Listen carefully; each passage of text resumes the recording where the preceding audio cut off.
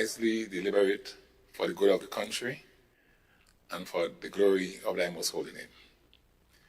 Join me as we say the Lord's Prayer. Our Father, who art in heaven, hallowed be thy name. Thy kingdom come, thy will be done on earth as it is in heaven. Give us this day our daily bread.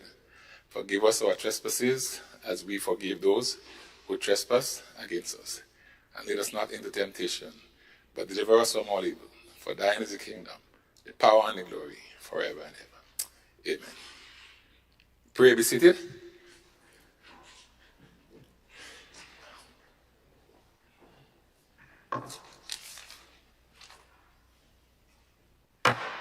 This Parliament now convenes.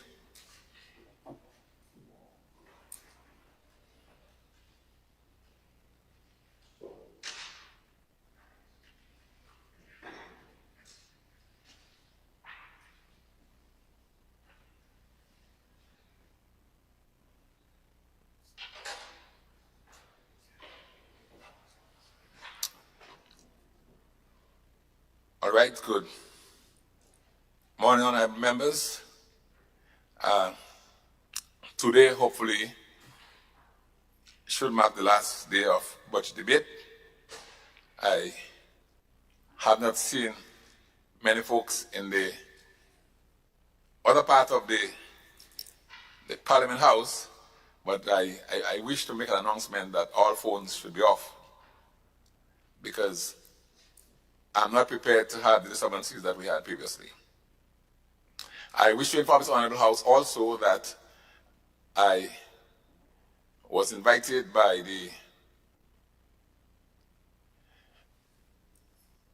the Parliamentary Commonwealth Association to be the keynote speaker at a conference in Uganda. So on the 29th of this month, I will be traveling so to do out of the state. And with that said, I have no other announcements. I note that in the debates so far, we have had 7 speakers, and we need to listen to another 8 today. In my view, so far, the presentations have been strong. We're supposed to start this morning with a presentation from the opposition. So, Honorable David, I'm not sure who is presenting this morning, but the schedule says the opposition. Well, Mr. Speaker, it was determined that Honorable Modeste will be going this morning, but she is a bit late. I spoke to her about 30 minutes ago, and she was just leaving. Mr. Speaker, it's not the predetermined thing is not set in stone as anybody can stand. So my suggestion is that somebody from the other side goes, because, well, Your Honor, the Speaker, the truth is, the standing orders doesn't require us to go the way it's been going. We've just had a gentleman's agreement. Of course, we had an agreed schedule of 2-1-2-1. I am not prepared to go down. Mr. Speaker, I'm not prepared to go right now. I'll be prepared in about an hour. I'm just awaiting some. So you're not prepared to? I am not prepared to go right now? No. But I've had no official correspondence from Honorable Modeste, so I'm not sure how far away is she. Well, I can determine that in a couple of minutes. I can just excuse myself for a minute and determine that. But I see no reason why the other side has 3 people here who can speak. I'm not sure why that would. Yeah, but I want you to check with Honorable Modeste Cohen, because just how you don't feel prepared, they could feel not prepared as well. So see how far the Honorable MP is away. I'm sure they are, but Mr. Speaker, if you allow me 1 minute, I will try. Surely.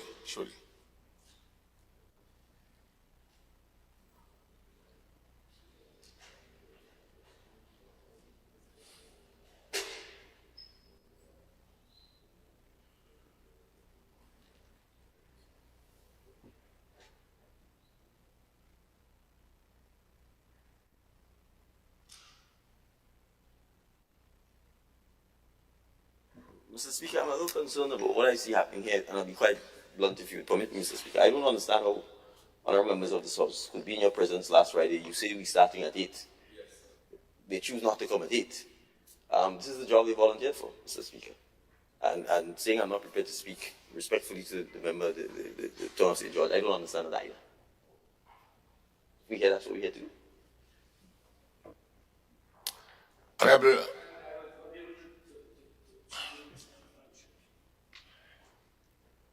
Wow. Honorable MP, you sure you cannot start your presentation? Mr. Speaker, the other side is making it appear as though there is a mandate that I speak. They cannot speak at this time for a reason that they will understand. If I explain to them, I cannot. I'm not ready. I'll be ready in maybe half an hour. And if they, but Mr. Speaker, why they are looking at it as if there's some big issue? They themselves could be ready. I'm sure my friend is ready. My sister is ready. Yeah. So go right ahead. Leader of government business? Mr. Speaker, I'll just remain. Hold on, I call on leader of government business, yeah. Thank you, Mr. Speaker. Good morning to the House. I hope by the time I'm ready to speak, my voice clears up a bit. But Mr. Speaker, what we've noticed over the past few days, last week in particular, is that there was a certain fear on the opposition to take the stand, to speak. And so we understand, because of the quality of debate that emanated from this House, Mr. Speaker, it has become very difficult for them to respond to a budget of this nature and the quality of debate emanating from this House. So I completely understand. But, Mr. Speaker, given all of this, Mr. Speaker, there must be some discipline. We cannot have one side batting for the entire day. Yes, Mr. Speaker, and at the end of it, the others cower themselves out of the wicket and go home. That's what happened last week. And we want to encourage them to take the courage, Mr. Speaker, and take the floor and speak to the Grenadian people. Thank you, Mr. Speaker. Mr. Speaker, if I may, I find it absolutely disrespectful. Honorable MP, allow me to call you, please. You just stood on your own.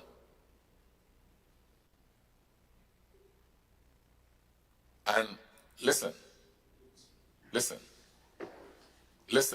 I don't want this chamber this morning be a place of back and forth. I don't want it. I don't want this exchange. I don't encourage this exchange. It's not healthy for the parliament. It's not healthy. So let's not go down the path of back and forth. Right? As we try to solve this particular, what I call a dilemma. Maybe, Honorable MP, you didn't reach out when you tried. Honorable Modest Corbin, you didn't reach out. Mr. Speaker. Just hold.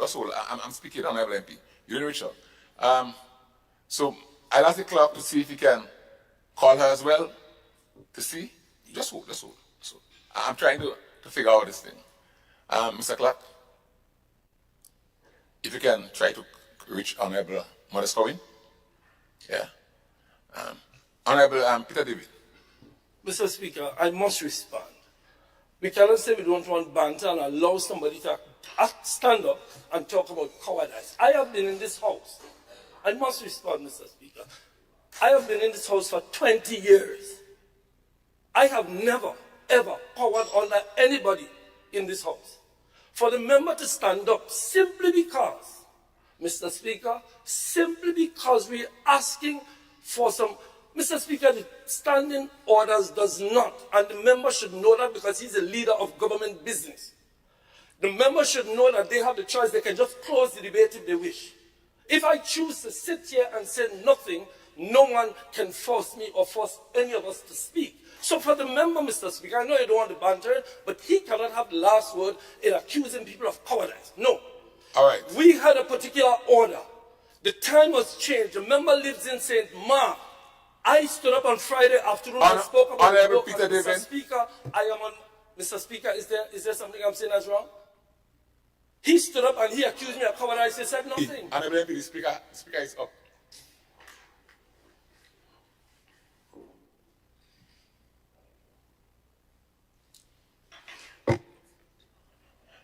The speaker, well, I don't have to even tell you this.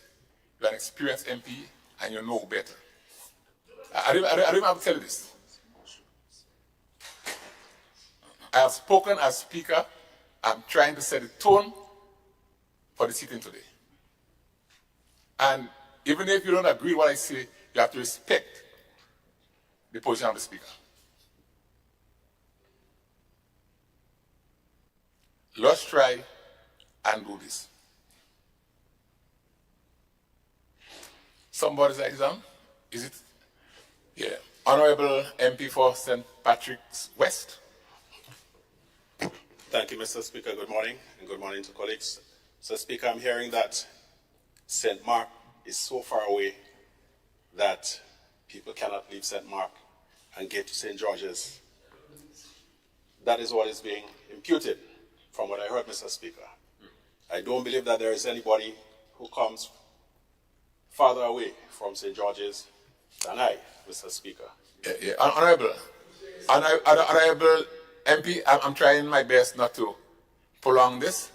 So I've asked the clerk to see if you could reach the Honorable MP, and from that, I will decide where we go.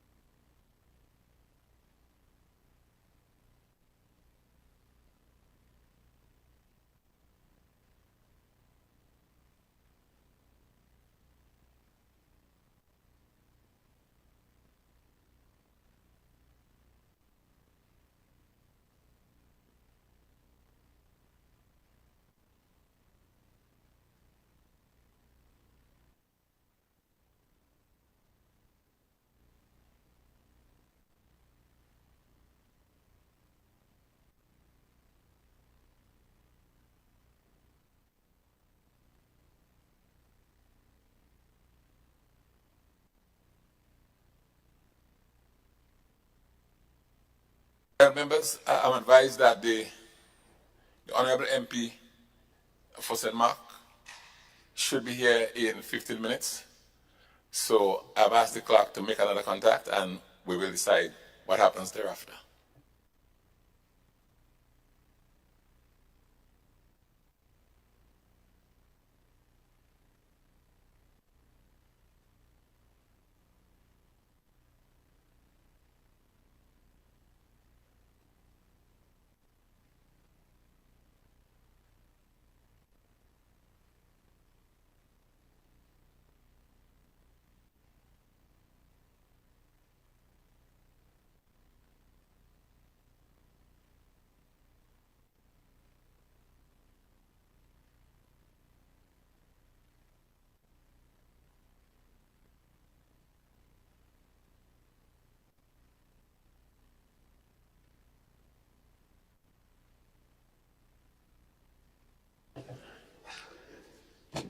All right, honorable members, I've asked the clerk to make a couple checks, and I've decided that we will adjourn until 8:30.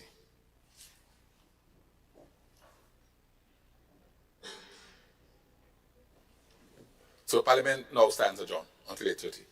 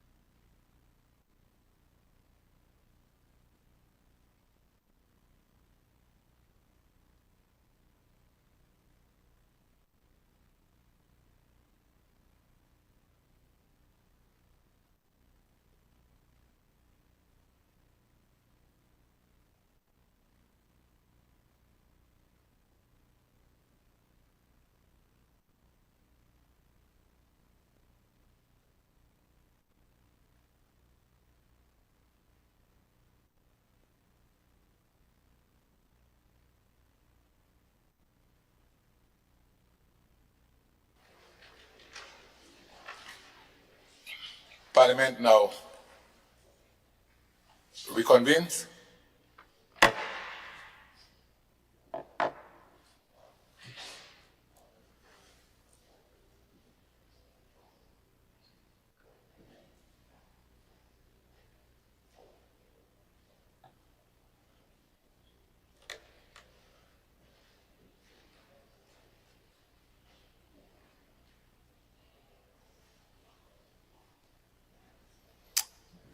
All right, members, honorable members, we are back in the chamber. We had planned a rescheduled start of 8:30. It's now, by my watch, 8:37, and the honorable MP isn't here yet. So I now invite any member who wishes to make the contribution to so do. Any member.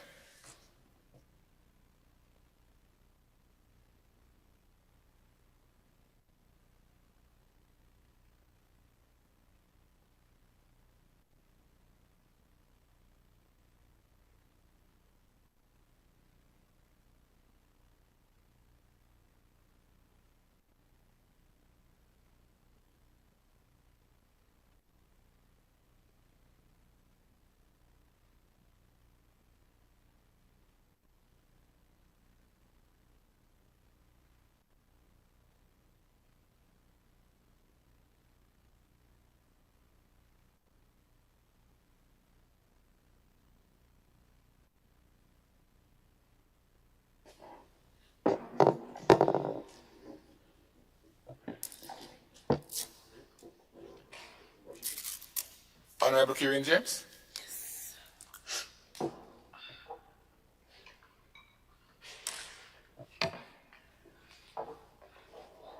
Thank you so much. Thank you so much, Mr. Speaker. I have been speaking for the past week or 2 weeks, and I've tried almost all remedies I can to get back my voice, but it's still out the door still. So I'm going to try to get through my presentation this morning as best as I can.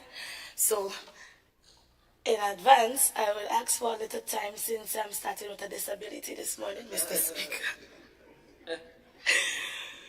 But I just want to say a special morning to my colleagues on this side as well as the other side of the House through you, Mr. Speaker, and to all of the commoners in chamber with us this morning, and to those joining and viewing us via television and the various social media platforms. And I also want to express a special good morning to the people of St. John and to the young people of the Tri-Island state of Grenada. Mr. Speaker, as the festive season of Christmas approaches, I am filled with profound gratitude and warmth. And to each one of you, my constituents, my colleagues, I extend my heartfelt wishes for a joyous and peaceful Christmas season. Your unwavering support and trust are not just the pillars of our shared progress, but also a constant source of inspiration and motivation in my service to you. Together, we have journeyed through challenges and celebrated triumphs, each step reinforced by our collective resilience and dedication. So, I urge, let this season of goodwill reflect the strength and spirit of our community as we look forward to a future brimming with possibilities and united in our endeavors for prosperity and sustainability. Mr. Speaker, the past 18 months has not been an easy one. Our political landscape has been marred by a barrage of lies and propaganda, a strategy employed by the opposition to seemingly distract and divide. One filled with ageist prejudice and deceitful tactics, and it seems as though the results following June 23rd, 2022 didn't sound an alarm that this type of bush politics is fastly becoming a thing of the past in our country. Since this is the case, Mr. Speaker, today I stand here committed to setting an example in speech, in conduct, in love, in faith, and purity of intent. It is against this backdrop, Mr. Speaker, I support the motion of the Honorable Minister for Finance for delivering an excellent budget under the theme, Grenada at 50, empowering our people, transforming our nation. This theme, Mr. Speaker, represents a holistic vision for Grenada's future, one that aligns with my responsibilities and aspirations in the St. John constituency. And so, Mr. Speaker, as we embark on Project 50 for the constituency, I wish to share some of the major achievements we have accomplished for the year 2023. Mr. Speaker, since opening our office doors upon assuming office, I've engaged with well over 763 persons during constituency days and close to 2,000 persons during field visits, planned and unplanned. Mr. Speaker, the predominant needs among my constituents for well over my tenure is housing, infrastructure development, sponsorships, and social safety nets programs. Mr. Speaker, under the housing and bathroom and toilet program, a total of 42 homes and 13 sanitary facilities were constructed. It is important to note, Mr. Speaker, these numbers does not include the 55 constituents who've only received material assistance. Mr. Speaker, under infrastructure development, at least 8,840 feet of public roads and drains and retaining walls were completed through the St. John constituency, from Douglaston By Road, Harlan Heights By Road and Drainage, Mount Nesbitt Asphalt, top and bottom side, Douglaston Asphalt Work, Closure Retaining Wall, Drain and Road, Manny Retaining Wall, St. Francis Street and Power Park Drainage, Old Road Drain and Asphalt Work, and pavement works completed at Top Marigot. Mr. Speaker, we've also been able to provide remedial work for the flooring of the Concord Government School, Cotton Bailey Public Washroom Facility, a facility that has not been functioning well over 7 years now. Mr. Speaker, this data that we were able to gather over the last 18 months has informed a roadmap with specific targets to further develop and enhance our community's infrastructure, ensuring that our progress is both measurable and aligned with the needs of our constituents. And as a result, in addition to the 16 infrastructure projects submitted to the Ministry of Infrastructure, we have added 3 community centers for renovations, the Mongrambi Community Center and the Black Bay and Florida Community Centers.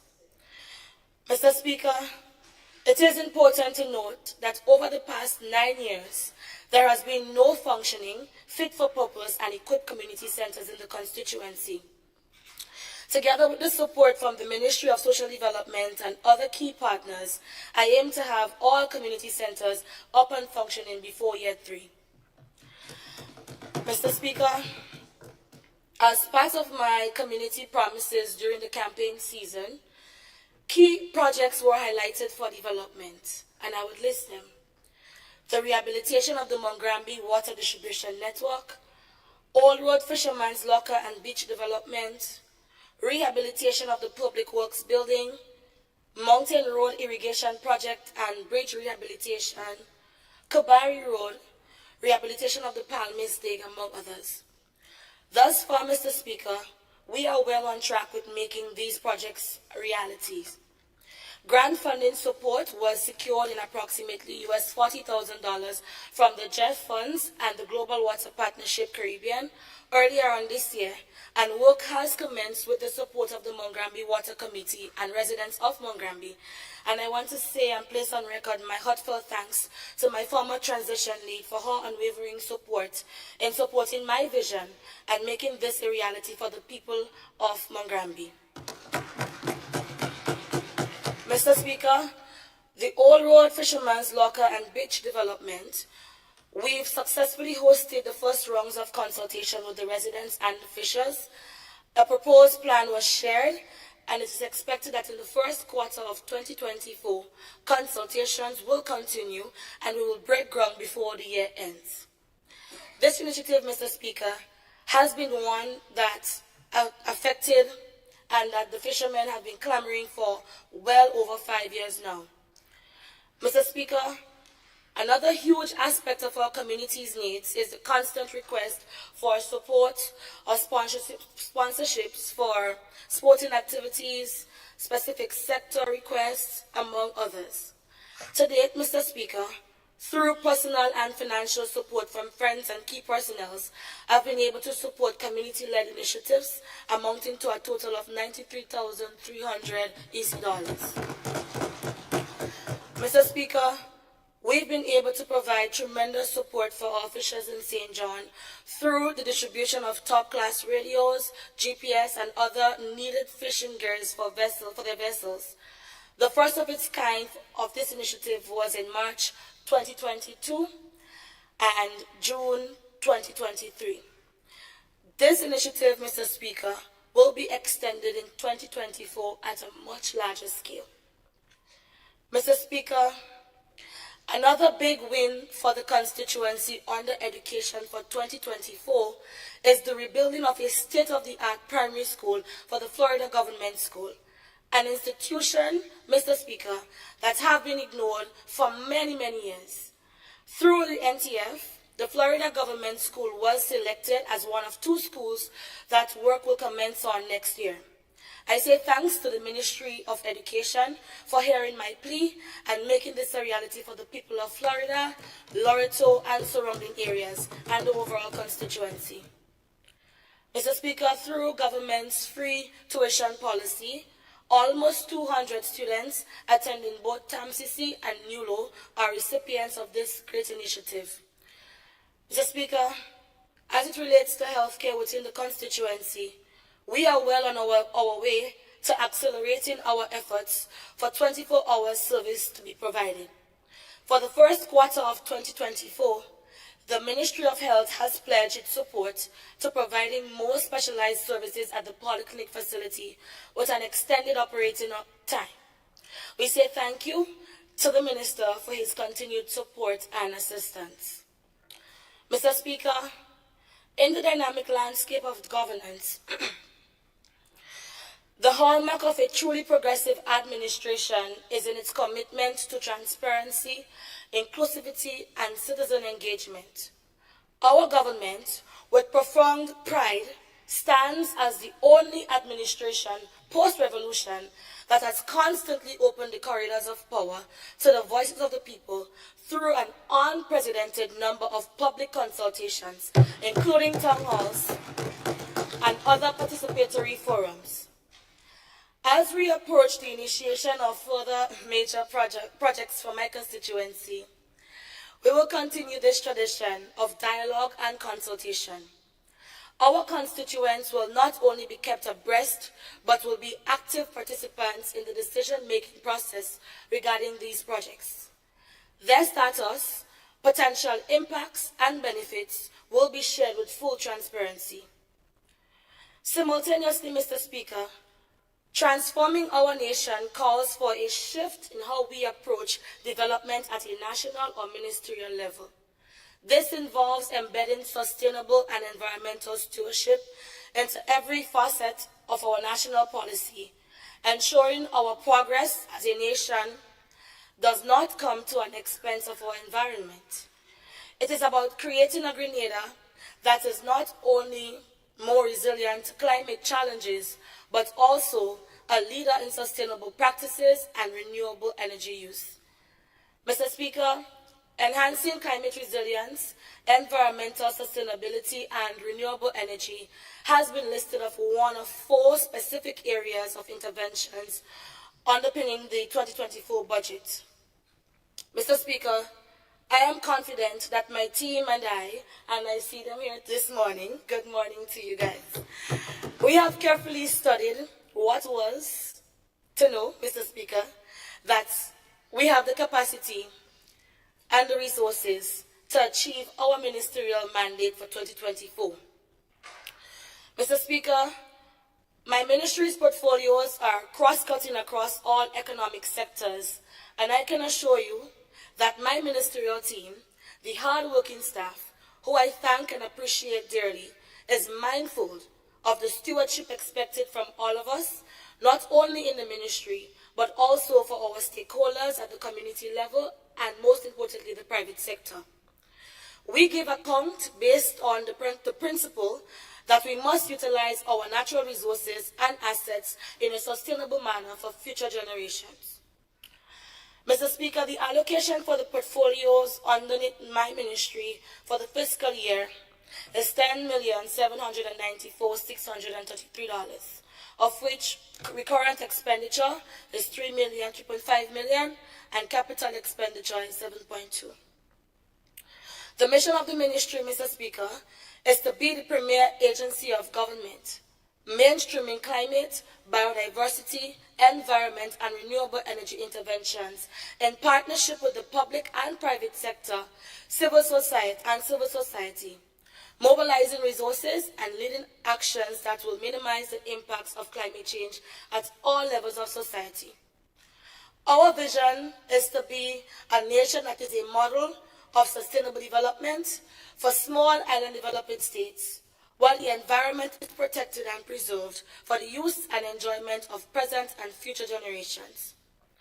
In order to achieve the mission and vision, Mr. Speaker, we have embarked on a journey since last fiscal year to implement an ambitious policy and legislative agenda. For climate resilience and the environment, we have successfully updated and held consultations on our National Adaptation Plan. We have developed and approved through Cabinet our resource mobilization strategy. Mr. Speaker, as we go into the new year, my ministry intends to pursue this RMS rigorously. To support this, Mr. Speaker, my ministry, in partnership with the Commonwealth Secretariat, completed the resource mobilization strategy for the successful update of the Nationally Determined Contribution Implementation Plan. 3 concept notes were approved since, and arrangements are being made to prepare full project proposals to secure funding. A structured approach is necessary as the overall cost for Grenada's mitigation measures is estimated to be between US $985 million, or just a little over $1 billion, through 2030. Mr. Speaker, in the first quarter of 2024, planning will commence on implementing an environmental education and capacity building program focused on the value of nature and environmental stewardship.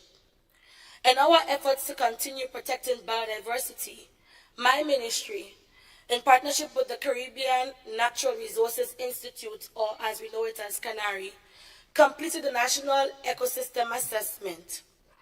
This initiative was realized with strong, broad-based stakeholder participation and will provide a policy platform to connecting biodiversity and ecosystem services to the economic and social resilience in Grenada.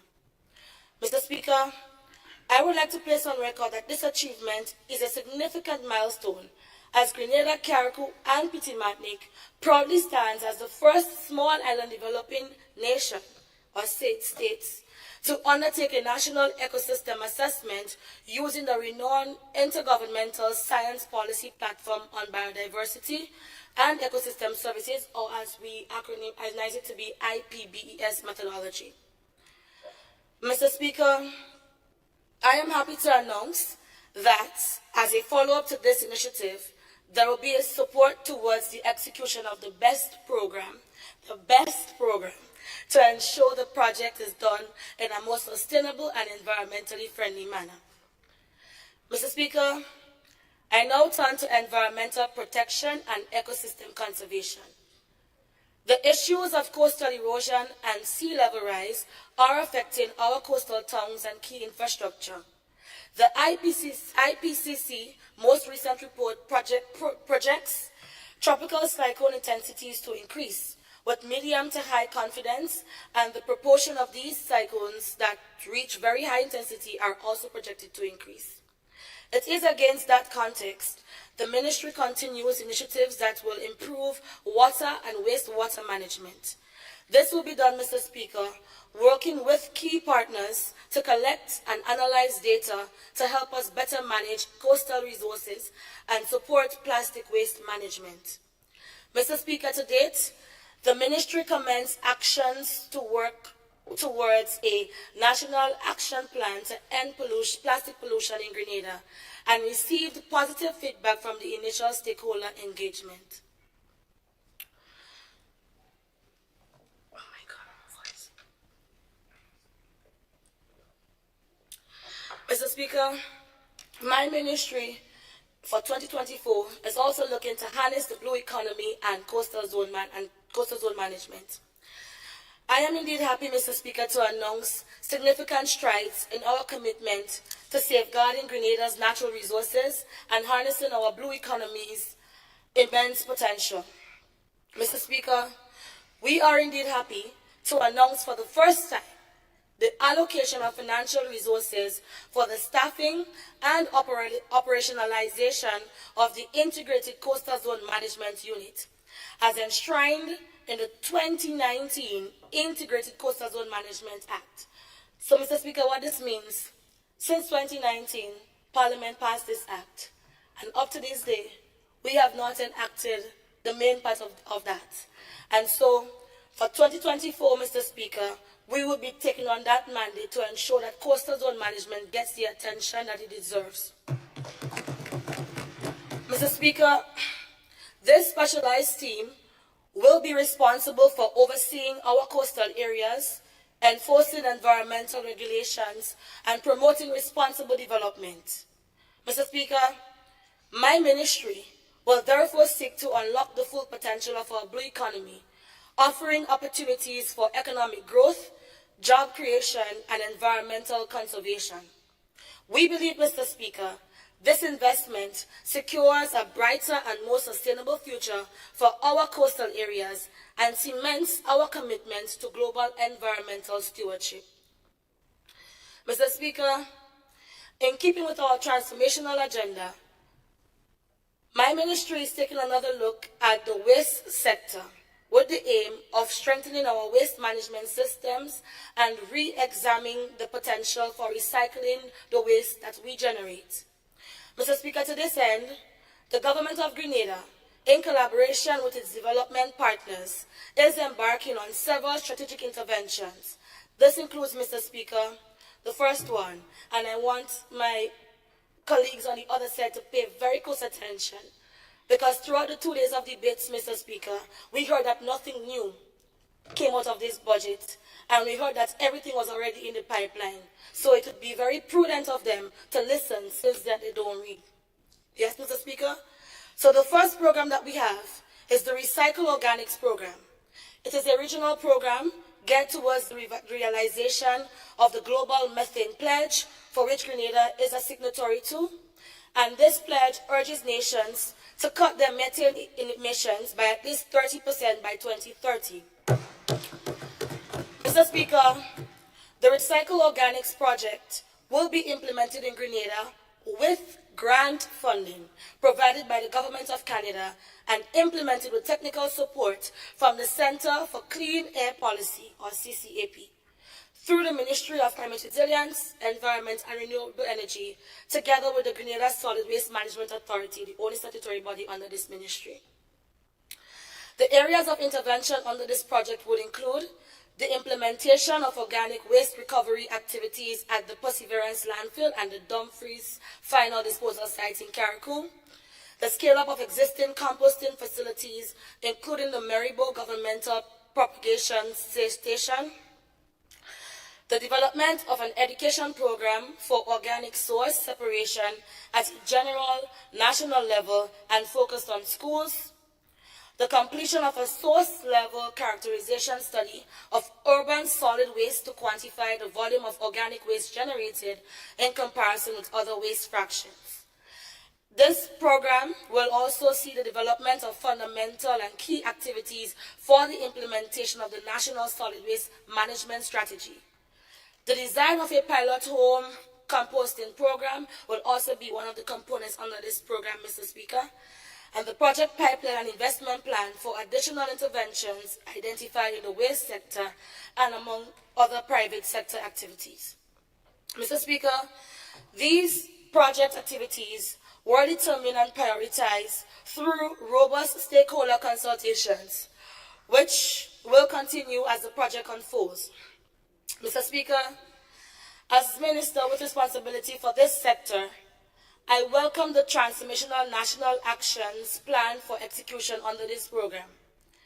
Mr. Speaker, the project will cost an estimated $1.2 million Eastern Caribbean dollars and will be implemented over a 3-year period commencing early in 2024. Mr. Speaker, we also have the Local 2030 project. While Grenada joined the Local 2030 network, Islands Network back in 2021 as one of their founding members, Mr. Speaker, I am proud to announce that it is only through the strategic intervention of my ministry that we are now beginning to seriously accelerate the work that is needed to capture the SDG implementation on the ground in our tri-island states. And SDG means, for my colleagues on the other side, Sustainable Development Goals. Mr. Speaker, to achieve the scope of this project, the Ministry of Climate Resilience, the Environment and Renewable Energy, in consultation with the Ministry of Foreign Affairs, will recruit a National Action Framework Coordinator. This individual... Honorable MP, just hold. I wish to say to members of the House that there should be no prolonged dialogue while a member is on the floor. If you wish to do so, you may excuse yourself and go outside. You may continue, Honorable MP. Thank you, Mr. Speaker. This individual, Mr. Speaker, will work to support local goal setting, public-private partnership, and dashboard development. This will involve developing an SDG dashboard through a process which incorporates community consultation and inclusion of previously developed goals and metrics, including Grenada's voluntary national review and other national strategies and plans. This work is being supported through island peers in the Local 2030 Islands Network, in particular Hawaii and Guam, where SDG dashboards currently exist. Mr. Speaker, an initial grant amount of 540,000 EC dollars is available for this project over the next 3 years with support from the government and people of the United States of America.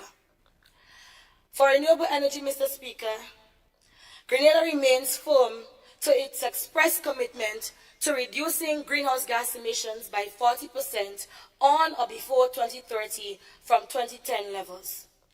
Given our current energy situation, as we are not oblivious to the global trends in high cost of energy prices, and even more so for our very own survival, this administration is committed to building, investing, and accelerating our actions towards transitioning to renewable energy. Mr. Speaker, as mentioned in our program objectives for 2023, we have revised the National Energy Policy and will continue to forge partnerships to facilitate technical cooperation in energy planning as we advance the energy transition process. Our next step is to provide a corresponding implementation plan. This technical assistance will focus on the concrete steps and actions to achieve the goals and policies during the initial 3 to 4 years, or the period between 2022 and 2026, with a corresponding monitoring framework. The purpose of this is to provide a clear roadmap of concrete solutions or actions that shall enable the timely accomplishment of the goals included in our national energy policy. Mr. Speaker, I now turn my focus to the ongoing renewable energy projects. It is the first time, and it's not my words, Mr. Speaker, but it is the words that is echoed in the circles regionally as well as internationally. It is the first time since well over 10 years, Mr. Speaker, that renewable energy is being considered with so much of high regards by this administration and so much of a high political will to ensuring that we are doing what we say we were going to do in our ambitious targets. And so I want to place on record my thanks to our head, the Prime Minister, and to my other ministerial colleagues who, like myself, had to learn the ropes and understand why it is we have to do what we have to do when it regards to renewable energy. Mr. Speaker, we have currently the Grenada Geothermal Energy Development Project. This project will be continued by the implementation by my ministry. The process takes time and must be approached in a systematic manner. So, when others went on the campaign trail and said that to the Grenadian public that we found oil, Mr. Speaker, we know that that was far from the truth. But nevertheless, the dialogue is ongoing with various partners on grant finances required to support the geotechnical investigations required. The project team, Mr. Speaker, is working towards exploratory drilling and testing. 3 contracts were awarded to support the Environmental and Social Impact Assessment, or the ESIA, land surveys and land acquisition under the project thus far. Mr. Speaker, the Geothermal Energy Development Project is a large, multi-phase, long-term renewable energy project that seeks to develop and integrate 15 megawatts of geothermal power to the national electricity grid. If this project is successful, it will supply almost half of Grenada's current demand for electricity. It will offset 5.5 million gallons of imported diesel per annum and will avoid emissions of more than 25 million tons of carbon, equivalent over 25 years, thereby allowing Grenada to be able to meet our ambitious RE and climate targets. Mr. Speaker, currently, formal engagement with relevant landowners is in progress. The project is being implemented in keeping with the highest local and international environmental and social standards and safeguards. And to this end, Mr. Speaker, the project has recently held a public consultation to present and discuss the draft ESIA assessment, the draft ESIA report. As implementation proceeds, Mr. Speaker, my government will continue to the process of appropriate engagement and consultation with stakeholders at all levels. To facilitate this, Mr. Speaker, my ministry has applied for financial and technical assistance support from the OECS Commission for the development of a comprehensive public information, education and communications campaign that will inform, educate and sensitize the nation on the facts, costs and benefits of the project and its implications for Grenada's renewable energy transformation.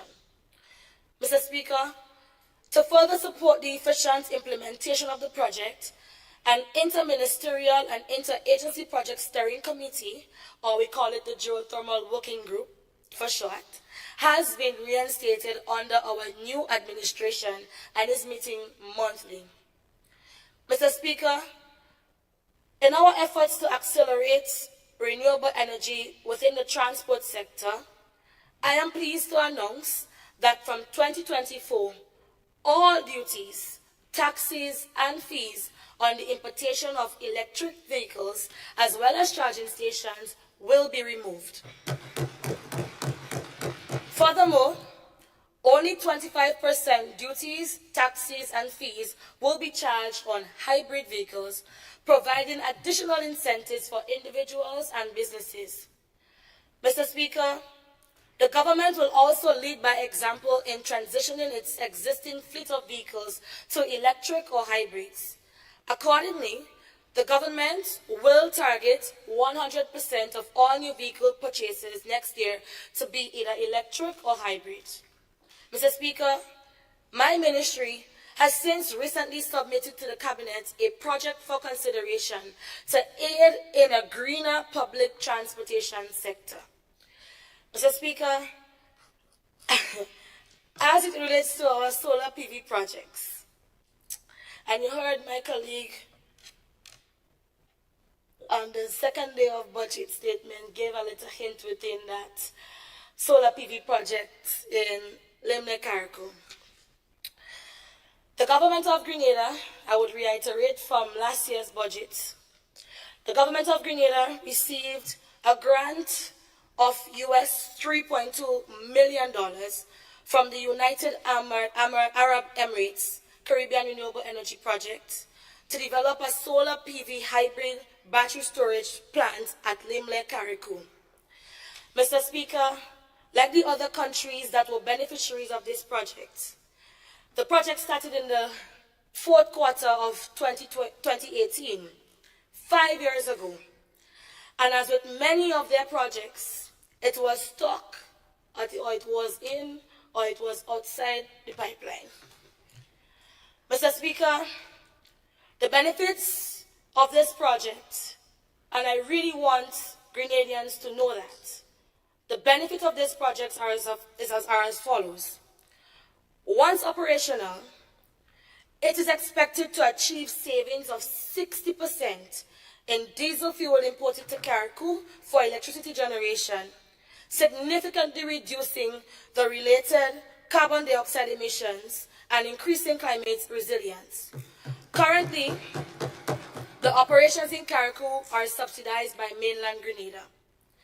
This project, when it is commissioned, Mr. Speaker, will have the involvement of local contractors in operation and maintenance of the solar PV hybrid storage plant. Capacity building and hands-on training of local residents is critical, and thank God this administration came into office. We have already started training these technicians in Carrico and Petit Martinique, as well as the utility company, for the effective management of the plant and sustainability of the project. Mr. Speaker, I remember last year, we just got into office, hot and sweaty as they say, and rookie as they dub us to be. And we had so much of projects that we had to wrap our head around among the various policies that we needed to get advanced for this year so that we can be able to access more projects. And I stood here proud and tall because that same project committee, coordinator, manager that was there since 2018, it was documented in that report that was handed to me that this project was going to commence in April 2023. As eager as I was, Mr. Speaker, to go to Carrico to see the first government-owned solar PV plant and to go with something when I'm going in the dialogue to show them that Grenada is interested in the conversation and Grenada is serious this time around for the renewable energy conversations and investments that are available, I was very eager. So in January, I had asked my then PS to arrange a visit with some of the staff that should have known more about the project in the energy unit that didn't know. When we got to the site, I also extended an invitation, of course, through for the Member of Parliament and Minister for Carrico and Petit Martinique Affairs to also be on board. Because in order for this project to succeed, Mr. Speaker, you have to get everybody. And he has to understand why this project is being done so that he can speak to his constituents. When we arrived at Limne, Mr. Speaker, 2018, 19, 20, 21, 22, there was nothing, nothing on the site, Mr. Speaker, other than bare bush and goats. Mr. Speaker, I was embarrassed because I couldn't, in my clear conscience, come back to this house at next budget and say, we are working on this project after 5 years, when all my colleagues in the region have scaled up their project, they have advanced their project, and they use that project as a pilot to gain access to other fundings. So, Mr. Speaker, the rookie in me, or perhaps the youthful exuberance, instantly pulled together a project steering committee involving staff within the Ministry of Energy, Division of Energy, underneath my ministerial portfolio. And in 2 months' time, Mr. Speaker, we were able to get works completed on the ground. We were able to also have the modules tested and shipped to Grenada. We were able to negotiate and organize with the other ministries that were involved, planning, utilities, underneath Prime Minister's portfolio, as well as ITC, to ensure that all of the preliminary works that needed to happen on the grounds for when the panels come and when the contractor come now to install, that everything was on the go. Mr. Speaker, by the time we got to, I don't want to lie, June 2023, and I did my third visit at that time to the site, almost 85% of the solar panels were installed.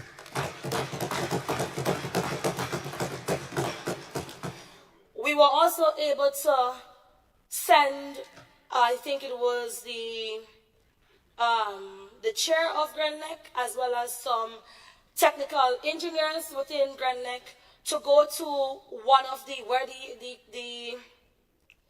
company that was designing and modeling the battery storage units. They were able to go on a study tour to ensure that what we're getting in Grenada is the good stuff. So we involved everybody in this project, Mr. Speaker, and it is because of that collaboration, it is because of that political will and commitment to ensuring that Grenadians don't feel it in their pockets for energy. When we talk about poor and vulnerable, that is the things that I am expecting my colleagues on the other side should champion, Mr. Speaker. Poor and vulnerable doesn't mean that I have to come to you to tell you every month, I can't pay my bill and I need $50 towards my contribution. This is sustainable. This is long term. This is not only going to help Grenada meet its targets, but it's actually going to be beneficial for the same poor and vulnerable we always talk about. Mr. Speaker, because of COP28, because of our commitments to the Montreal Protocol, and COP28 is the Conference of Parties, one of the largest climate conferences that occurs every year. Because of the Montreal Protocol, another protocol for depletion of the ozone unit, the ozone layer, and also because of our attendance at the International Solar Alliance in India, we had to push back the date for commissioning. And so while I would have been excited to say that we have commissioned already, the date for commissioning, Mr. Speaker, would be December 18th. And an invitation will be extended to my colleagues on the other side, as well as my colleagues on this side of the House, so that they too can celebrate with Carriacou. This opportunity for Carriacou to become 100% renewable energy came around 9 years ago. 9 years ago.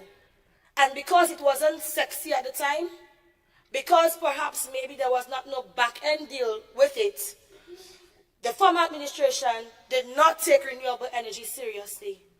And so it was hard, very hard for me, and still is today, Mr. Speaker, to go into international conferences and meetings and talk about Grenada has planned to do X, Y, and Z since 2016. And every year come, we upgrading and we scaling up and we revising, but we have not been implemented. We have not been implemented, Mr. Speaker. It's a shame. And so I was very eager to come just as a flight attendant, because I think that is my new status. But as I said, Mr. Speaker, I'm going to keep the dialogue professional and stick to my notes. But Mr. Speaker, the aim of ensuring that this project goes well is to use Carriacou as well as PT Martinique to have them become 100% renewable, and to use it as a pilot project, Mr. Speaker, to advance on our renewable energy targets for mainland Grenada. So we have a good opportunity, Mr. Speaker. We've gotten support, pledge of commitment for technical support, as well as financial support from the UAE, as well as from regional organizations in the Caribbean that is on par towards getting us access for what we cannot get access for locally. And we will be launching and commissioning this project December 18th. So I'm excited for the poor and the vulnerable that won't be poor and vulnerable forever in Carriacou and Petit-Martinique come December 18th. I love Carriacou and Petit-Martinique, yes. Mr. Speaker, separate and apart from that, and is also something that is not really new, but because the energy and the atmosphere for this ministry is so ripe and is there, Grenlec has embarked on their initiative to also invest in renewable energy through a solar PV project. Mr. Speaker, Grenlec has been singularly focused on the development of 4 sites for PV solar generation. 3 sites at the Maurice Bishop International Airport and 1 site close to the old airstrip at Pearls in St. Andrew. Pre-feasibility work by an international consultant has already been completed, and these 4 sites have been packaged as one project. One of the challenges that we have, Mr. Speaker, not only for Grenada, but for small island developing states, because of our population size and our peak electricity demand, we do not necessarily have the economies of scale that would attract private sector investment for renewable energy projects. And so, in order for us to get projects that are bankable, and in order for us to gain access to funding that are available, you have to almost try to cluster them together. So that, as a result of that, that is why these 4 sites have been packaged as one project, and together it would give us a combined output of 17.8 megawatts.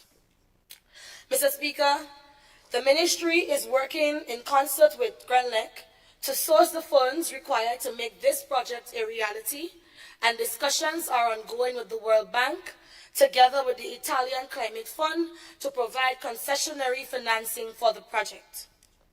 Mr. Speaker, this project, when implemented, hopefully by the last quarter of 2025, should displace approximately 1.8 million imperial gallons of diesel fuel annually, and based on a fuel price of $11 per imperial gallon, will result in an annual saving in fuel cost of approximately $19.8 million and a reduction of approximately 3,500 metric tons of carbon dioxide. So we are saving money, we are making energy cheaper for our poor and vulnerable, and we are ensuring that our carbon dioxide emissions are limited.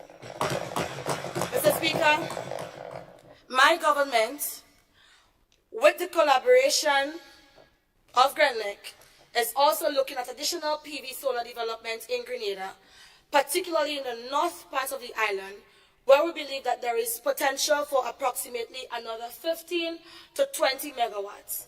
And of course, I know some of my conservative friends and my civil society friends, they might have questions as it relates to the environmental impacts, as it relates to the land use policy. How would we come to a common grounds for housing? How would we come to a common grounds for agriculture, among other things?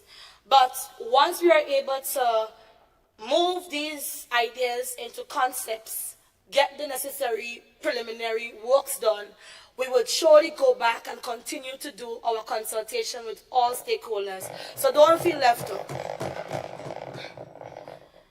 Mr. Speaker,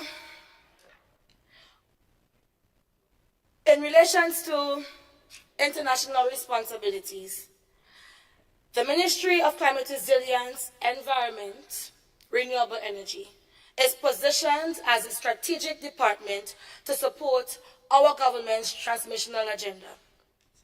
Mr. Speaker, we lived through the COVID-19 pandemic. We know it was not easy, but we are resilient people. However, we must not forget the threats to our economy, to our country, and the health and well-being of our people, starting with the environmental and climate crisis. State's position on vulnerabilities and special circumstances remains relevant, Mr. Speaker. Access to climate finance, We are big on the loss and damage facility, adaptation and mitigation options as well. Our susceptibility to the impacts of natural hazards, combined with other energy security issues as it relates to accessibility, availability, and reliability of RE and energy efficiency technologies, remains a challenge. Mr. Speaker, the Tri-Island state stands to be one of the most severely affected by the negative impacts of a warming world, while being one of the least equipped to cope. This is why, Mr. Speaker, one key priority area for 2024 is to ensure a meaningful presence at the international climate, environment, and renewable energy negotiations, even with the daunting challenges and difficulties we are faced with daily. So, Mr. Speaker, this kind of deceitful tactics by the opposition just to simply oppose and to create that atmosphere as if international travel is something that is new or something that has never been done before, and oh Lord, it's a crime. There is a reason why they are over there and we are here. We are not in a world by ourselves. We are not an island by ourselves. And so in order for us to gain access to funding, in order for us to plead our case and to ensure, and I'm going to be very careful, Mr. Speaker, because I don't want to say big dogs again, but to ensure that the big emitting countries we hold them accountable for what they're doing to us big ocean states, we have to be in the conversation. And so my predecessor was no different. And no wonder why he is where he is today. So let us stop. Let us stop with this. The population that we serve now don't like this kind of things. But perhaps, Mr. Speaker, maybe it is a good reason that they have sensitized people. Because before, they say spouse traveling now, before, private jet used to be booked for spouses to go. And you know what that caused, Mr. Speaker? The staff that we have to work with, that have to understand these policies, that have to implement these key programs, and have to adhere to some of the things that the World Bank and other organizations have. Thank you for that. I think that is my 12 minutes, 10 minutes. Yes, Honorable Member, you have 10 minutes more to... Thank you, Mr. Speaker. The same staff members that would need to build their capacity so that they too can prepare ministers, they were robbed from this opportunity. So here I was thinking, oh Lord, Prime Minister gave a little girl, a political infant, this big mandate to go and represent the country. And I am thinking, well, it shouldn't be that hard, because when I look around at my team, at that time it was a very small team, they've been in the service for 20, 40, 30 years. They have never been to a COP. They don't know what is the OECS Ministers of Environment meetings look like. They can't prepare me to make a national statement at Montreal Protocol. They don't understand nothing that is going on. And that is the reason why. Because they've hidden these opportunities from them for so long.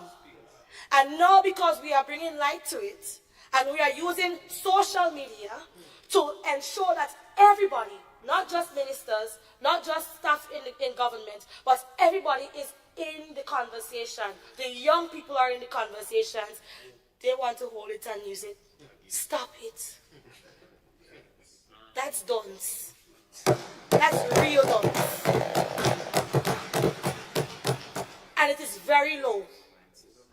And if you have, and I'm speaking to any young person, any young boy or young girl that is watching this today, or that will rewatch this, Mr. Speaker, if you want to succeed in life, you cannot only keep yourself abreast with what is going on just around you. You have to look ahead. You have to look big. You have to think big. Let your dreams scare you. And somebody told me once, if your dreams don't scare you, Kareem, you ain't ready for life yet. So let us not waste time on where we go.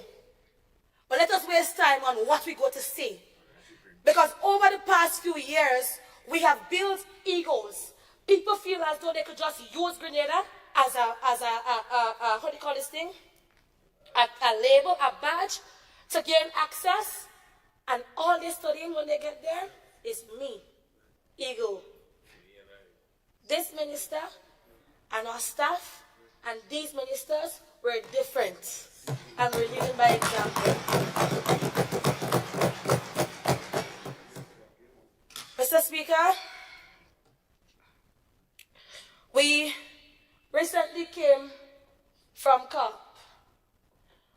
This year, we had one of the largest, or maybe the largest delegation attending COP 28. And we didn't just pick people to go. I know the narrative what they come in with, nothing baseless. We didn't just pick people to go. We have studied, I have watched and monitored and researched all of the outcome documents from the very first COP since before I born. And I, along with my team, we sat down and we looked at everybody's skill set. We looked and see where our ambitious targets are, what we want to achieve, and we decided to select a damn good team to represent Grenada meaningfully at COP28. Mr. Speaker, some of us went at different intervals. Up to this day, we still have our negotiators, the giants that have been around for many years, still at COP today, carrying on the final leg of the race for us. But it was a great opportunity. For the first time, Grenada was able to get record-breaking side events, and my voice going is an evidence of that. And it was not just empty talk and show and take pictures, as they say. But at the end of these, we were able to forge partnerships and get pledges. And as soon as this budget is over, Mr. Speaker, we would go back to these persons that we met with, that pledged their support, and we are going to advance on implementing those projects that was by the side in the pipeline, because the man right there so will help me on cupcakes. So, Mr. Speaker, we have a mandate not only on the international level, and perhaps maybe it is because of how this ministry was run before, that idea that climate is always outside. I think that's where that started, you know. And they feel so guilty. They're projecting on us. But we also have a local mandate, the most important mandate. Because attending these meetings, gaining access to it, becoming members of the organizations, of programs, of projects, that's one part. If you don't implement, you don't get nothing else. And in order for you to successfully implement, the people at the grassroots need to understand what's going on. Because at the end of the day, Mr. Speaker, the environment is our business. This is the only home. This is the only home that we know. So everybody, Mr. Speaker, including those on the other side, have to be involved in the dialogue. So I want to tell them, keep calm and stop that deceitful, cheap politics. Get on board and help me. Hold me more accountable when I go there to ensure that we bring things to the country. Mr. Speaker, so much to say, to be honest, eh? And remember, I lack so time. So that's with 2 minutes, and I'll wrap up. But I need to say this, Mr. Speaker. I am pleased to report that over 30 strategic capacity building exercises were held in the ministry this year. Some of these interventions include training of 44 importers of refrigerants in the safe use, handling, transportation, and storage of refrigerants. The launch of the Cool Contributions Fighting Climate Change Phase 2 project supported by the GIZ, and I really want to list it because we don't read it here, Mr. Speaker. Training of 16 custom officers in the control and monitoring of trade in ozone-depleting substances. installation of one of the world's most energy efficient AC using natural refrigerants at the minister's office. That's me. So I have an R290 AC unit in my office, clean energy. We are going to embark on the education aspect and exposing these to persons who import, as well as the consumers who buy AC units and stuff. We want to ramp up these efforts, Mr. Speaker. Mr. Speaker, we had season 2 of our Cooling Champions, featuring the work of female technicians in the refrigeration and air conditioning sector in Grenada. We had held training of 22 refrigeration and AC technicians in St. Andrew in the introduction to refrigeration and AC and in good refrigeration practices. 5 of them were females, Mr. Speaker. Mr. Speaker, we had training and certification of 6 technicians in the internationally recognized refrigerant driving license, or the RDL. 2 were females. Grenada cooling training in natural refrigerants conducted by a German RAC expert. 31 persons were trained, 1 were female. We also had a solar-powered AC demonstration project commenced at the True Boublé Resort, the private sector holding our hand and doing their due too. Hats off to them. We had the 30 in 30 by 30 natural refrigerants campaign. We had 30 rack technicians featured for 30 days, presenting 30 tips about natural refrigerants, and this got global attention. So Little Grenada was on the map for that, Mr. Speaker, highlighting that, yes, we have a skills development or skills the deficit, but we also have technicians here that we are trying to gain, boost them up a little bit and make sure that they are on the right path with the technology and information. Mr. Speaker, we also had training of 26 RAC technicians in St. John in the introduction to AC and refrigeration and in good refrigeration practices. 4 of them were females. Mr. Speaker, the National Ozone Unit continues to shine bright like a diamond, and they continue to have their scholarship program. We were able to provide 20 scholarships to TAMCC students pursuing AC and refrigeration. And of course, I recall at a former sitting, Mr. Speaker, that the question was asked, there is a tuition fee, but there are other costs. So underneath my ministry, through the Ozone Unit, we were able to provide these students with the toolkits, with the t-shirts, with all the extra costs that is associated with that specific program. And so all we ask them in return is to maintain a GPA of 3.0 or 2.5, I believe. Mr. Speaker, we have... Honorable MP, did you hear the second bell? Thank you. So with that, Mr. Speaker, I would just say that we had a state-of-the-art training equipment valued at $50,000. I know we said that we didn't see nothing new in the budget, but Mr. Speaker, I'm begging for 2 minutes because I know we won't read it. Okay, Honorable MP, I now allow you 2 minutes. Thank you, Mr. Exactly 2 minutes. Start the to time. complete. Thank you, Mr. Speaker. I appreciate it very much.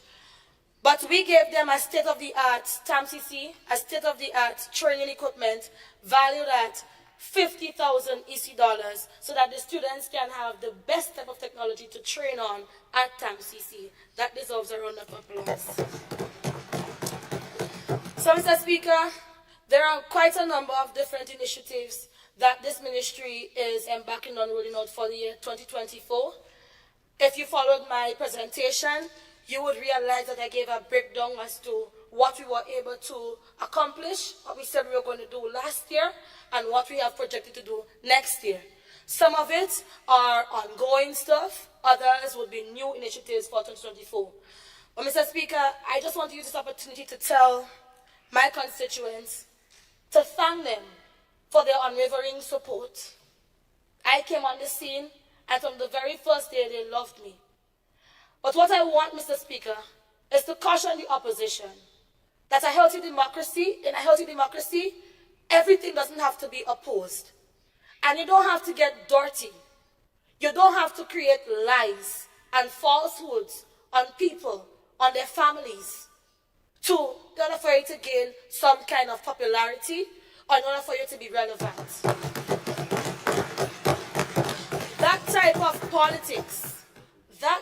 politics is the reason why, Mr. Speaker, we are here and they are there. So, my advice would be, Mr. Speaker, to take it from them political infants, them rookies. It might serve you well. Let's keep the debates at a standard. Let us ensure that we debate on the policies and not just oppose the policy, but give recommendations as to how it can be improved, because it would help us grow and it would help Grenada grow and Grenada shine. Mr. Speaker, I also want to leave a word to my female counterparts. Politics, and I might not have been around for a very long time in politics, but I study politics very well. And I have seen how ugly, how dirty, how unforgiving politics has been to women.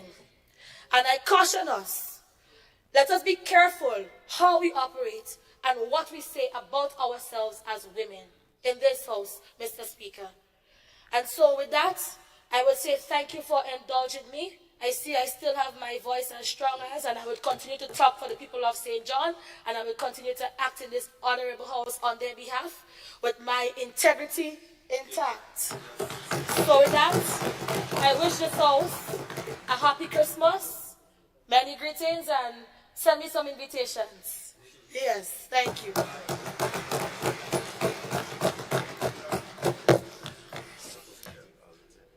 Thank you, Honorable MP, for the constituency.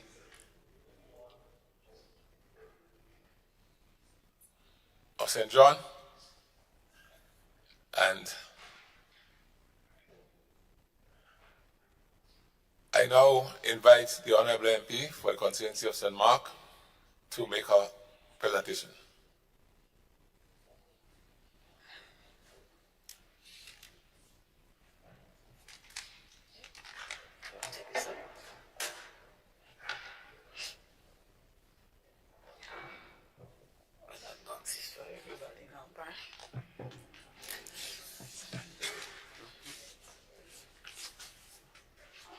Thank you very much, Mr. Speaker. Mr. Speaker,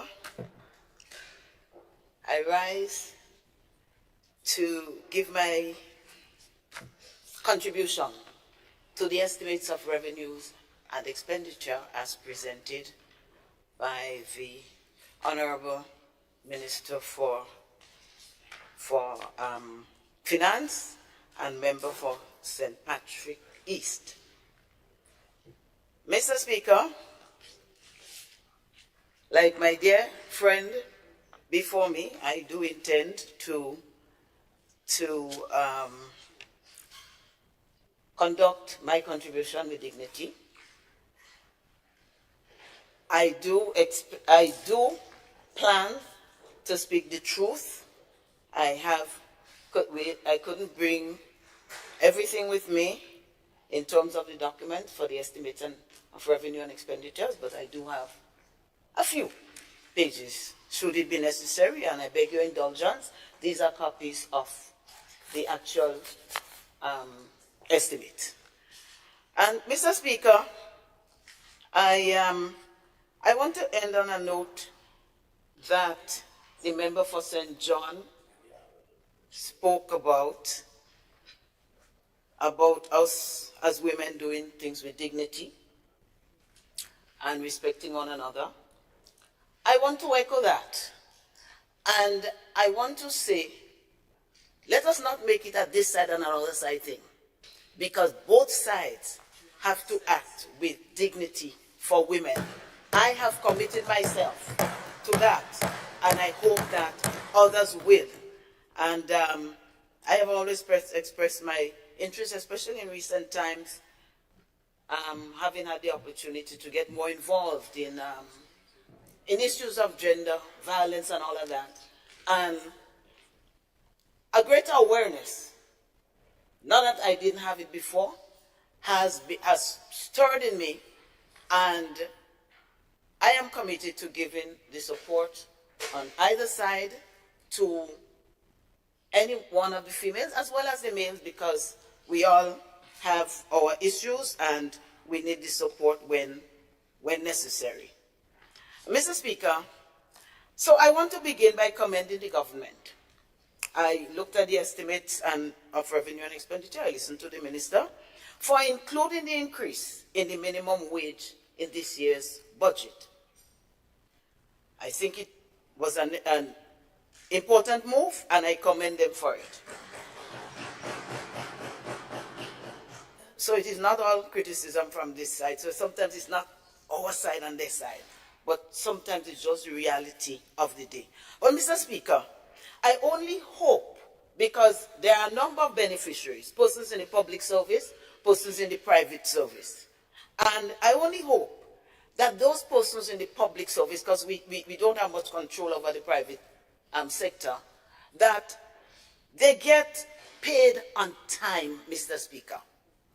And I raise that concern because even now, with lower incomes, with the bi-monthly, which is supposed to improve, there are still cries out there in terms of the late bi-monthly. So like maybe by the 14th or the 15th, I'm not sure how it goes, what happens on weekends, if the weekend falls or the Saturday or the Sunday fall on the 14th.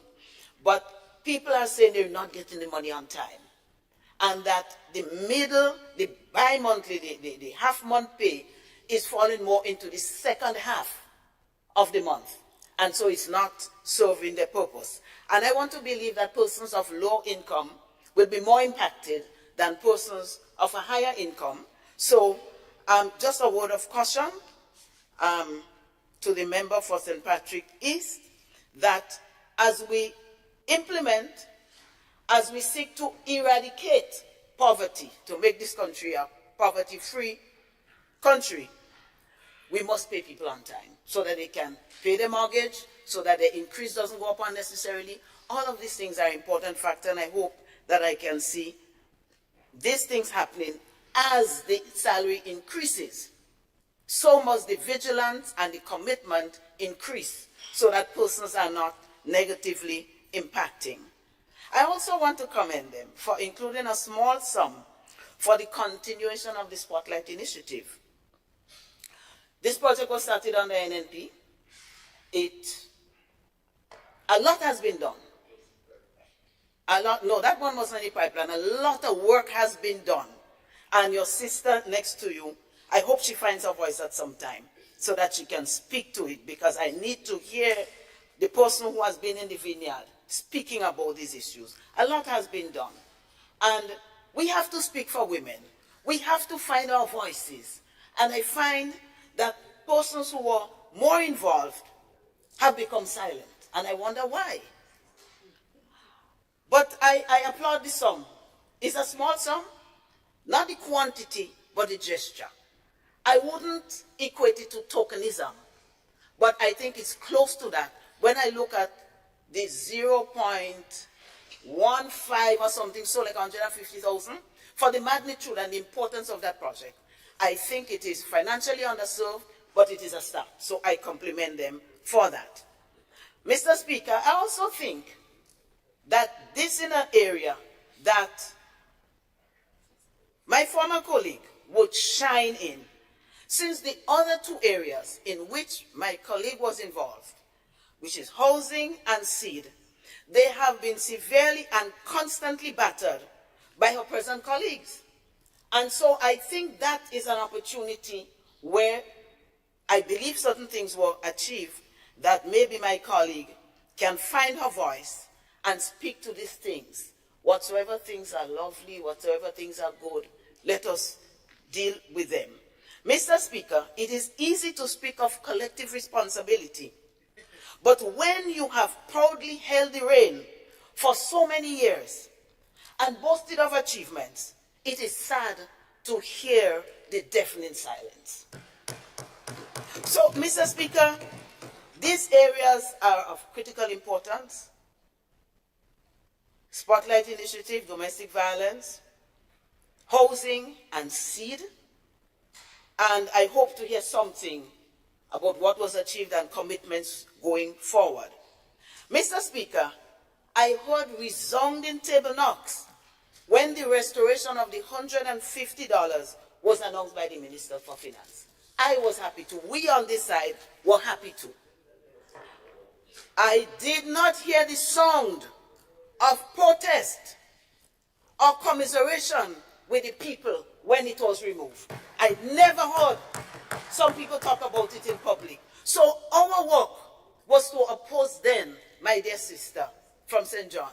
We had to oppose then because we felt it was necessary. And it's obvious that you feel it was necessary to on that side, because after defending your actions and defending your actions, later on, 18 months later, when it is presented by the Minister for Finance, there is a resounding table knock. So it means then that we knew all along that this was the right thing to do.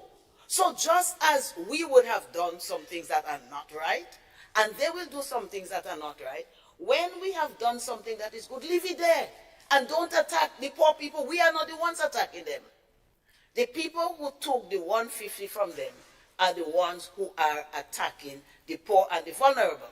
And if you do not give them that assistance with the seed, and I'm going to talk about this with my constituency, how I've seen a lot of young people, recipients of this, beneficiaries of the seed, and families rise, how that helped them to go to school, and it gave them the support. So now they do not, and we on the road.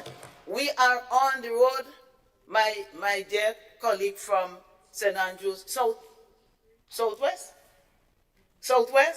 we are on the road to eliminating poverty, but it would not be in one sitting of the NDC government. It's going to take a while, and it's going to take everybody.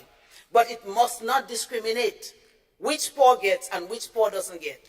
It must see people as Grenadians and as citizens and taxpayers, and that everyone deserves consideration and to be given that. Otherwise, we will never eradicate poverty, no matter what we say.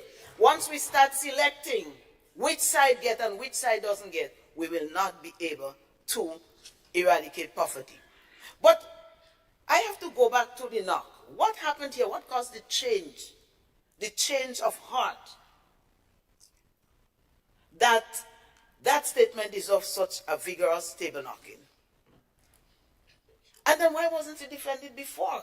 And even if you take it away, it takes you 18 months to bring it back, to realize that persons are suffering negatively impacted by this thing and that they needed it. I just ask myself the questions. Even when we make mistakes, we must be willing to accept it and change it. Some things don't need to take 18 months to change, because some things are changed by the stroke of the pen. Mr. Speaker, we must never let it look as though, because now we're happy and that we're going to be getting more money, we could afford to give the 150. And this is what it looks like to me.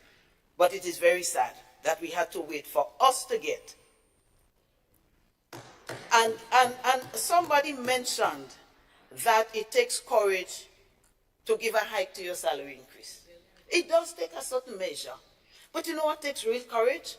When you speak for the people, without knowing that you're going to get a raise, but knowing that they deserve it and you speak for them anyway, that is what takes real guts and real courage. And we on this side had it.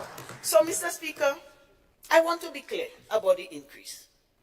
That was discussed right here. But it was discussed before in the Finance Committee meeting, and subsequently it was discussed with the House Committee. I did write to you, Mr. Speaker, and say I was concerned about some of the procedures, and I wondered how it would be implemented. But I don't want to go into that. I think the increase was a good thing. I welcome it, and I want to go on record as saying that. And someone might ask, do we deserve it? Do we on this side deserve it? And I want to say yes, we do. Have we worked long and delivered? And I would say unequivocally, yes, we have worked long and hard. Mr. Speaker, but I still have a question. Are we the unintended beneficiaries?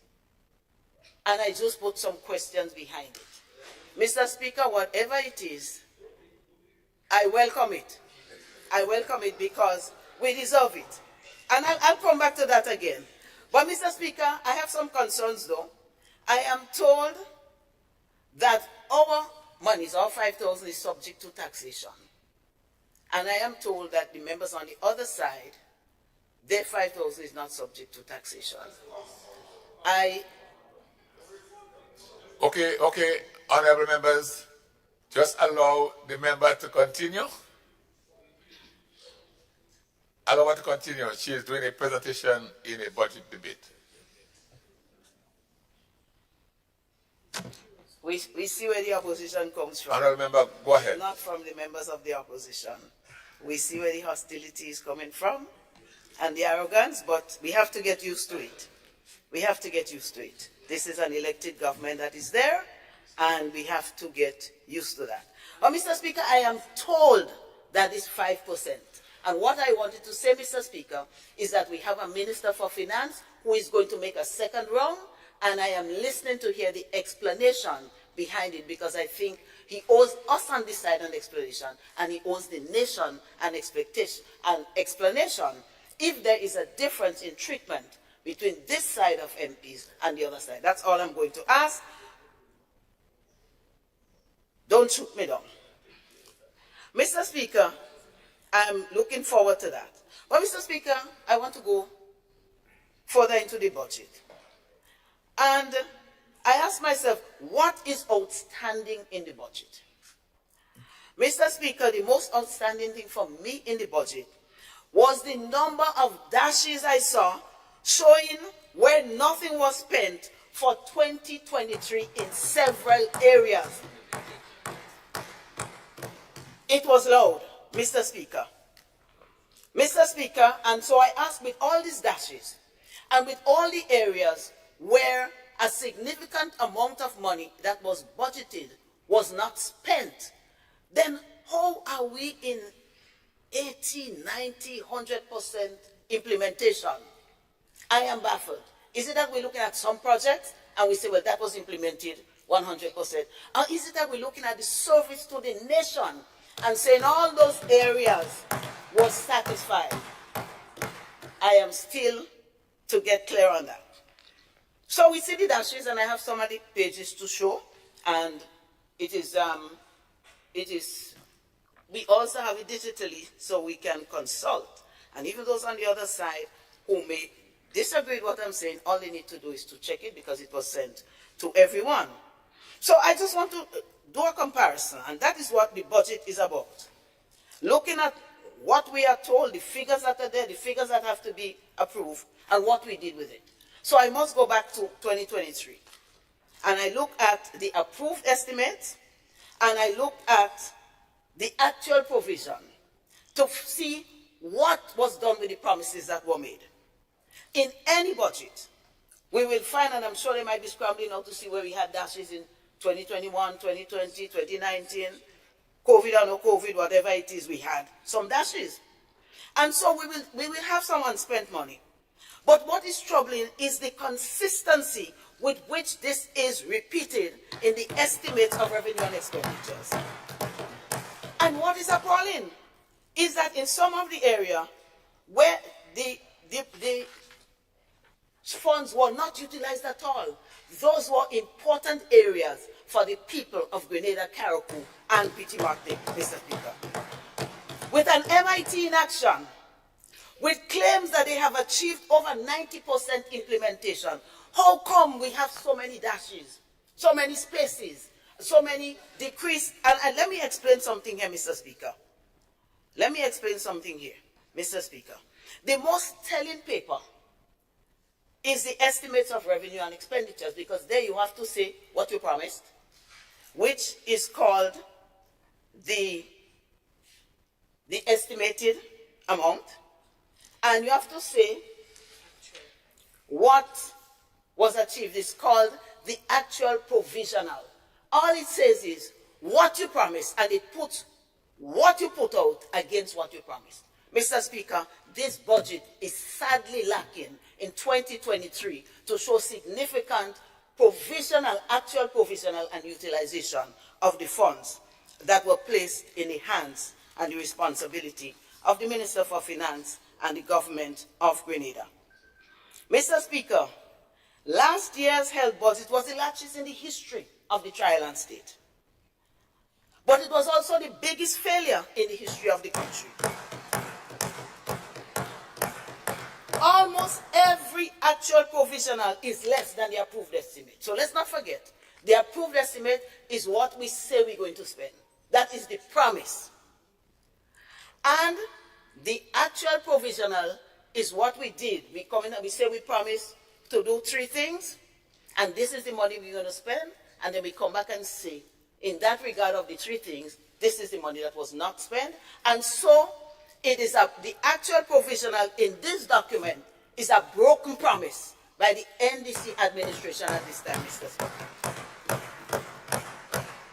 Mr. Speaker, so I want to speak on health and wellness. Because we all say, and maybe loosely and we don't think about it seriously, that the health of a nation is the wealth of a nation. But it is indeed so. And not just wealth in money, but wealth in terms of well-being, in terms of productivity, what they can do for the country. Health plays a critical role in this. But this is the ministry we heard so many cries about. No medication. Very little access to interventions that are provided by the private sector, which we on this side, when we were in office, we had a sum of money that would cover persons. I don't want to say the word poor, so I will say P. I don't want to call the P word, but cover people who fell into that category so that they can get a scan or something that is not available in the general hospital. And we did it effectively, Mr. Speaker. Mr. Speaker, staffing is a serious issue. Staffing is a very serious issue. And I cannot throw the blame on those step of the other side. It is a global phenomenon. Whoever offers more money, more benefits, can attract more workers. But it means that you have a big fight because the bigger countries, and I know most of our nurses and doctors, they go to the US and they go to England.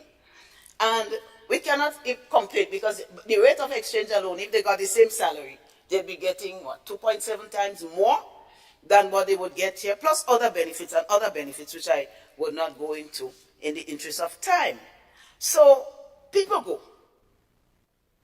But the government then made an effort to do a little incentive, $500. We may say it's not a lot, but it's a start. And so I had no quarrel with it, Mr. Speaker. But the problem was that this same $500 had a tax on it. So it didn't end up being the full 500. But my problem was also that the same government who added the $2,000 allowance shortly after coming in, shortly, they don't spend 40 years, like some of us. Shortly after coming in, they put $2,000, and it's not taxable. So how are you giving people an incentive, and you're taxing them on it, and you incentivize yourself, and you do not pay a tax on it? Maybe more figures, the 2,000. So, Mr. Speaker, the salaries are sometimes very late, as some of them just say, late.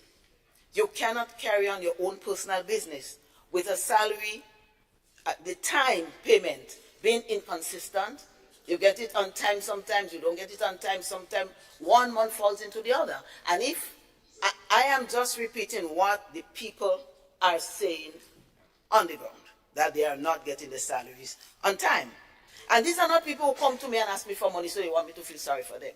But they just ventilating that they have difficulties. And that is why I tend to believe them. But I cannot say, Mr. Speaker. But if that is happening, is it a wonder there is poor staff morale? Is it a wonder that more and more are going? I don't know. We have to watch how we treat them because they are critical to the operations, the working of the Ministry of Health, and they are critical to our health as well. But Mr. Speaker, the American government did a lot of things on paper, Mr. Speaker. So now I look, nice table knock. They did a lot of things on paper. So for example, when we look at last year's budget, the approved estimates for 2023 was 35,690,176. So over 35 million. The actual provisional is what you deliver.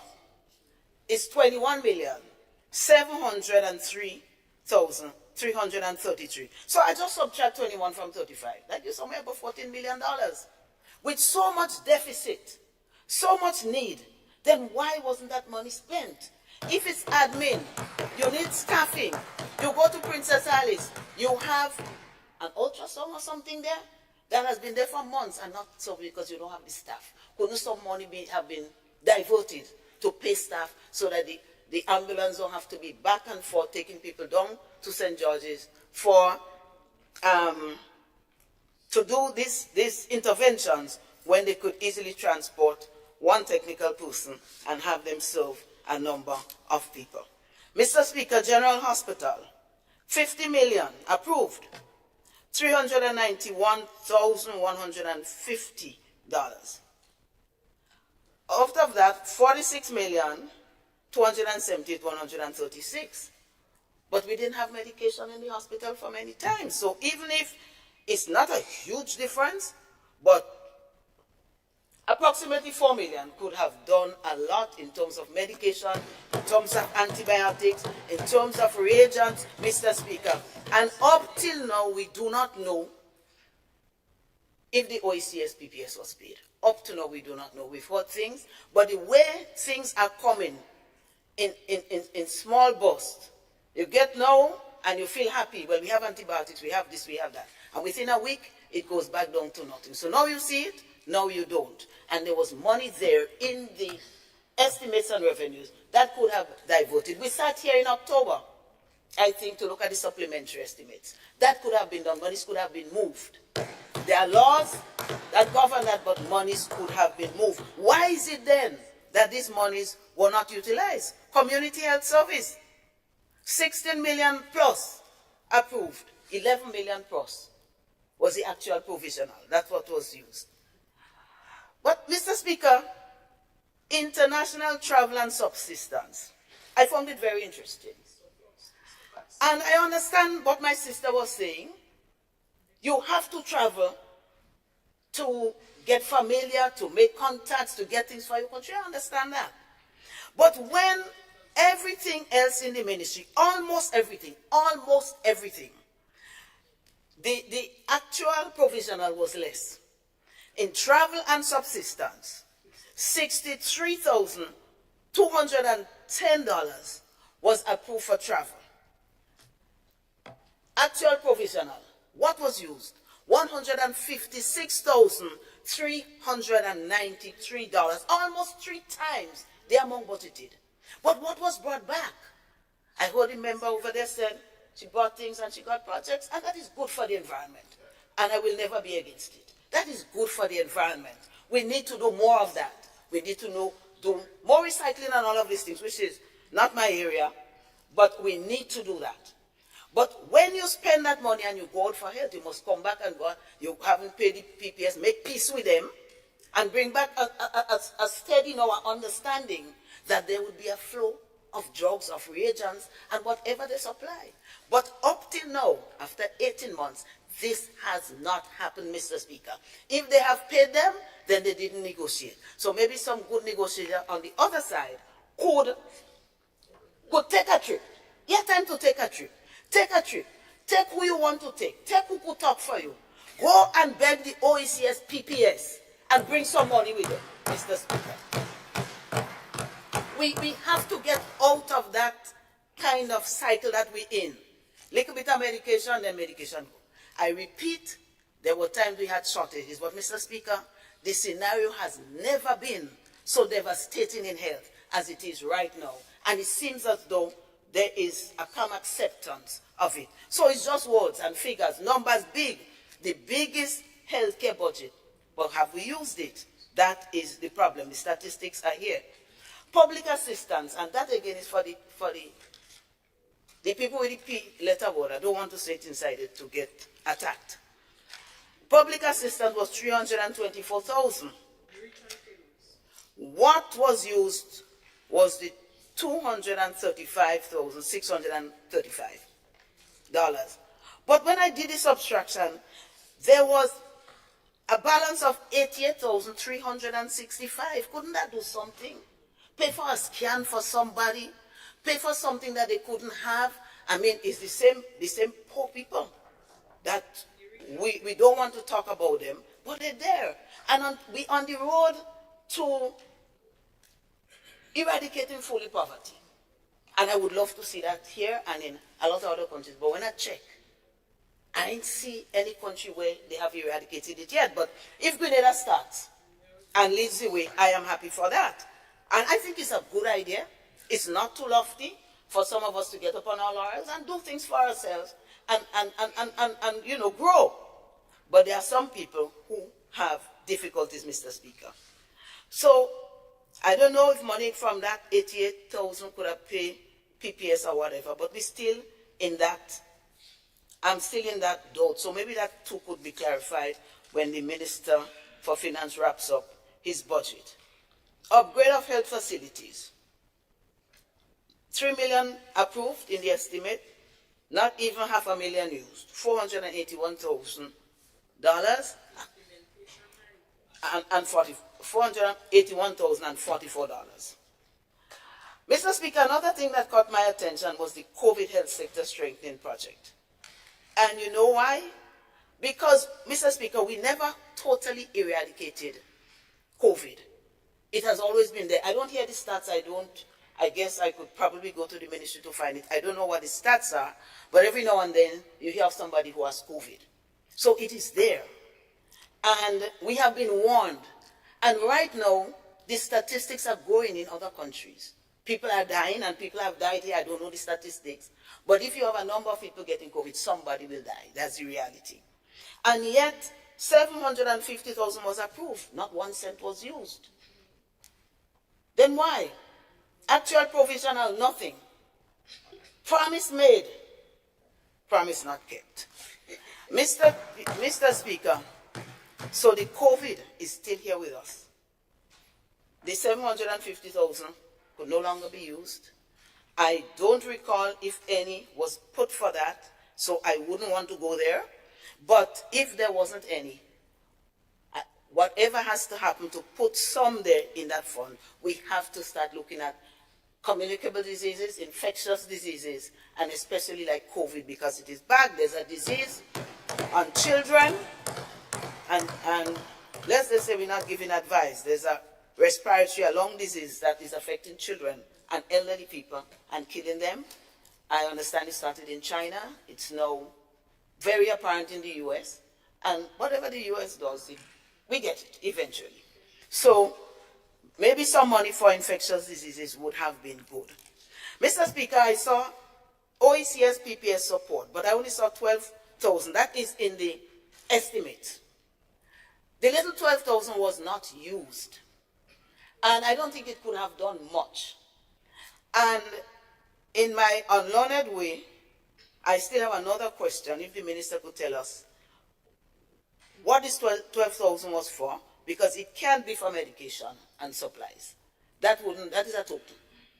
It can't take us far.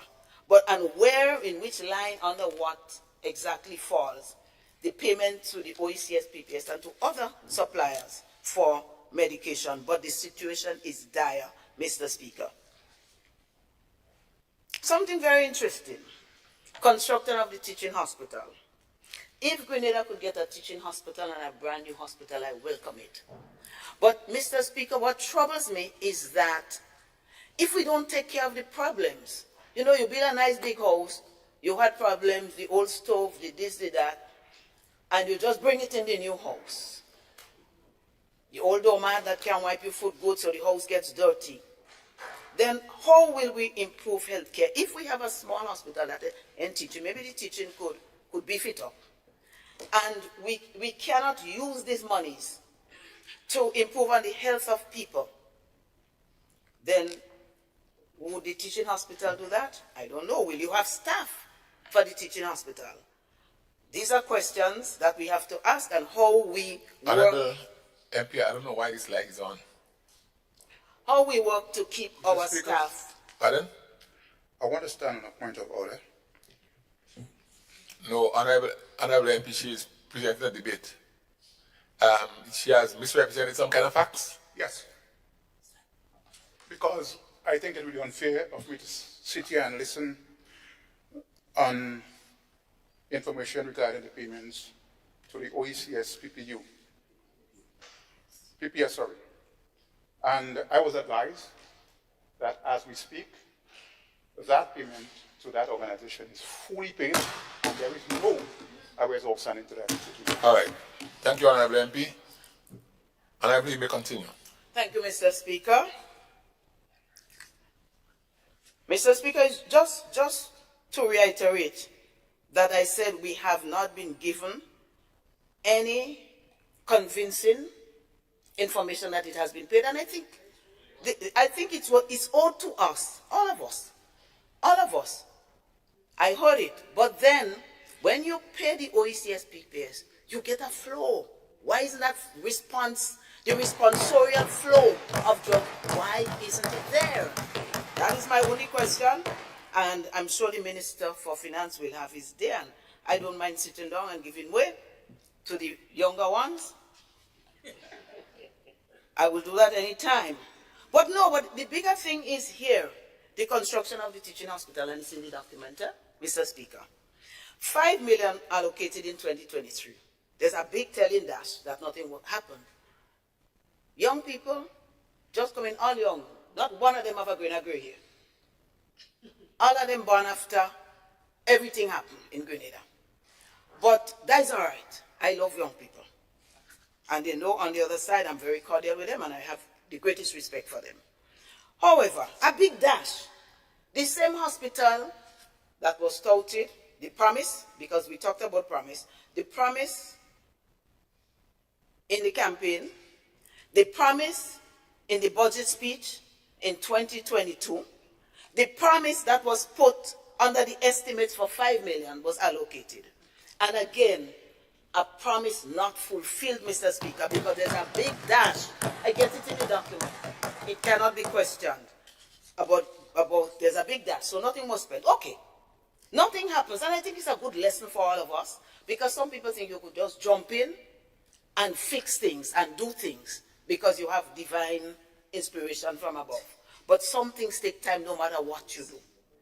And we have to be careful what we promise, because in the next estimate, it comes back to haunt us what we did not spend. So nothing was spent. And then I heard the honorable member for St. Patrick is the Minister for Finance say that 7.5 million was budgeted for 2024. That could happen. Sometimes you don't get what you wanted in. Because, I mean, I don't want to say anything that they might interpret as being derogatory, because I don't know that if you say somebody young, if it is, but if it is, I don't want to go there. But they're new to the situation, and therefore, it may be that you couldn't do it in the first step, but you come back with it, and you have not shown us. My beef with this is not that it wasn't achieved, because I know to build a hospital is going to take some time. Designs, consultation, this, that, whatever it is. So I didn't buy that. But in any case, they did it.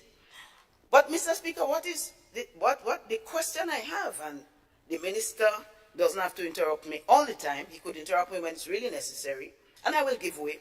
But what is really troubling is that he said 7.5 for 2024, and it is to do preparatory work, which includes It includes the designs, architectural designs, and engineering designs. And, Mr. Speaker, one problem is that when you look in the estimates, you see the estimated among the approved, then you see the actual provisional, what was given, and then you see what is budgeted for the next year.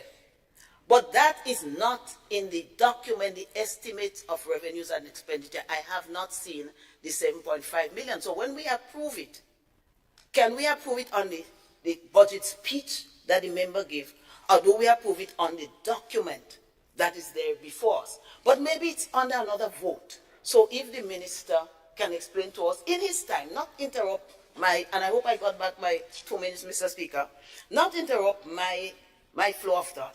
If he can convince us that there's a 7.5 million for the hospital, I will applaud and I will concede. But, Mr. Speaker, more than that, the preparatory work has not been done. The designs are not there. You're doing it this year. But you say that the hospital will take 36 months, 3 years. 12 into 36, 3 years. Well, how you know? How do you know? And I mean, I was in works for some time. I didn't learn plenty. But what I learned, I well learned. You must put ideas, your concept, on paper, and then you know, well, with this architectural work and anything, it's going to take so much. But before you do the groundwork, before you do anything, you come and tell us it's going to take 36 months, Mr. Speaker. Mr. Speaker, I find that discouraging because we need authenticity. And I think it was just a figure that dropped on us to take it or leave it. So I look forward to hearing where that 7.5 million is. Mr. Speaker, religious affairs, that is not my forte at all. However, Mr. Speaker, I just want to mention something too. On page 463 in the revenue of expenditure, the estimate of revenue and expenditure, I saw $500,000 for implementation of the religious affairs portfolio. That means the portfolio, my understanding is the structure, what is going to make it work, what is going to get people involved, what is going to make things happen, interact with the faith-based people and so on. I know there are some persons of strong faith on the other side. And maybe not. However, not even the little structure was implemented to say, well, let's call a few priests, a few nuns, a few this, a few religious people. Nothing started. And I believe that perhaps this is one of the reasons why we're not implementing the 90% all around as we said. Because we take out God. We take out God in the whole equation. Nothing started, but we implemented, and I want to tell my good friend, he's my good friend, he remains my good friend, Mr. Speaker, the Minister for MIT implementation. Don't only look for certain projects that start and they're easy to jump on. Take that one, really just start it from the beginning. Take that one and run with it, Mr. Speaker. We'll be happy to see it started there. So, what is the government, what will they do differently in 2024? This is what the people want to hear, because if it didn't work, the transparency had to flow. It can be for one area, well, we did that and we don't hide in it, and other people hide it. What is going to be different? What can we expect? Mr. Speaker, on page 479, under achievements, nothing. Anyone could check it in the document. Page 479, nothing, because they have a column that says what you achieve. If you say you would have built 50 houses and you achieve 20, there's a column that says that. That column is empty. So by their own admission, they have done nothing. It's not me. I am looking at the document that they printed. And it doesn't say what the achievements are. So maybe again we will get that. Mr. Speaker, I want to move. Let me see. No, I can't move from health yet. I have one more little thing to say. Mr. Speaker, estimates of revenues and expenditure. With all these dashes, with all the non-delivery or the reduced delivery, I look at another interesting thing. The other increase that I see is the increase of the salary for the minister. Not personal, he's very cordial to me and I like him too.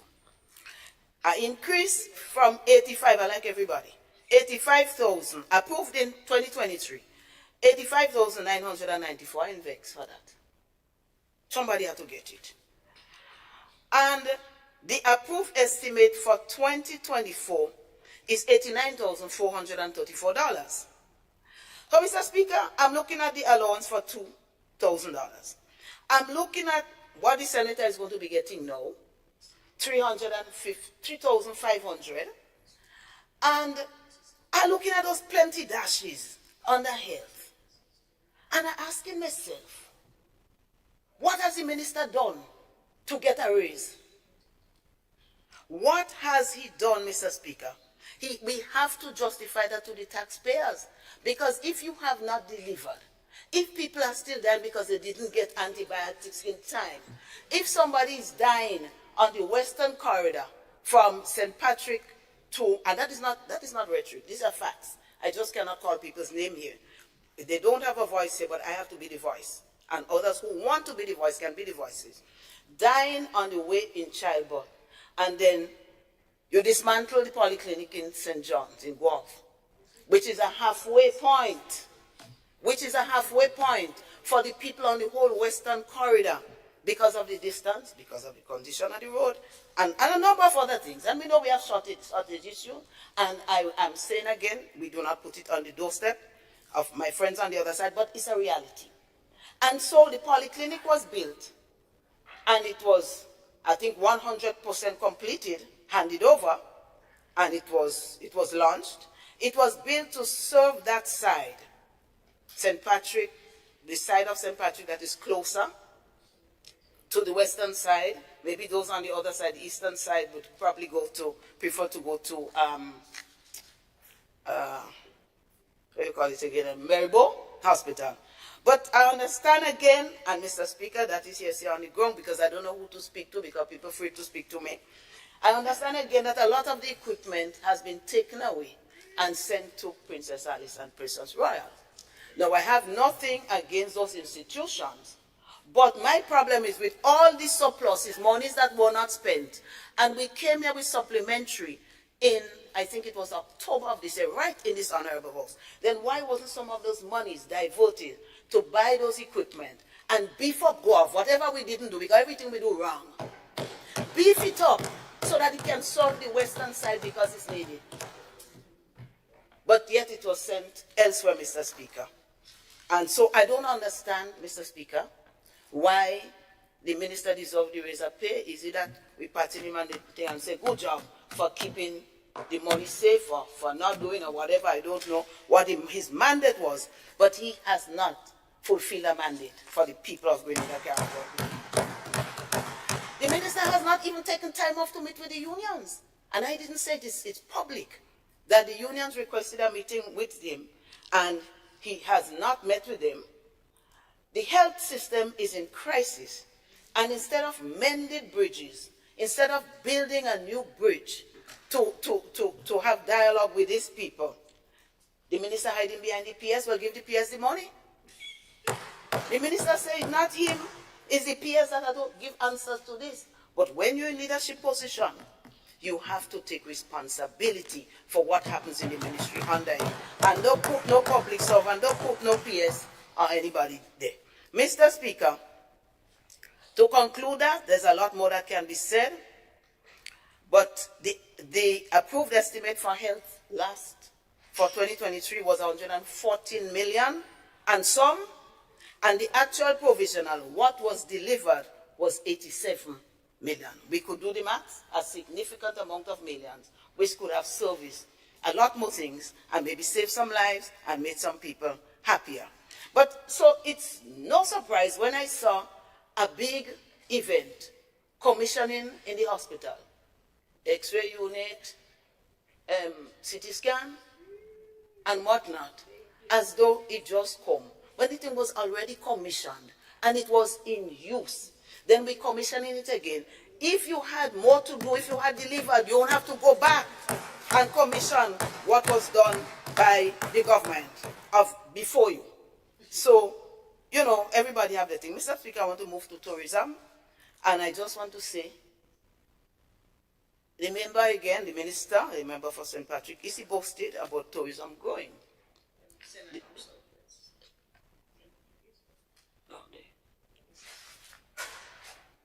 Mr. Speaker, tourism is growing and I'm happy I'm ecstatic. Anybody who has worked with me in tourism, names were called here, they know that I gave more than 100%. With the support of the government, people who form the government on this side, to keep those numbers going. It didn't come by accident.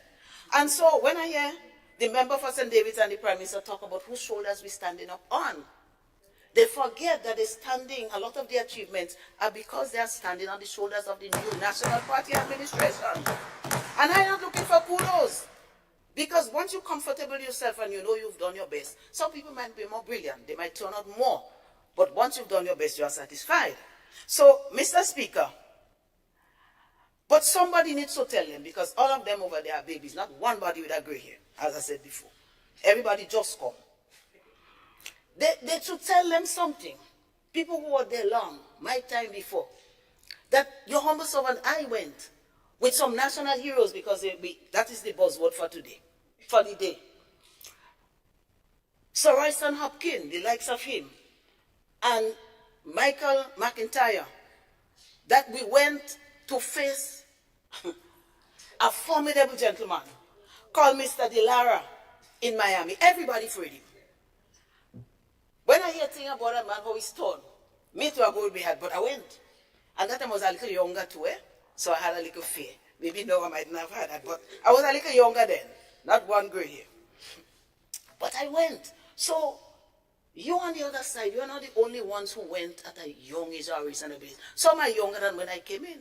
But I ain't sure everybody younger than when I came in. I ain't sure, we got to check it out. But that is not the point. We went there because American was coming, I forget how many days per week. And you had to pay to play. You had to pay American Airlines for them to come. And so we went and we faced him there. And we had conversations. And the pay to play stopped. And now we have American, over the years, many, many years, American Airlines coming every day into Grenada. And not only them, not only from Miami, from Charlotte. Later they initiated it. So tourism don't just start to grow. It's not the new miracle of the day. Tourism has been growing under the new National Party. And tourism continues to grow because those shoulders kept it up. So all of those daily flights, we sit and we enjoy it and we jump a plane. As easy as it is to take a bus. And maybe many times they going on the plane have reasons and it have good outcome. But Mr. Speaker, I refuse to believe, for the example I gave, where you multiply the travel, international travel 3 times, and we can see no improvement, that you still,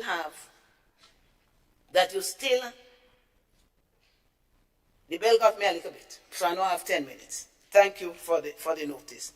But the point is that you 3 times and you go, the cost to the taxpayers and what you bring back every day we was. Then what health are talking about there? Well, health we're talking about. You can't use solar panel if you're ill or if you're dead. We need that. So, Mr. Speaker, somebody needs to tell them that we face the big international, bigger, and I don't want to once make mistake, start reading it because it was a big this and big that. International names in the industry. We faced them virtually when we had COVID. People would like to think we didn't have a COVID and that COVID didn't slow down anything. But the reality is it did. And the reality is we survived COVID and we got Grenada going again so that my beloved on the other side can still sit comfortably on your shoulders. Somebody should tell them how we started the cruise ship. I remember talking to and it's not because it's me, if somebody else had wanted to talk about it too, because it's the government that gave the support and the staff. And Mr. Speaker, before I forget, I want to really compliment some very competent staff that we had in the Ministry of Tourism, some that we had in GTA, some of the private sector, GHTA, and and all of the tour operators and all of the other people who took part in the tourism to see that we came back. We came back on track. So, Mr. Speaker, going back to that, when in 2021, the cruise ship said they were ready to come back, even some of the tour operators said we can't do it, we have to wait for 2022. And I said to them, I will not bring that message. Because if we do not take the cruise ship calls now, cruise ships will reschedule, and they take more than 2 years to reschedule again to come back to your country. If you all want this industry to fly, we have to make sure that everything is in place. So I pulled up my sleeves, and I did my work, Mr. Speaker. And maybe it wasn't perfect, but nobody could say I did not do my work.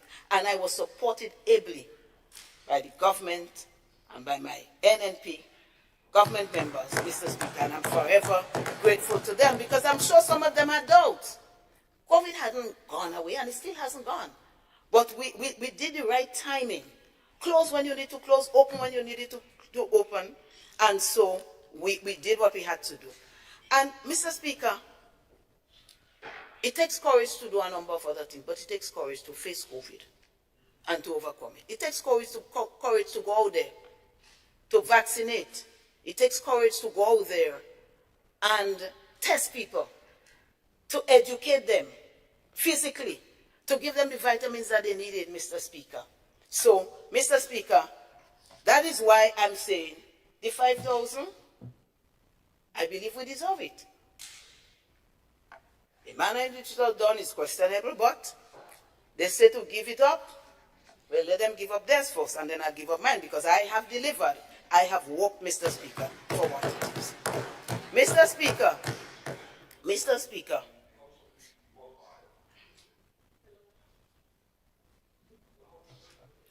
Honorable. Mr. Speaker, the honorable member from Carriacou is amazed that they're getting so many cruise calls now.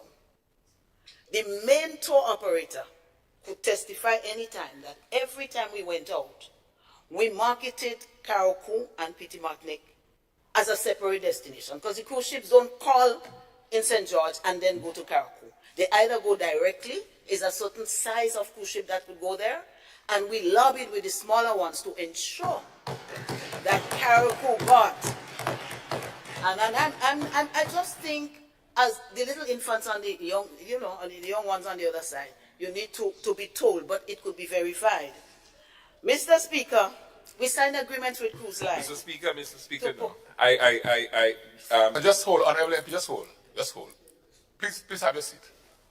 I want to make it abundantly clear that this is a budget debate, right? And usually in a debate, the speakers give their presentation, and sometimes you are urged to respond, but you should not respond, because there is a rebuttal, right? So I don't want, I wouldn't entertain too many interruptions, because it's interfering with our time as well.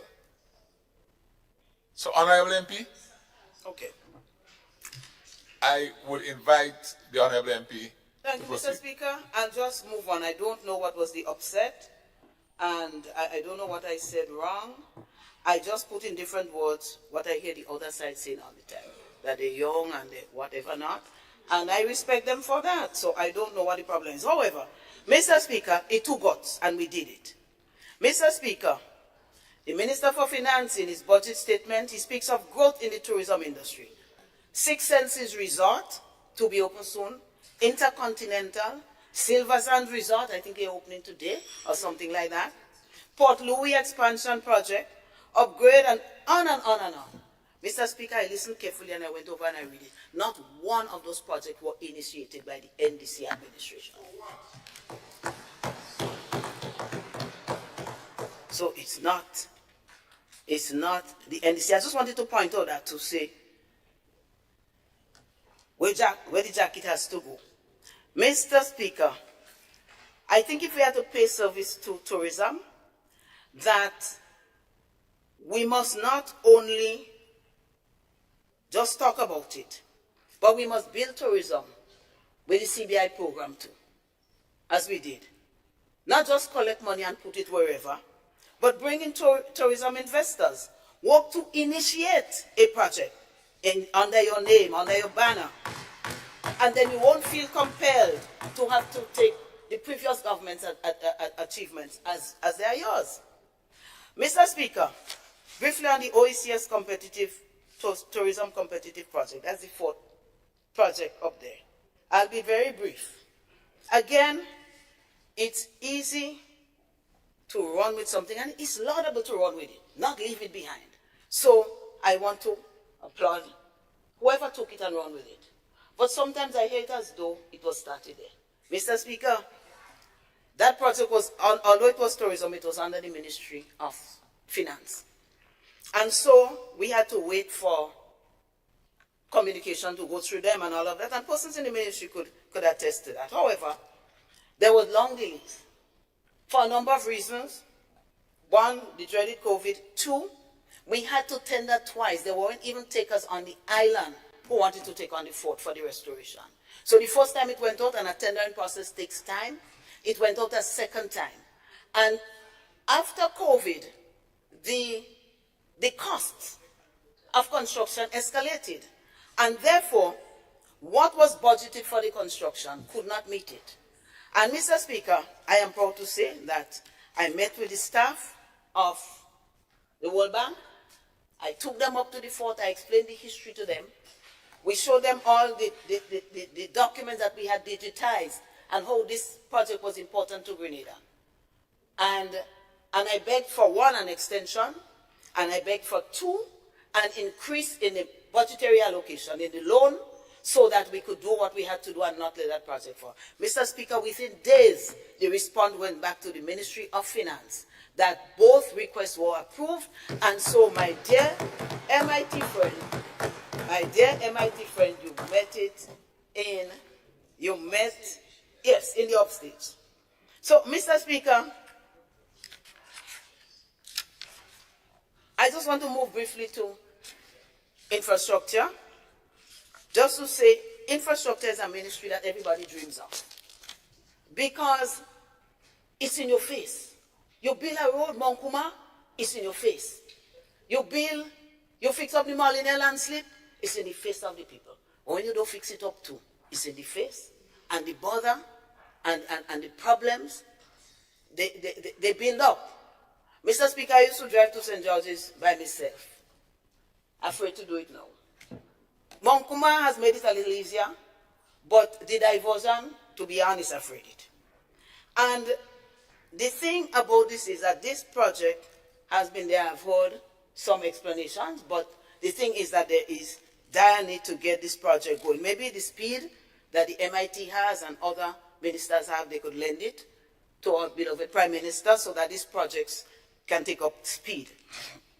Mr. Speaker, I'll just suffice it to say that there are a number of projects, including the St. John's River mitigation project, that monies were approved for. The St. John's River project, 13 million was approved, 6 million was used.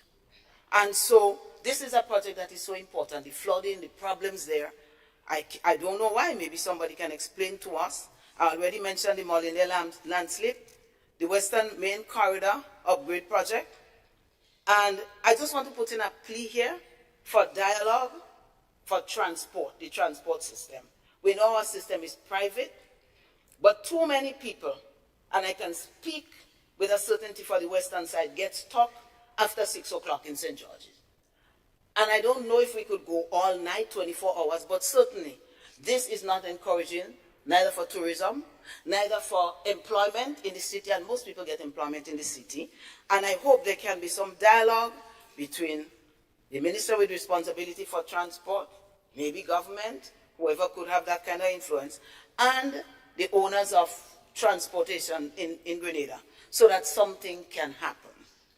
Mr. Speaker, just to mention briefly, the bushing has been, thank you, Mr. Speaker. I note the bell. Can I ask for 5 more minutes, please? Thank you, Mr. Speaker. Sorry, go ahead, Honorable. Okay. So, Mr. Speaker, the debushing again is something that is looked at with derision. It's not, it's a poor people thing and it's not good. But it has environmental value. That I know about.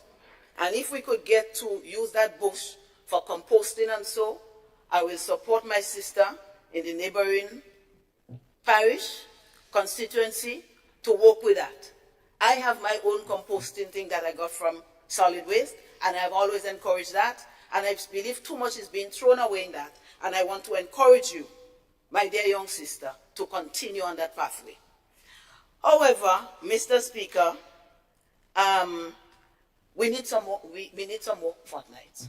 Until we get to that comfort zone of richness, we need a little more fortnight. And I am appealing that the numbers increase to take care of the interim gap until we find a way to solve all of the problems in terms of poverty. Let us see how we can help persons.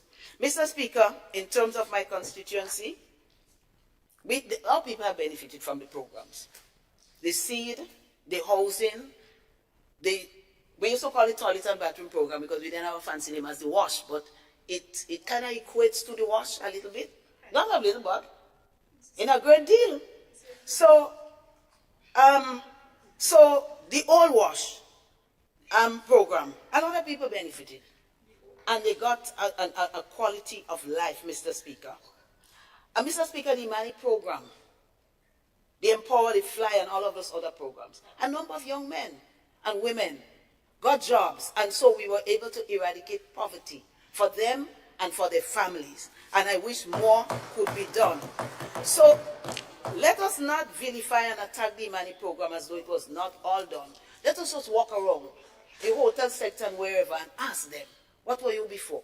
And you will see some people have a reason to leadership position, having come through the Empower program and the Imani program, and St. Mark benefited from that. Mr. Speaker, it takes time. And if we are to eradicate poverty, I am also willing to work with my friend from St. Andrew Southwest to see how we can do it. But I don't know, the Bible said the poor will always be with us. So how we work that out, I do not know. Mr. Speaker, in terms of the city, I just want to mention one person. I wouldn't mention by name. But this has saddened me. Because as we look for national heroes, we can't know all. But we could make efforts to find out and show them some level of respect. So there's one gentleman. He served St. Mark in football and cricket. He served Grenada, I think in both. And I stand corrected if he's not in both, but at least in one. In the Windwards, whatever competition. Now the gentleman is disabled. And the first thing that was done after we lost election, he was getting 350, they take away 300 and they leave him at 50. I find that was so sad and so demeaning. We thought for the poor, but it was taken away and he had no other source of income. I thought at least there may be some people who may not be deserving of being there, and if that is proven and they're taken out, I have no problem with that. But I think the work must be done before just chopping off somebody from the seed program. Mr. Speaker, I have a lot more, but I will just want to end on the fishing industry, which has grown in St. Mark in leaps and bounds, especially an area called Waltham, where a lot of the fishermen are young fishermen, and we like to see that too. So, Mr. Speaker, when I looked at the stats for 2022, St. Mark was fourth after St. George, which is a huge parish, St. Andrew, huge again, and St. John with approximately 210,000 pounds catch for the year 2022. That is very laudable and applaudable, and it is of a little favor now, even if I alone have to do it. But those people there, you know, now you have to put your fish in cooler bins. And they have no place to put the cooler bins except maybe put it in the road. And so they appealed to us, and the NNP government approved a land expansion, land reclamation, so that they could have drawings were done, and so on, and a contract was signed. And in 18 months, that one blocked the pipeline. I would like to see my dear Minister for MIT unblock that pipeline in that instance, not in all. Give the young fishermen a chance to improve on the industry and to grow. I remember asking about the question and I was told some designs design problem. If it's design problem, well, it needs to be fixed, but I hope that something would go in favor of those fishermen and they would have some place where they can raise their bins so that you can sell fish of quality. No, you can't fish freeze. No, you can't freeze fish. You have to put it in bins. And so, on the side of the youths, I am begging that if we say we love them, let us show more attention to them. Let us help them to move upwards. They buy their own bins, they buy their boats, they do that, that's fine. But when they need the land, I hope this government will lend a hearing ear and give that to those people. I don't want to beg for myself. I can always take care of myself one way or the other. But this is a plea for them because they absolutely need it. Mr. Speaker, it has been a pleasure sharing my thoughts on this estimate of revenue and expenditure, and I thank you.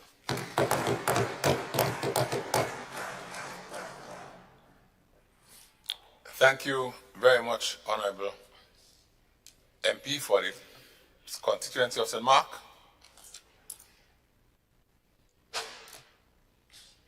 And I now invite the Honorable MP for the constituency of St. George Southeast to make his presentation. Thank you, Mr. Speaker.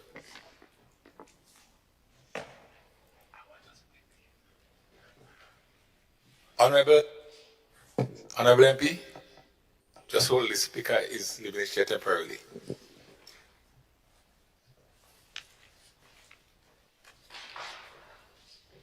Thank you. Mr. Speaker,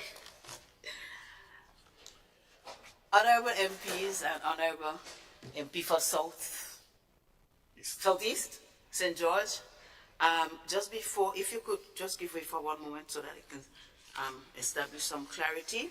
I just remind us that we have all agreed that most people will speak for 1 hour, and there'll be a 10-minute notice for everybody.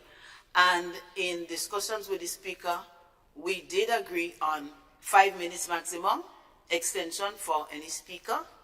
I don't know if there'll be any disagreement, but I intend to carry the 5 minutes for everyone, regardless to whichever side we are on. And so, member for St. George Southeast, I welcome you to make a presentation. Thank you, Madam Deputy Speaker. Madam Deputy Speaker, please excuse the tone of my voice this morning as the MP for St. John.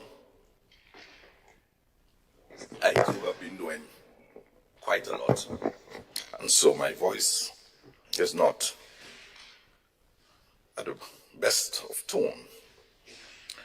Madam Deputy Speaker, I rise to give full support to the estimates of revenue and expenditure for the fiscal year January 1st to 31st December 2024, as presented by the Honorable Minister for Finance on Monday the 5th of December 2023, in the sum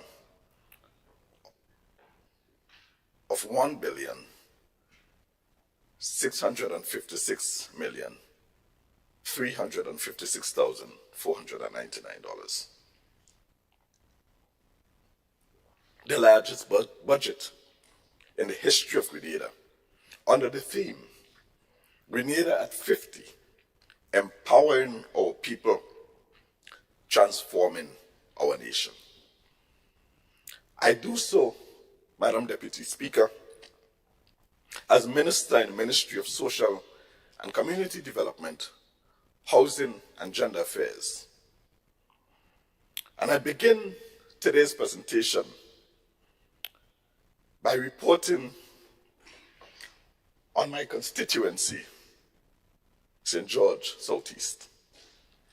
Firstly, Madam Deputy Speaker, I wish to thank all my fellow constituents for the vote of confidence by giving me this opportunity to represent them in the Parliament of Grenada. I am deeply humbled by the love and support offered me during this period. And I am confident, Madam Deputy Speaker, that together we can really transform our constituency. Madam Deputy Speaker, I wish to report on some of the projects undertaken during the period. We've undertaken, Madam Deputy Speaker, 25 projects during the period, 16 completed and 7 ongoing. I make reference to the Bailey's Hill in Spring, St. George, where we've completely resurfaced that road and trimmed what needed to be trimmed and really brought back some semblance of order to the road and safety. And that road, Madam Deputy Speaker, we expect to do some additional work there in 2024. I refer also to box drain at Roebuck, repair of access to the entrance at the community center at St. Paul's, and also the box drain and repairs to the road adjacent. Madam Deputy Speaker, the Pine Hill Road at Laborie, Cobb Hill,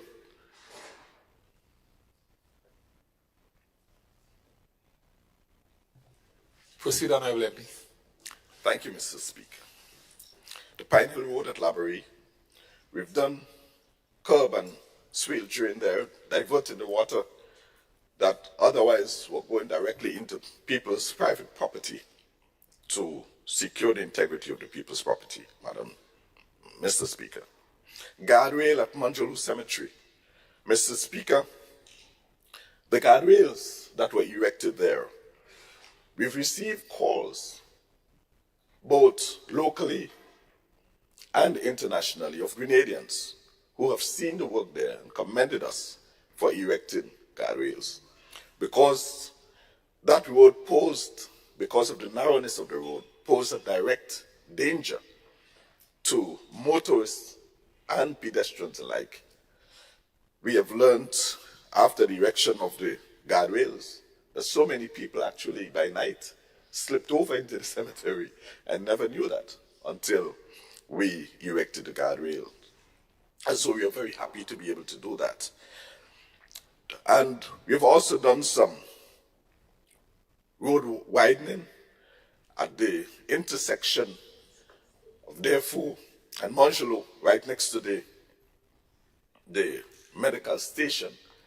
And that road in particular poses a serious challenge to motorists and pedestrians alike because of the narrowness of the road and the brokenness of the road over the years. We've since been able to widen and properly pave that road, and also continued work along the Defu Road, bringing some measure of safety to the travelers, motorists and so on, and also the residents. We're able to install guardrails along the St. Paul's main road. Mr. Speaker, as a child, walking to and from school, I always was afraid of traversing that particular area because of the steep drop on the bottom side of that road. We are now able to install guardrails, and again, we've received a number of commendations for being able to do that.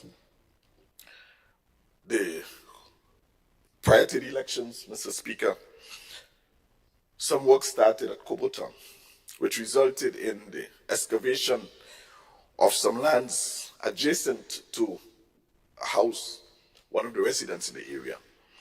We've received several calls for that because people were afraid that when it rains heavily, that the road will begin to slip. The bank will begin to slip, and as a result, could create some loss of life in that area. We were able to erect a back wall to support the embankment, and we've begun the process of installing slipper drains with a view of properly paving that road. We hope to tackle that, to finalize that in 2024. We've done some community self-help also, Mr. Speaker, house repairs.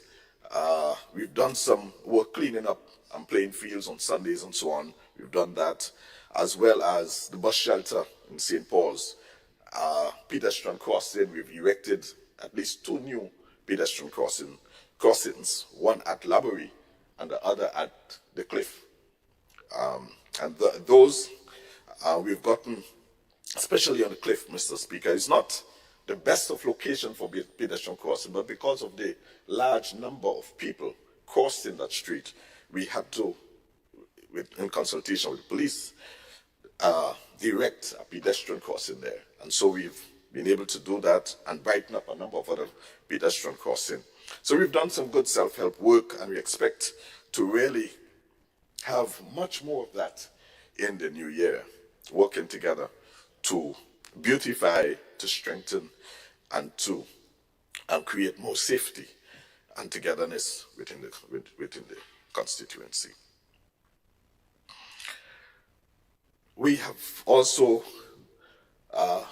upgraded the multi-purpose sporting facility at Laborie,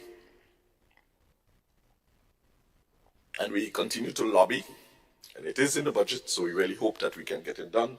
The full redo of that of the Laborie sporting facility, that indoor facility at Laborie. We want to really take it to a top-class multi-sport facility, Mr. Speaker. We've gotten an estimate for some $3 or so million for that upgrade. We want to partner with the business community, both locally and in the diaspora.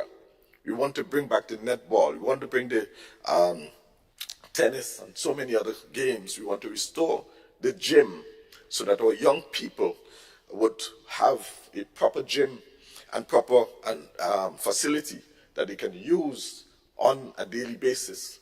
Mr. Speaker, sporting and cultural activities is very important to us in the Southeast. Southeast is well known for sporting and cultural activities.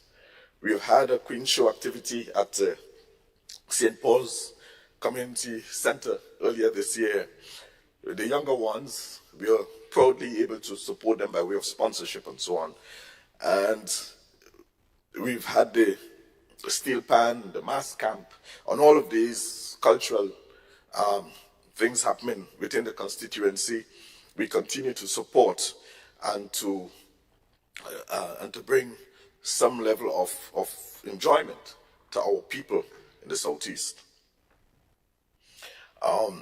We've also done the Reginald John Road and the Valley View Road. Those 2 roads, Mr. Speaker, were very important to the residents because of the steepness of the road, and it was so badly broken, Mr. Speaker, it posed a direct danger to people. And this doing of both of these roads, Mr. Speaker, came out of meetings, community meetings with the residents. We met, we decided that they suggested that it be done in a particular way, and we were able to do that and deliver it back to the people of the Reginald John Road as well as the Valley View Road. So we were able to do that. And this, Mr. Speaker, underscores the importance of working together in the constituency, in the villages, Mr. Speaker, because as politicians leading our busy lives will not really know of all the various areas to be fixed unless you literally visit or you get calls or you have meetings like those within the constituency. And so I'm very happy that we are able to have a number of community meetings throughout the constituency throughout the past year, and we are able to respond to some of the requests during the period. Presently, Mr. Speaker, we have 7 projects ongoing. 7 projects.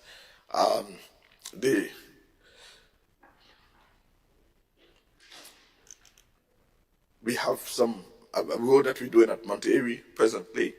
We have a farm road leading from Cobletown, St. Paul's to Cobletown, where we're doing slipper drain and retaining wall. And after that, we are going to concrete that road. So that is a very important escape road. And there are people living there. The water presently is going directly into people's property and creating possible danger. And so we want to continue to complete that road in the soonest possible time. The Confer settlement, Mr. Speaker, has been a sort of vexing point for us. We've done all the tendering, the cost estimates and so for the construction of 2 bridges leading to Confer settlement. Whenever it rains heavily, people cannot traverse that area because of the amount of water that gushes across the very small bridge that is there. So we must redo those 2 bridges so that people can actually access the property in both ways, leave and access the property properly. So we really want to get this done in 2024, as well as the water that comes from Marion and surrounding areas gushes down into Marion. We need to redirect that, and there's some other roads to be done in that area. But there are a number of things that we want to do, and hopefully we'll be able to do that. The Golden Drive Road, Mr. Speaker, very important, badly broken. We've received several complaints. We have been approached on several occasions.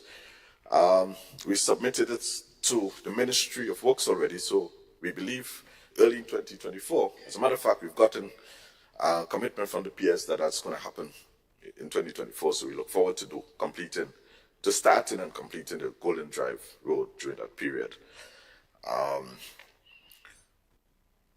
The Marion playing field, we have started, well, we've gotten consent from the Marion Growth Organization. That's a new organization that looks after the well-being of the residents of Marion, non-political group, is an NGO. They have requested a pavilion to be erected on the outskirts of the playing field there at Marion. And so we are working to have that done. The playing field at Monterey, we have begun the discussion. We have not finalized that, but we've begun the discussion to the leveling up of that playing field at Monterey. It has been a one-sided, lopsided playing field for a long time. That needs to be done. The Manjaloo basketball court, Mr. Speaker, the way it was constructed previously, it was constructed with 4 solid walls. That does not allow for or cater for people to actually see matches playing, because it's solid walls and it's very small on the outskirts of the playing field. I've started the discussion, and again, the challenge that we face is how do we accommodate visitors to see a match playing on the court. So the court in itself is in ruins. Vine took it over and so on. We did a little cleaning up, but we need to actually build a court on the Manjaloo playing field. I think it has to be redesigned. And so when we meet with the residents, we'd have to be able to come up with a proper design to build a court there. So, Mr. Speaker, in a nutshell, these are some of the plans that we have going forward in 2024. These are some of the things we want to do. And again, we continue to work through the community groups. We continue to offer support. There have been a number of sporting activities, cricket competition, Marion football competition, Manjaloo. Presently, there is a football competition happening at Mount Airy, and there have been a number of sporting activities of which we proudly were able to sponsor and support and attend to during the period. And so we continue to push that agenda of sports and culture within the rich constituency of St. George Southeast. And I say rich because that constituency has always been known for its rich culture and its rich sporting activities. And come December, the the steel band, the Procedural steel band, will be as usual, as from the time I knew myself to now. They have been serenading around Christmas time and bringing cheers to all citizens, including our senior citizens. We look forward to that this year again. We continue to work with the Citizen Advisory Board, CAB. I've attended a few meetings because I believe they're doing a great job silently. They do what they have to do. And I get little invites sometimes to sort of find out what they're doing and what support they need as they continue to look at doing a number of things. And I know one of the projects that they want to do is that of labeling the streets. They have come up with a number of designs. I'm not sure if they're settled on what they want to do, but I want to send a message to them this morning, Mr. Speaker, that we are ready to support them by way of assisting with the cost of those, the labeling of the streets. The St. Paul's Extravaganza. St. Paul's Extravaganza happens around Independence every single year. It's the biggest in Grenada. People come from all about to attend the Independence Extravaganza at St. Paul's. And come 2024, when we celebrate our 50th anniversary, this is going to be, Mr. Speaker, the biggest such extravaganza in St. Paul's. And so we want to offer support. I believe we're running a bit behind time. The St. Paul's Sporting and Cultural Organization, I believe they're running a little behind time in terms of executing some of the events. But I want to say this morning again that we give them the full support. Feel free to call me. They have my number so that we can address any issue that is outstanding. The green light was already given for the upgrade of some parts of the community center. So we are going to move speedily on that. Guy Fawkes, Mr. Speaker, is part of the culture. Southeast, people come from all about. Just last month, Mr. Speaker, we celebrated Guy Fawkes. It is something that people have grown used to around November. And so we want to, as a parliamentary representative, we want to be able to assist a little more. The planning happens sometimes without our knowledge. And fair enough, because we don't try to push politics into these things, and it's not about politics. But if you let us know what you are doing and how you wish to do it, and I believe the Mongeloo, Creighton, and Richmond Hill community group, there's a community group there. It seems to me that that group is not on top of the Guy Fawkes. If the group gets on top of it, I believe it will be much more embracing, and the residents of the area will be able to participate. Well, everybody participates, but I think greater success will come out of that kind of thing. I think I need to speed up a bit. Mr. Speaker, we are able to assist a number of young people with scholarships in the last 12 months.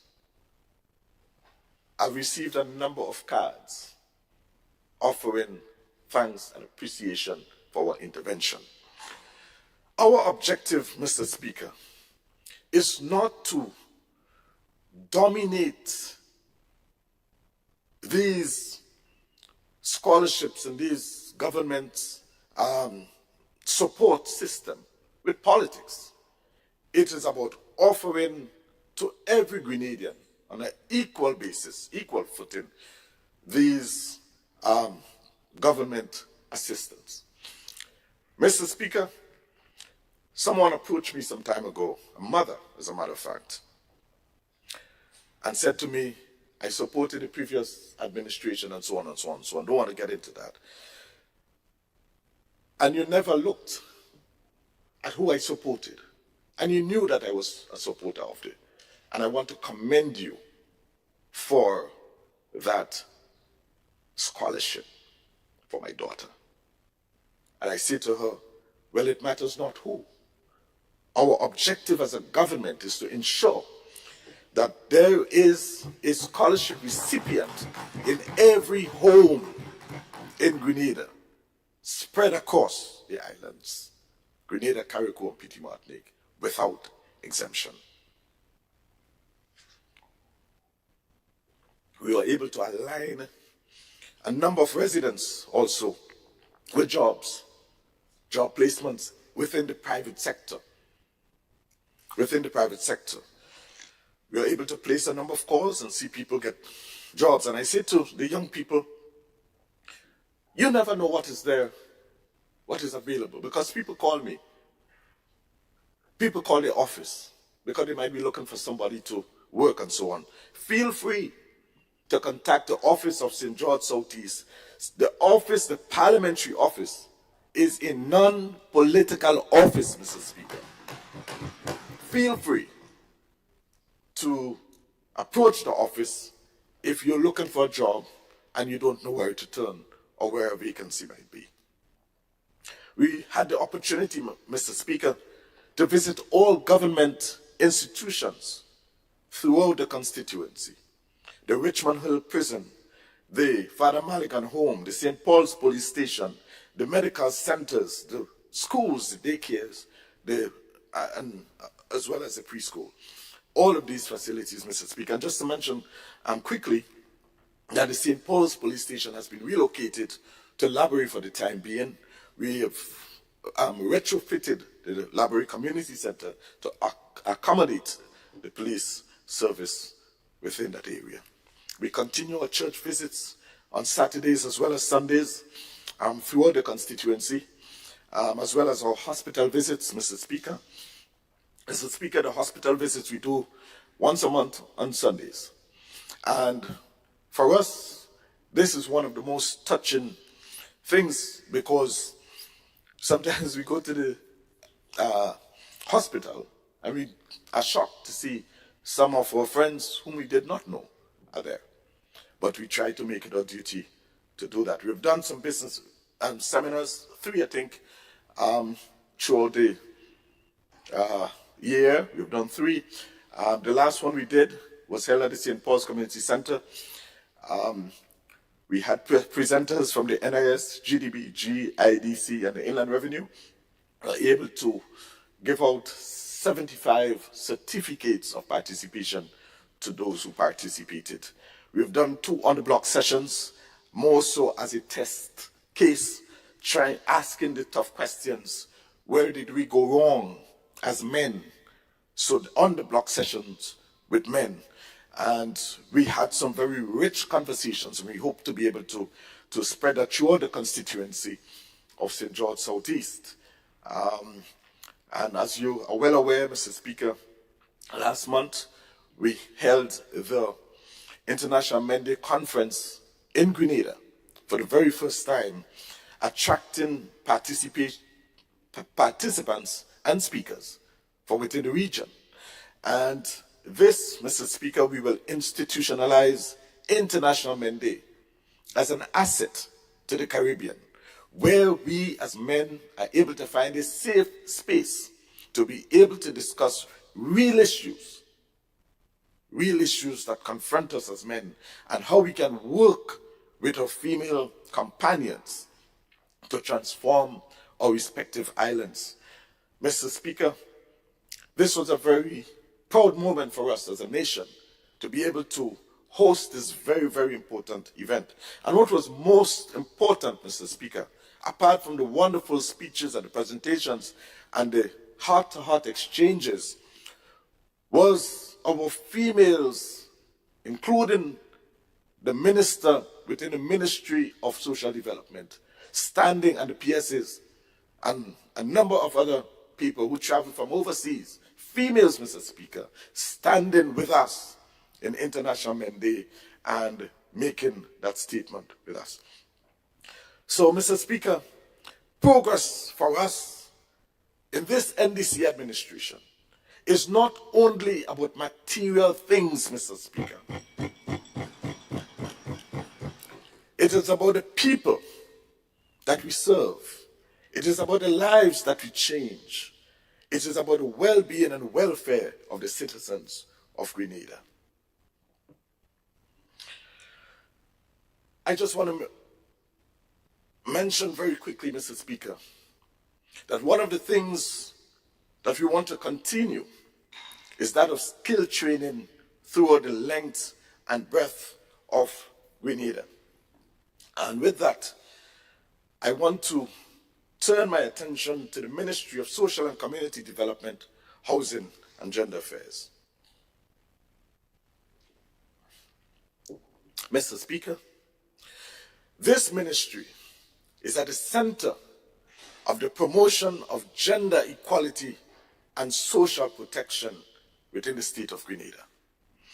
And it is indeed a people-centered and people-focused ministry, grounded in the policy directives outlined in the National Sustainable Development Plan 2035.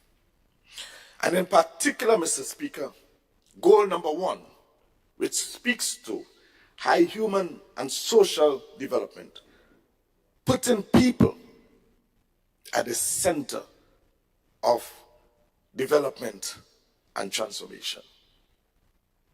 In this regard, Mr. Speaker, the ministry's main focus is to secure the social well-being of all Grenadians, especially our citizens who are exposed to certain vulnerabilities.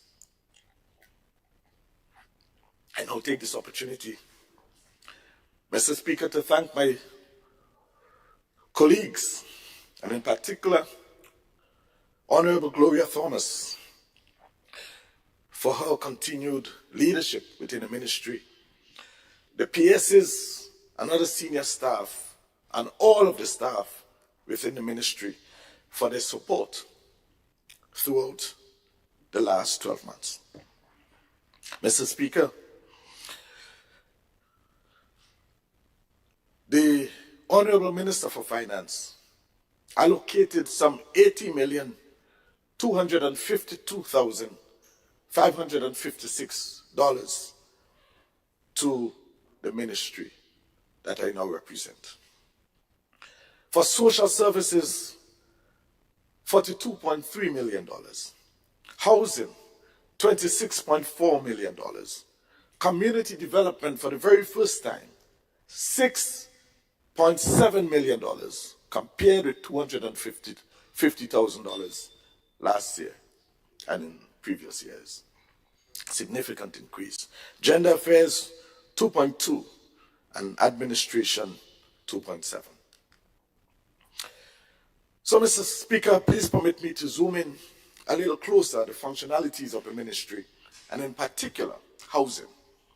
My government, Mr. Speaker, through the Ministry of Social and Community Development, Housing and Gender Affairs, continues the transformation agenda by making critical operational and policy changes to the social programs within the ministry.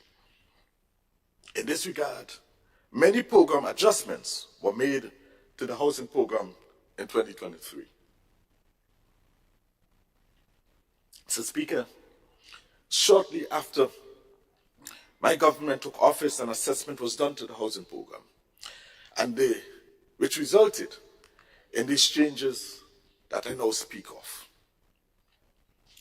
Within the home improvement program,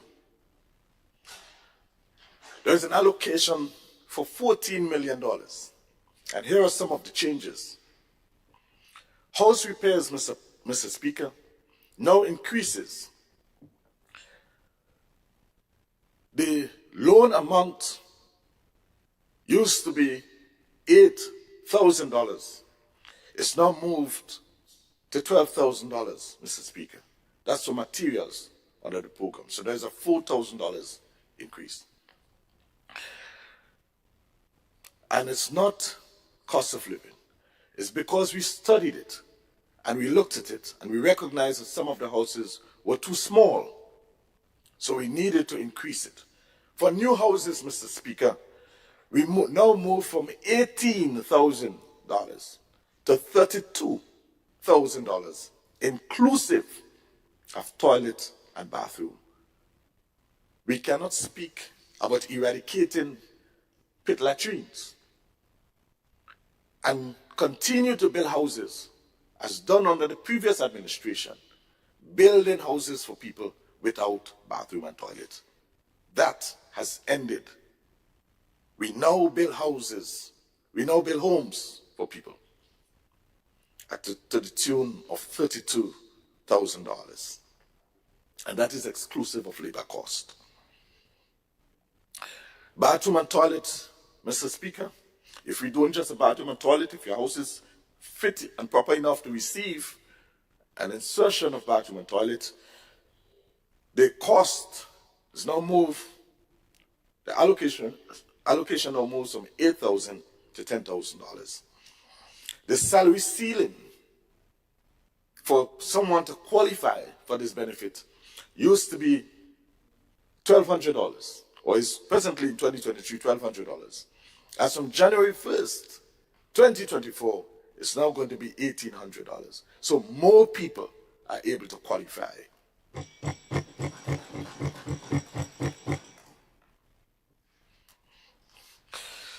Mr. Speaker, I must make the statement that generally these items or these new homes are what we refer to as soft loans to the people. That's the way it has always been. Under the current system, people are allowed to pay $50 a month, but there has been absolutely no supervision, no follow-up. What we will seek to do this time around is to ensure that there is proper supervision and monitoring. You see, as a government, Mr. Speaker, we cannot continue to be slack-handed. If we say it's a loan, a soft loan, you pay $100 or $150 or $50, whatever the amount is, we must ensure that the people who qualify, because they are working people, are able, we must monitor it to ensure that they continue to service those loans. Because essentially, it is a revolving loan system that is given to people, and they must know the truth.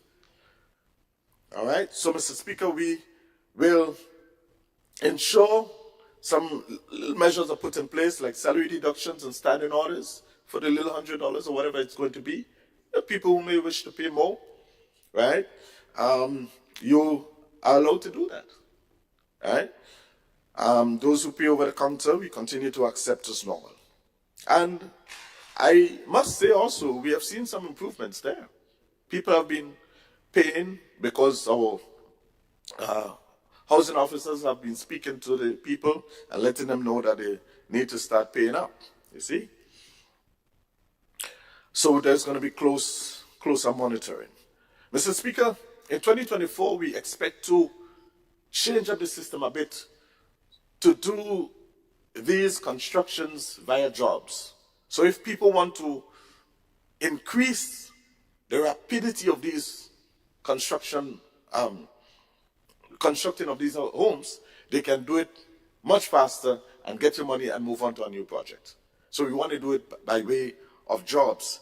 And this, Mr. Speaker, will ultimately mean more jobs for people, right? And greater amount of, greater effort towards the bathroom and toilet program. But not only that, the WASH program, Mr. Speaker, embraces all of this. And as we move from community to community, the idea is to, when we move into a community under the WASH program, is to fully and completely eradicate pit latrine within that area. We will be moving WASH into Petersfield come 2024. WASH will be moving into Petersfield. So we also invite people within the business community and in the diaspora. You can donate into WASH via Nation Builders as an NGO. You can donate there. Right? This is the way we intend to eradicate it, because we understand that government resources are limited. So as we seek to eradicate poverty and eradicate pit latrines and to foster a cleaner, more healthier environment so that our member from St. John's will be happy and proud with us, we ask the business community and those in the diaspora to partner with us so that we can make this happen. So, Mr. Speaker, as mentioned before, the size of the houses are going to increase. We also going to be tiling those bathrooms, painting the walls inside and outside, and all the houses built under this program from January 1st, 2024 is going to be painted. So, Mr. Speaker, houses, new homes that are going to be built, they're going to be painted, they're going to have bathroom and toilet facilities, and it's going to be bigger than before. So there we are helping our people to step up, because the idea is to have our citizens graduate out of poverty. Mr. Speaker, just want to report rather quickly on the program, the bathroom and toilet program. As per 2023, we were able to do 509 of those. And by parish, we've done some great jobs in the parishes, St. Andrew, 177, St. George, 211. And Mr. Speaker, that does not even factor in St. David, that has taken on the WASH program, or where the WASH program is being piloted. And as you heard it from the Honorable Prime Minister, that they are moving with full force. I think by the end of January, about 40 or so toilets and bathrooms are going to be installed. Under the Housing Material Assistance Program, Mr. Speaker, we're able to address 828 families. So we've done great under that. In St. Andrew alone, 359. So St. Andrew have been leading the pack. They've done very, very well in terms of the material assistance program. So, Speaker, just want to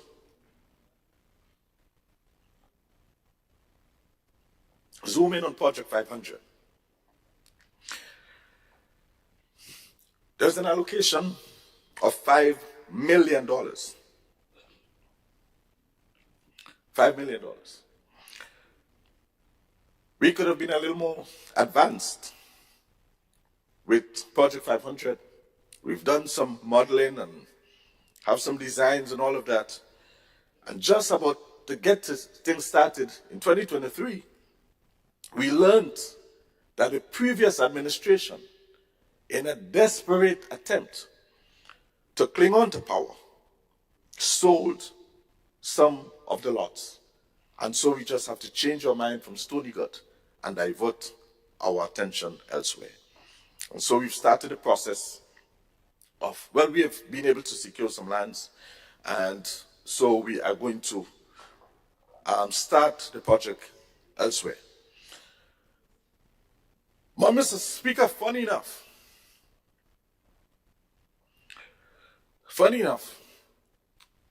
some have begun to lay claim to Project 500. They say it's not new. It is our project. They just give a new name.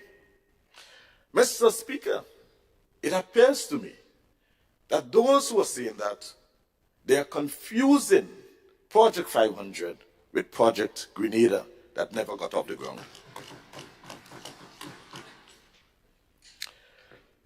But suffice it to say, Mr. Speaker, we have engaged a number of investors. We have looked at a number of different models. As a matter of fact, as we speak, there are various models of construction, types of construction that is being considered. So we've been looking at quite a lot of it, and hopefully we'll be able to maybe take about 3 or 4 of the various models and start the implementation process. So quite a lot has been done in terms of the preparation. We expect very early in 2024 to start some infrastructural work with roads, back walls, drainage and so on, so that we can get that project going. You see, those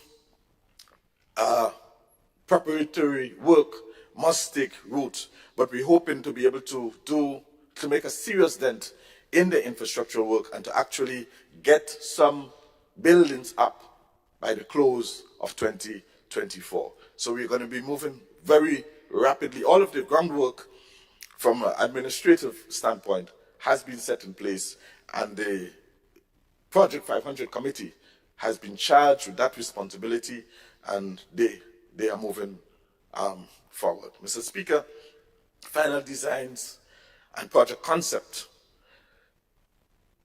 includes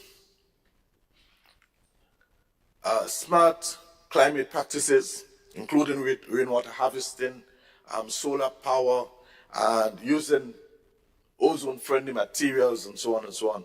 So we really look forward to all of that. Mr. Speaker, Housing Authority. In 2023, Mr. Speaker, we promised to take on the Lacalone project. I'm proud to report, Mr. Speaker, that we completed the Lacalone project to the tune of $1.3 million. That is one of the most, or was one of the most important projects because of the length of time that this was outstanding with no possible end in sight. We are able to do that, and the residents are very happy. So we are able to launch that project earlier this year. The retrofitting of 647 units at Current, Bushaju, De Villa, and Diamond, and Dumfries to the tune of $4.7 million. That too, we promised to deliver, and I'm proud to report, Mr. Speaker, we are able to retrofit all of those units. The process of distribution of those homes have commenced. In respect of the actual structure of management structure within the Housing Authority of Grenada, they have so far recruited an accountant. Prior to that, Mr. Speaker, there was no in-house accountant, so there is one. There is also an HR officer installed, and moves are afoot. I learned from the chair to recruit a general manager very early in 2024. We continue, Mr. Speaker, to tackle the chronic delinquency problem that has plagued the institution for years. We cannot afford for another marketing board on our hand. We have to ensure that this Housing Authority of Grenada begins to at least break even and make a profit.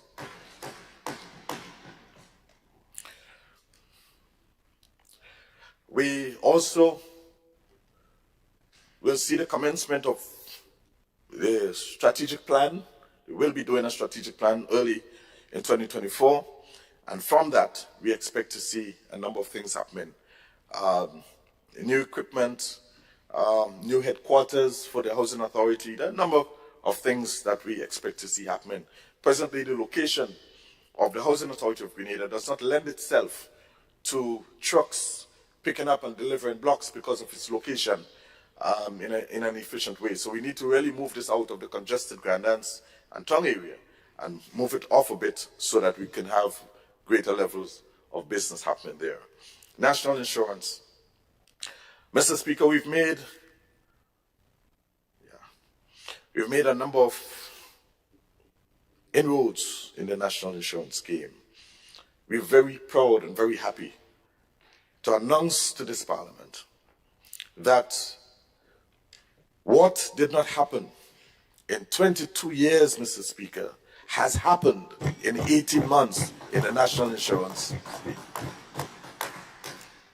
It is just unfortunate, Mr. Speaker, that the father of the house isn't here to hear this. But, Mr. Speaker, this underscores a larger problem. The problem of absent fathers in the house, Mr. Speaker. This is a problem that plagues us in Grenada, and it is plaguing us in the Parliament. The father comes, say what he needs to say just for a few minutes, and he leaves. Never sits to listen to the reports of his children. But, Mr. Speaker, a visiting father, unfortunate. On May 1st, Mr. Speaker, 2023, the National Insurance Board, the regulations for unemployment came into effect, and so far, under unemployment benefits, there were 174 claims processed, and they paid over $301,000 for unemployment benefit. Yeah? 174 Grenadians. We continue to work. We have done a number of parametric changes, and I have to skip some of this in the interest of time. The new self-employed program came into effect on the 1st of July 2023. Under the new self-employed program, Mr. Speaker, and I want us to listen to this carefully, under the new regulations, there are no penalties and no interest for late filing. Or there's no filing to begin with. You don't need to file as a self-employed person. No remittance form is required for the self-employed. Just taking away all of the bureaucracy and making it very simple for people to be able to comply, or self-employed people. The self-employed person, Mr. Speaker, can now pay as he earns. Can make one payment for the entire year, or make multiple payments as cash flow permits. Thank you, Mr. Speaker. A self-employed person can register and pay to the NIS both as an employee and as a self-employed. So there's no restriction for him. An excess contribution, if he pays more than the maximum, any excess contribution can be simply rolled over to the next year, so that to always keep him in compliance. Self-employed person are not deemed to be in arrears, so you don't really have that kind of problem to cope with. Following are the highlights for 2024, things that you expect. The pensionable age, 61, and these are some of the things we were able to achieve during the year. The contribution rate is now 12.5%. Number of contributions, 525 as opposed to 500. The early retirement pension early retirement now is permitted at age 60. However, you'll lose 5% of your pension. Fair enough?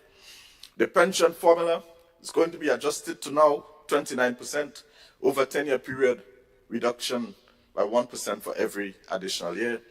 The weekly insurable earnings, Mr. Speaker, moved from $1,160 to $1,200. So there is more benefit to people. As well as the monthly insurable earnings moved from $5,000 to $5,002. Maternity benefit moves from 12 weeks. It's no longer 12 weeks, it's now 14 weeks. And for the first time, the introduction of paternity benefit for 2 weeks. So there's paternity, those with newborns, paternity benefit for 2 weeks. And there is also the amendment to the National Insurance Act to allow for employment injury benefit to be paid to the employer when the employee is being paid when he or she is being paid the full salary. Move to community development. Mr. Speaker,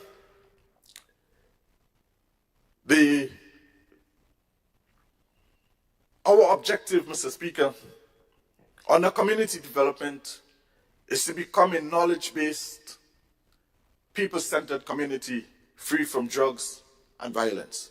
And here are some of the key objectives. Key objectives: training for youth, involvement in community activities, creating opportunities for young people to get involved in business and other activities that they so desire, including the creative arts and so on, to get youth to turn away from drugs, to be able to target single family so that they can get counseling through the ministry and so on. Computer training for our young adults and children, after school reading and other educational programs, elimination of poverty in conjunction with the National Sustainable Development Goal.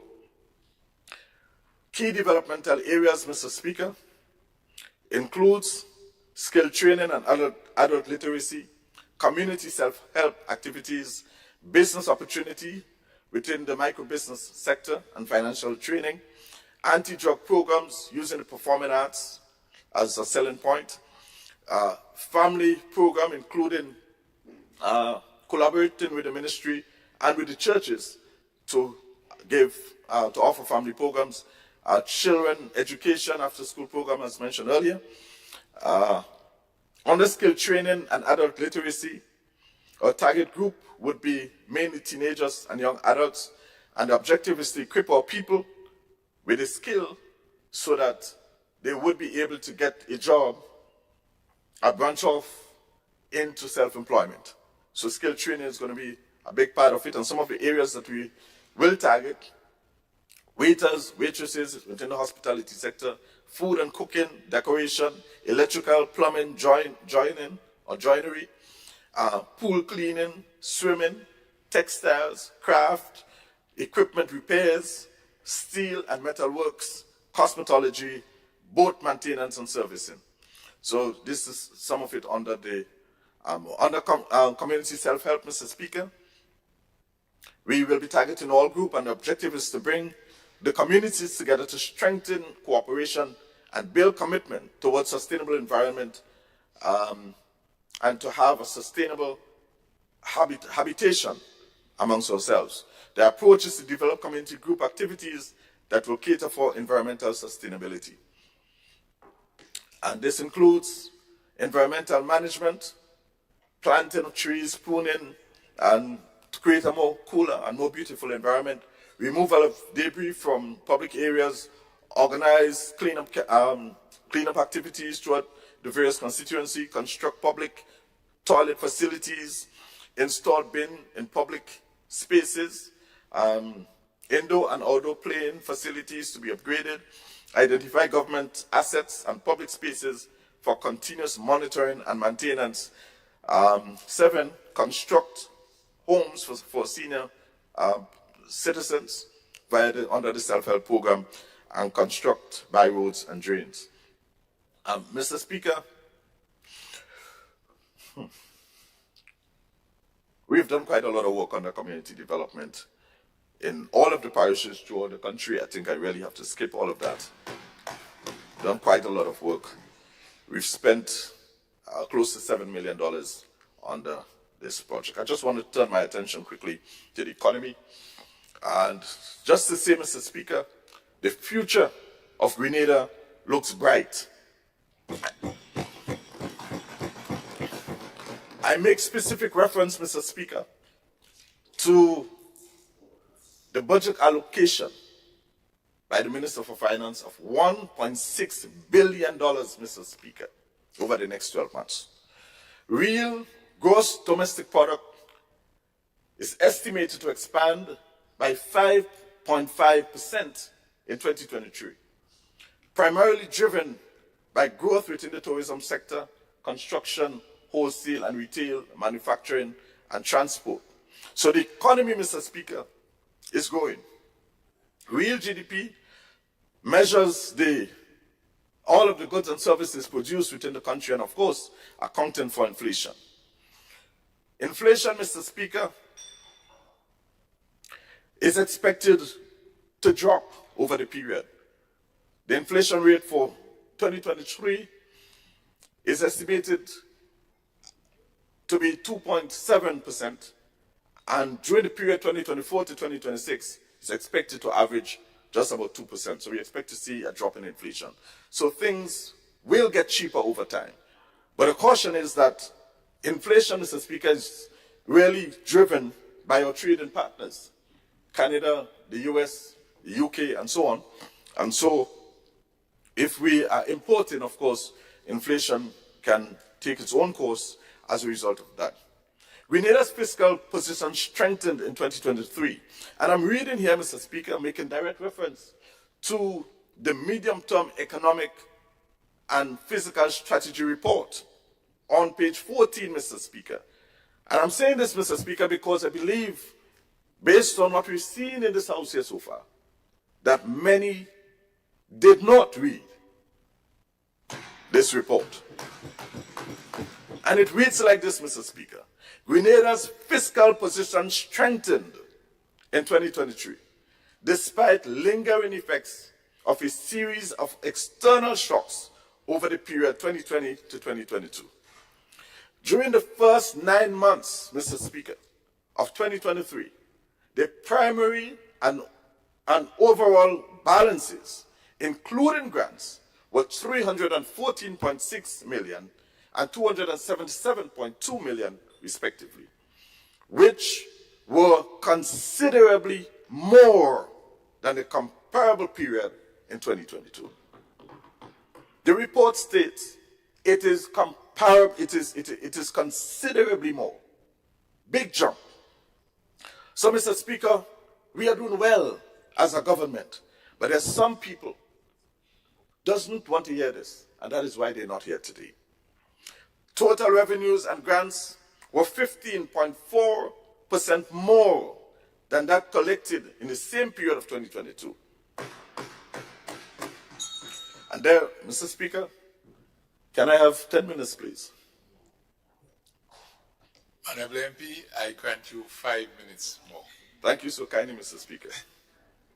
Thank you. The performance of tax revenues, Mr. Speaker. Tax revenues increased by 19.2%, reflecting the general economic vibrancy. That's what the report states. Economic vibrancy. This is not our words, Mr. Speaker. We didn't write this. And so the economy is vibrant, it's robust. And that is why we are able to report 11.9% unemployment rate, as opposed to the double figures that it used to be before. Under the tax amnesty, Mr. Speaker, where they said it will not work, we tried this before, it failed, $20.3 million collection, Mr. Speaker. And the report also reads that all tax types recorded higher collections in 2023. All tax types. Mr. Speaker, prudent management led by our Honorable Prime Minister. Within the report, Mr. Speaker, it states that the unaudited financial statements of all statutory bodies and state-owned enterprises as of June 2023 showed an improved financial position, all compared to 2022. Revenues increased, hear this, Mr. Speaker, revenues by 37% compared to 2022. Not only that, Mr. Speaker, net surplus showed a tremendous turnaround. That's the words of the writer of the report. A tremendous turnaround from his deficit of $50.1 million, Mr. Speaker, in 2022. We were losing money on the state-owned enterprises and statutory bodies. We lost $50.1 million. Compared in 2023, Mr. Speaker, of a surplus of $32.3 million surplus recorded. Whilst total expenditure decreased by 10%. Prudent management. Mr. Speaker, a lot was said. I still believe I have a couple of minutes. So a lot was said, Mr. Speaker, about the health service. Under the previous administration, they appointed a well-qualified and experienced doctor to lead the health service. And one wonders why. They had to remove the doctor from health and place the doctor in tourism where there was no expertise. Why, Mr. Speaker? So we inherited a broken health system. Broken. Demoralized doctors. Demoralized staff. That's what we inherited. They were called, I don't want to use those words, but everybody, all Grenadians know how they called the doctors. All Grenadians know. Demoralized staff cannot give you excellent service. We are trying our best. Mr. Speaker, we've purchased the land. We've secured the property to be able to construct a brand new hospital, state-of-the-art teaching hospital for the people of this country to the tune of some $34 million. 16 was already paid for in cash. We closed the deal. And we are beginning the preliminaries early in 2024. So don't blame us. Don't blame your children when you're always absent. Don't blame us for the broken health system, Mr. Speaker. Blame yourself because you were there for 22 years. And we met it broken. We are in fixed mode. And when you speak about projects, Mr. Speaker, thank you, Mr. Speaker. So just let me just wrap up quickly. So I'll leave that alone and utter my thank yous. I wish to say thanks, Mr. Speaker, to my constituents. I cannot stop thanking them because it's only because of them I am here. And to the staff of the constituency office, I thank you for your continued prayers and best wishes. Mr. Speaker, in April this year, a lady 99 years old walked into the office, held my hand, and prayed with me, a constituent of St. George Southeast. 99 years old. I thank her. I thank also the management and staff of the ministry for their continued support and hard work and dedication to duty. I thank the Honorable Prime Minister for his stewardship, his leadership, his vision, his insight, his wisdom. Mr. Speaker, this man is anointed by God to lead Grenada in this time. I thank the rest of Cabinet for your continued unity and strength. I'm able to draw from you, my colleagues, on a daily basis. That's what motivates and inspires me. Thank you so much. Mr. Speaker, finally, I want to thank my family, my wife and children, and my mother, siblings. And I thank Almighty God, and I pray in church for the continued blessings upon my life. Thank you, Mr. Speaker. Thank you very much, Honorable MP, for St. George Southeast, and I now invite a member of the opposition to present, Honorable MP for the town of St. George.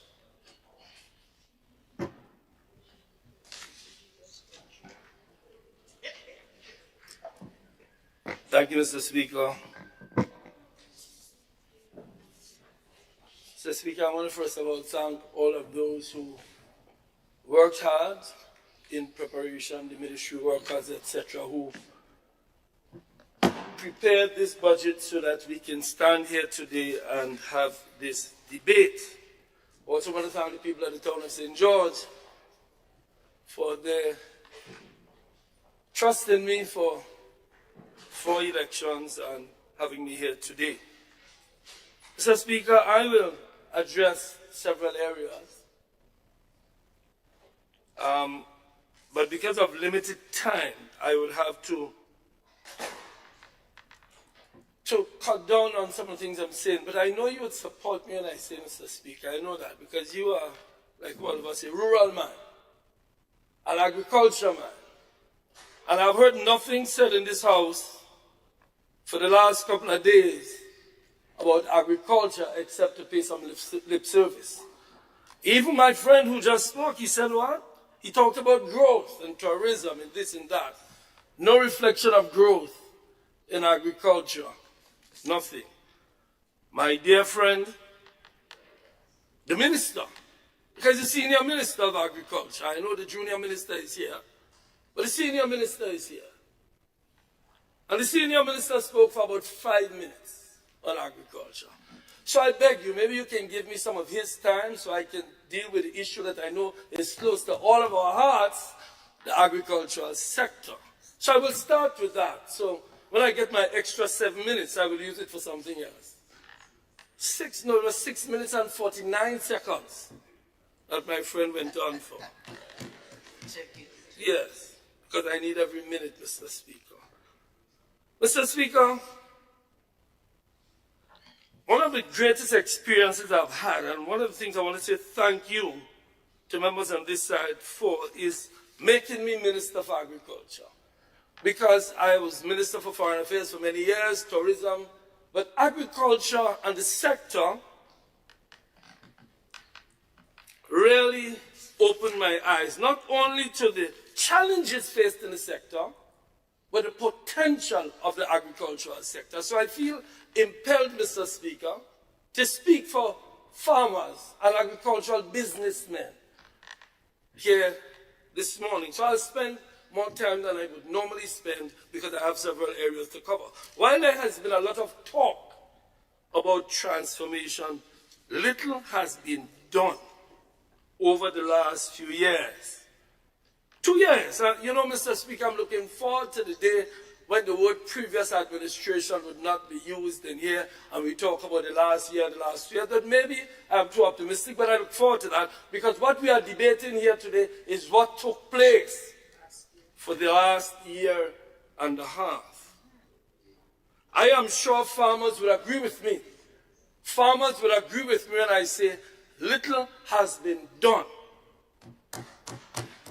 The Minister of Mobilization, I think is also transformation in his ministry's name, has done a lot.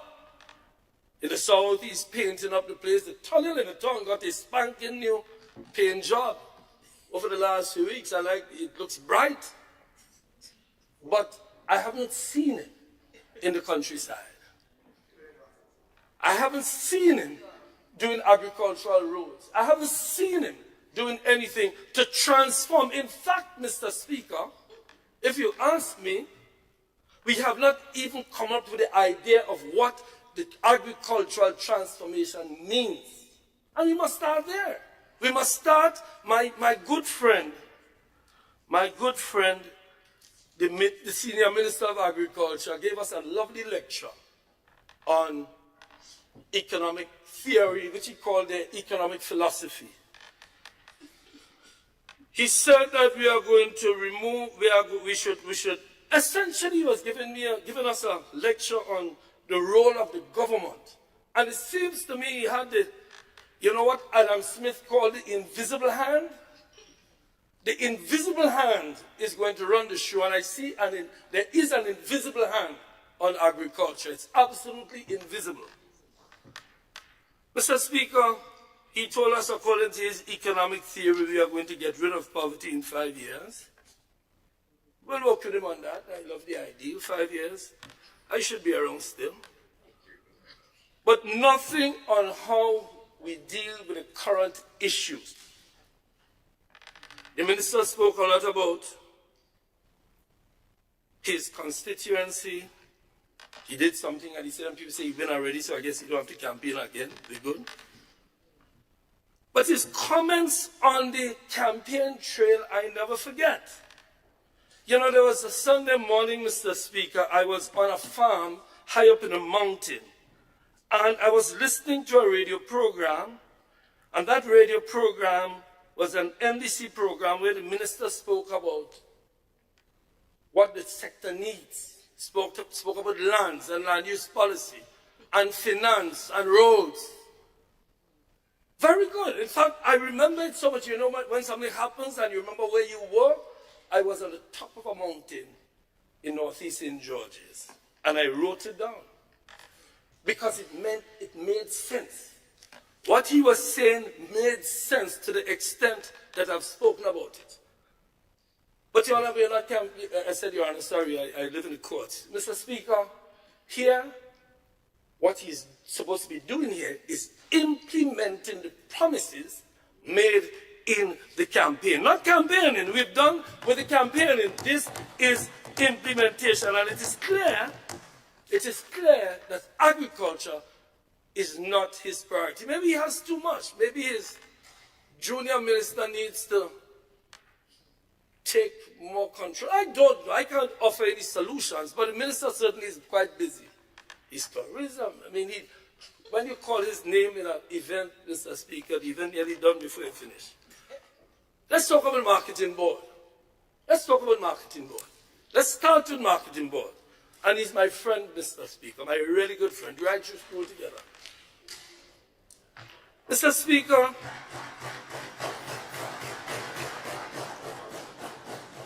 marketing board, we welcome the leader of the opposition to the House, Mr. Speaker. He came in as usual with a flair. The father of the House. They try to call you grandfather, I say no, father. Father of the House. Mr. Speaker, marketing board, the minister delivering the budget said, and it's the first time I heard it and my hair went up, that it's going to be a private sector-led entity. It falls into the philosophy espoused by my brother from St. Andrew, Southwest, that we are moving what was a government entity, not to a public-private, but to a private sector-led entity. That is what was said in the budget. But that is not what has been said over the years. We spoke about government, a partnership. Now, I don't know any partnership where the private sector would lead and be willing to follow those who they're leading. It means, therefore, they will have a leading role and the private sector will control marketing board. Let's go back to what marketing board was established to do. Let us go back to the vision. My friend was there. It was supposed to, Marketing and National Import Board, to find markets for farmers, and they were supposed to get inputs in at a good cost. The private sector motive is profit. And I'm not criticizing it, I'm saying that is what it is. My friend is an economist.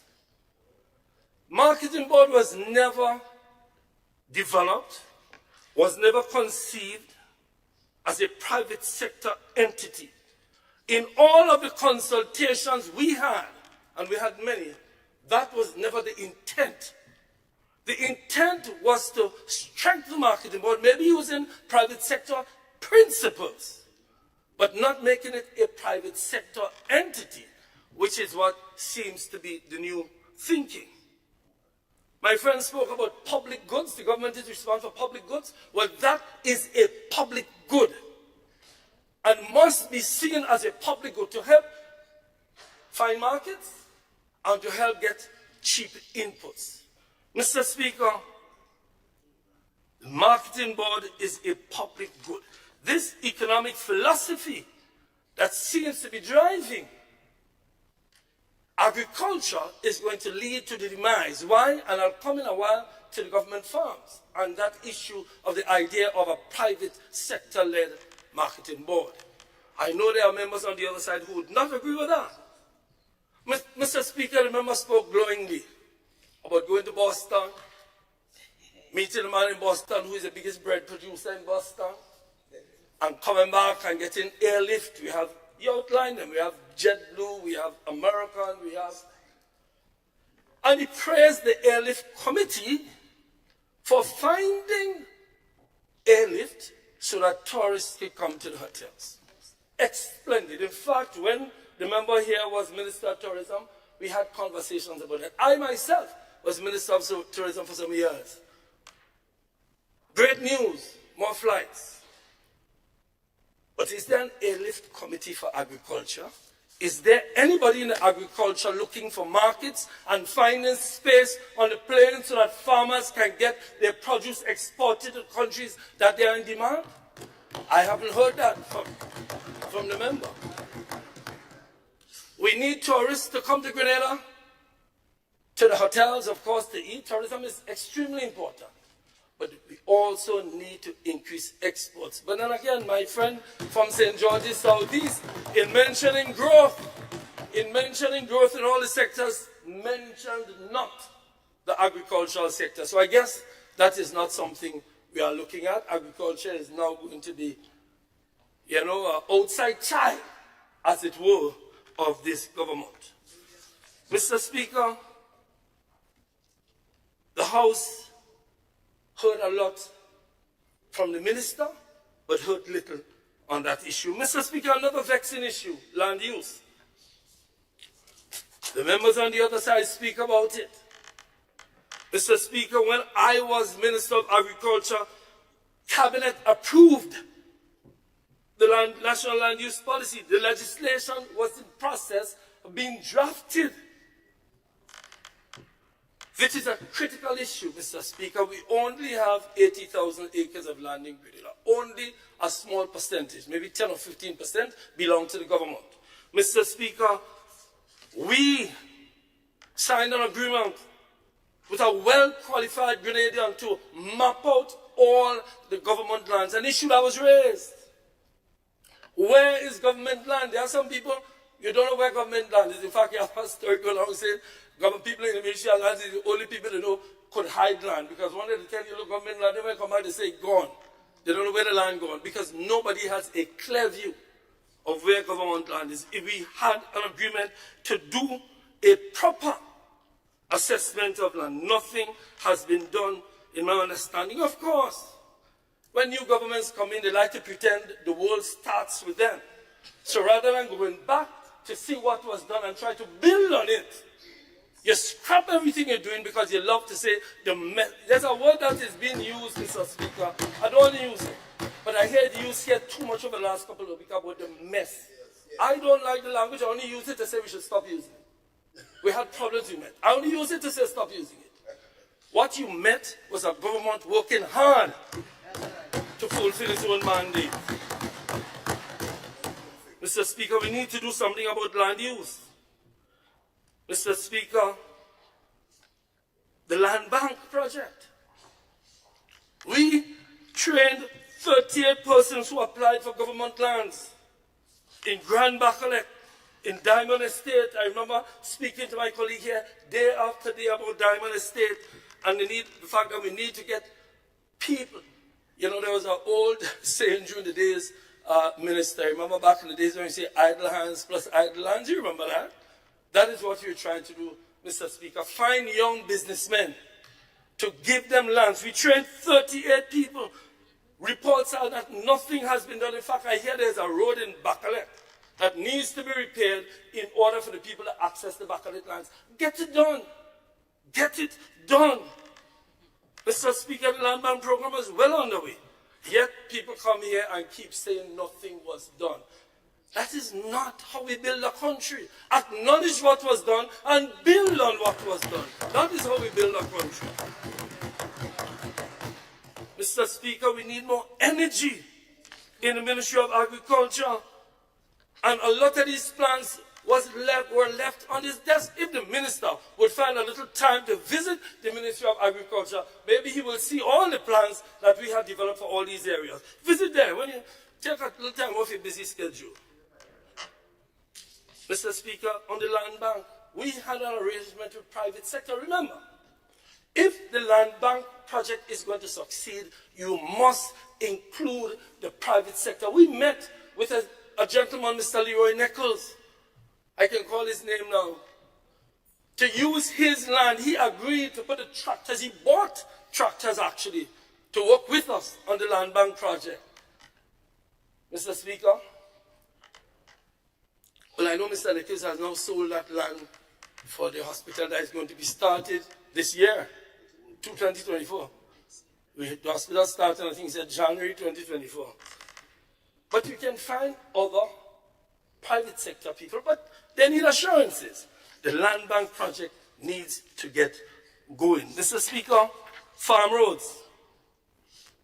Mr. Speaker, I see that the $27 million World Bank project. Nothing spent, if anything, that's more. I mean, I don't know. You talk about the implementation rate. Where's the Minister for Implementation? 90%. 90%. But in agriculture, how much we had in agriculture? Let me just check the numbers and see. In agriculture, you spent only $16 million out of a $39 million allocation. 16. I have a mathematician, maybe the leader opposition could help me with that, but that's less than like about 40%, 30%. Yet you stand and say about 90% implementation rate. Well, go read the numbers. Read the numbers, it's here. 16 million, and yet 23 million remain unspent. Mr. Speaker, yet you increased the budget this year. Well, you're going to be, what would be doing, not increasing the budget, but increasing you'll be increasing the rate at which you don't implement. That's what you're increasing, the rate at which you don't implement. Mr. Speaker, farm roads. We were continuing the implementation of a $48 million farm road program.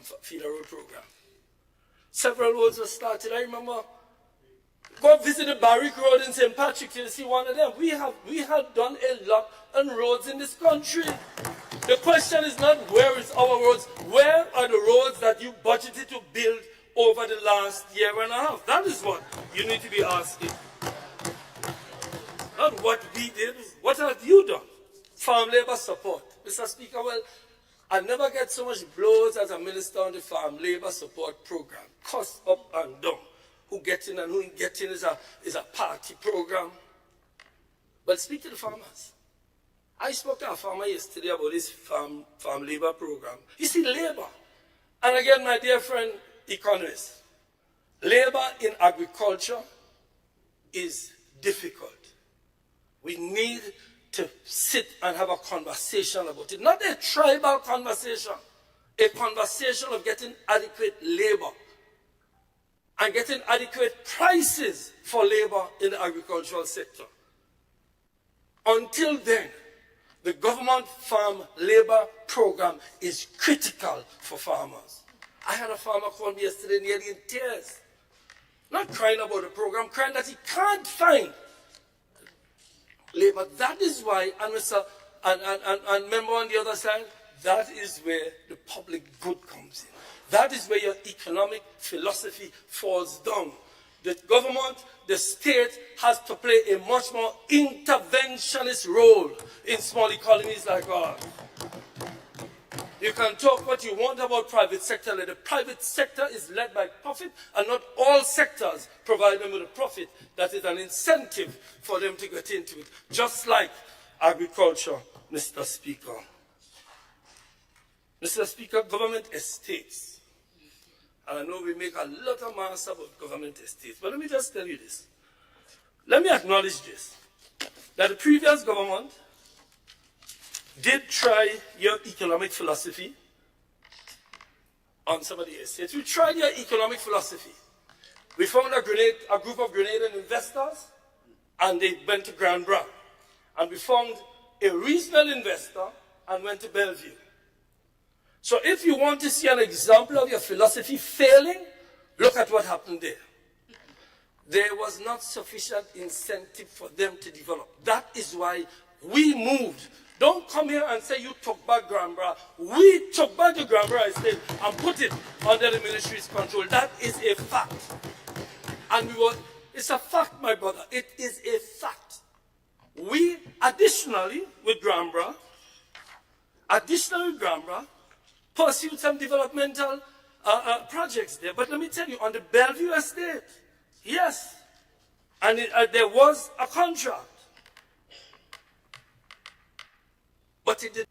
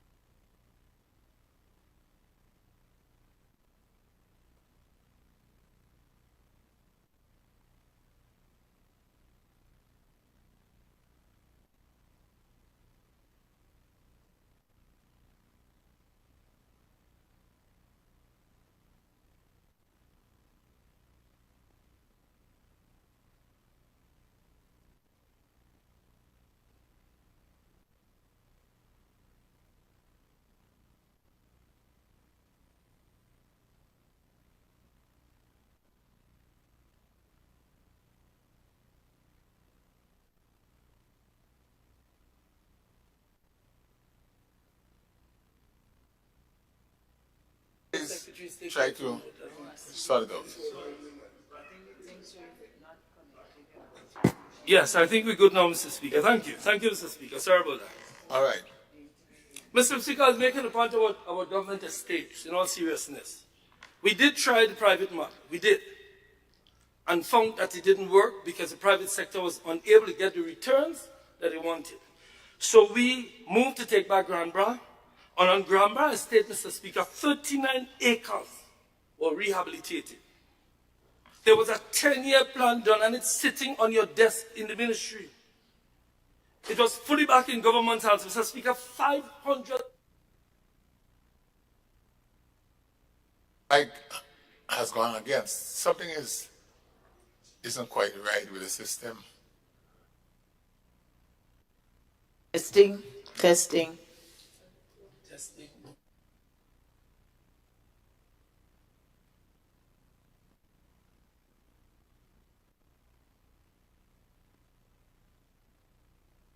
Mr. Speaker. Mr. Speaker, $500,000 was spent in the year I was there. The farm labor program was used to develop the estate. The plan was to do two things. One, develop some new crops, then I'll come back to that later, some new crops.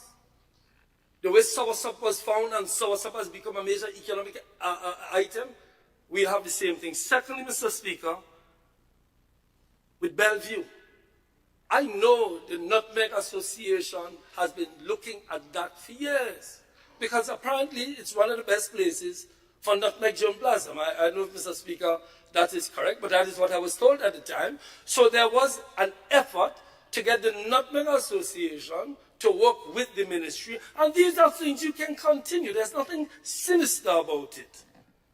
Similar plans were in place at Mount Rule. We went to visit Mount Rule. We recognized the difficulties at Mount Rule.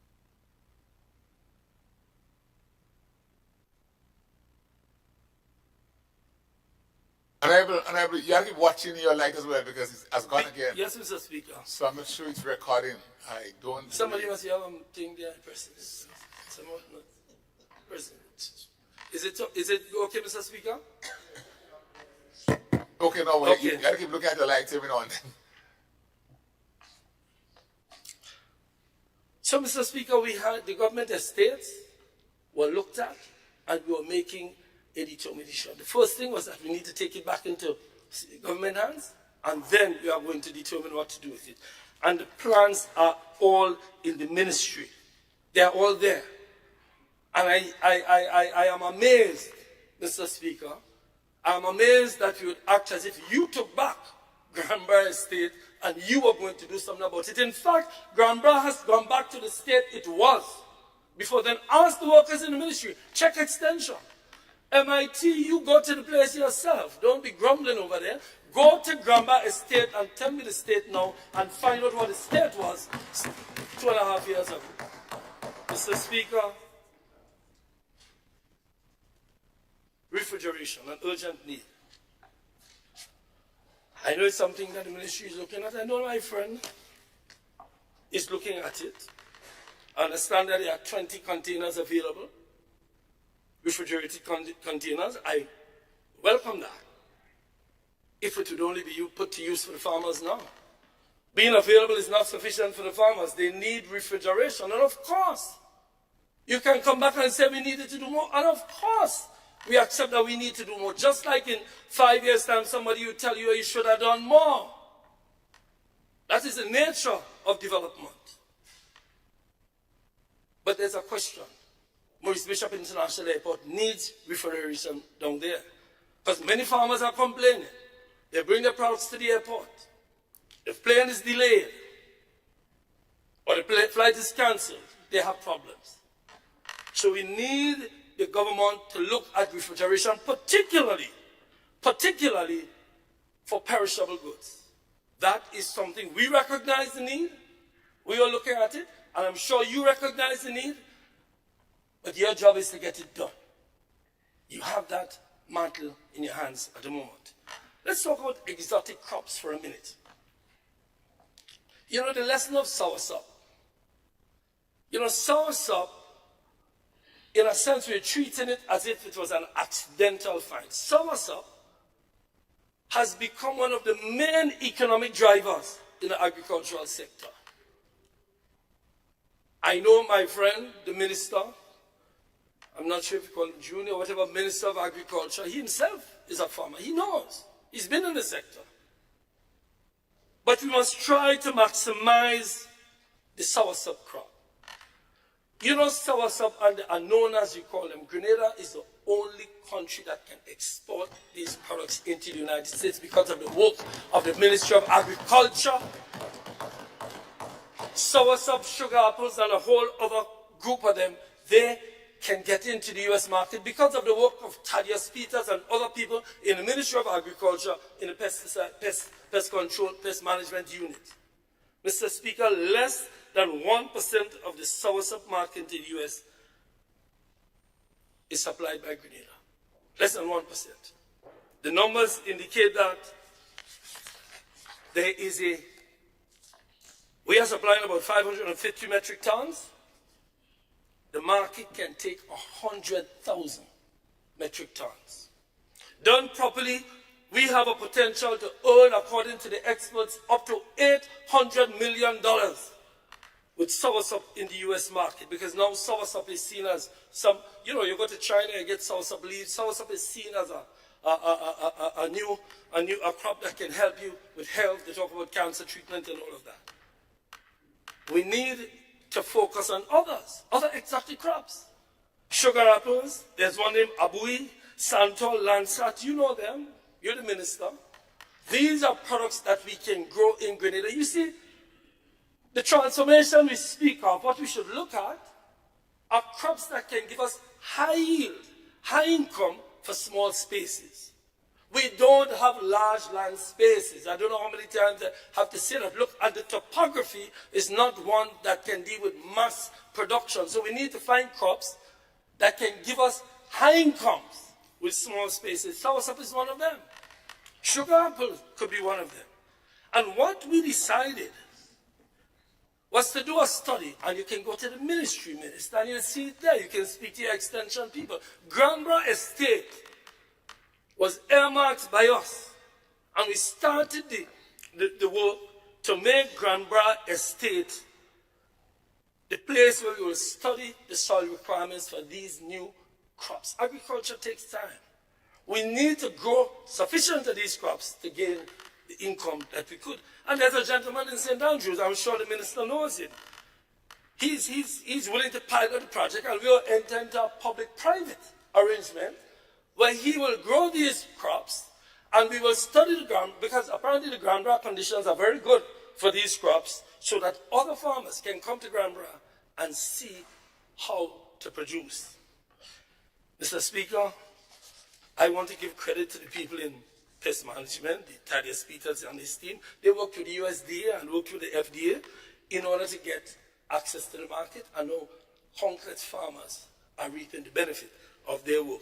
Honey production, well, we did some work, and the same pest management unit did some work to get Trinidad to accept through the CAFSA arrangement. But unfortunately, there are some political obstacles. I hope the Minister of Foreign Affairs will be pressing it every time he gets a chance to meet the Minister of Foreign Affairs of Trinidad and Tobago. We did try, Prime Minister Mitchell on this side, did try with Prime Minister Rowley. But Prime Minister Rowley, maybe you need to do what Prime Minister did again. When he visited Trinidad, he gave Mr. Rowley a gift of a bottle of honey to show him that we can give them good Grenada honey. But it is something that the honey farmers in Grenada are eager to get access, and Trinidad is blocking it. And I urge the Ministry for Foreign Affairs to look at that. Mr. Speaker, these people in Pest Management Unit work quietly in the background. I just want to give them the credit they deserve. Cannabis. Cannabis seems to be a flagship product.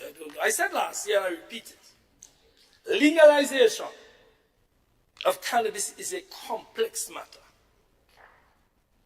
I know you campaigned on it, you're going to legalize. In fact, most people believe it would have been legal already, it would be legalized. You said legalized because we were saying decriminalized. Since then, you have cautiously walked it back. I see you walked it back cautiously. The promise to legalize. No, you're talking about legalize for medicinal purposes. You're talking about decriminalize. I know. Politics is that. You make a promise, you overpromise, you have to walk it back. People will understand. Just walk it back a little faster and let's get what could be done. And this is what could be done. The reason why there's a CARICOM commission on cannabis is because all CARICOM countries are aware that this is a complex matter. Legalizing, you're talking about the banking industry, you're talking about a whole heap of matters. It is complex. We simplify it. You know, politicians like to simplify people so that they take what you say. What we need to do is to agree on what can be done. And what all CARICOM countries have done is to decriminalize a small quantity. And you don't need to do any work. I see you have a budget for it again. You know why you don't need to do any work? Because the legislation, Mr. Minister, is on your desk. And if you can't find it on your desk, ask the Parliament, because it was laid in Parliament several years ago. So do not make it sound like you're inventing the wheel. You are not. It was laid in the Parliament to decriminalize small quantities, because that is what the CARICOM countries, particularly the OECS countries, agreed on. But you went out and promised people you're going to legalize, so let's see you do it. I think you have 3 months, you said. It's 3 months. The first 3 months and next year bring legislation. You don't need 3 months. You can bring it tomorrow. It's there.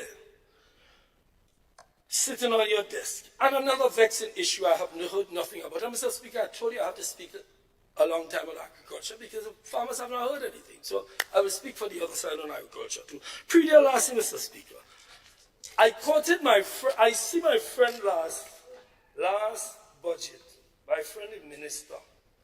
Well, when he was speaking, I thought he was actually going to declare war, you know.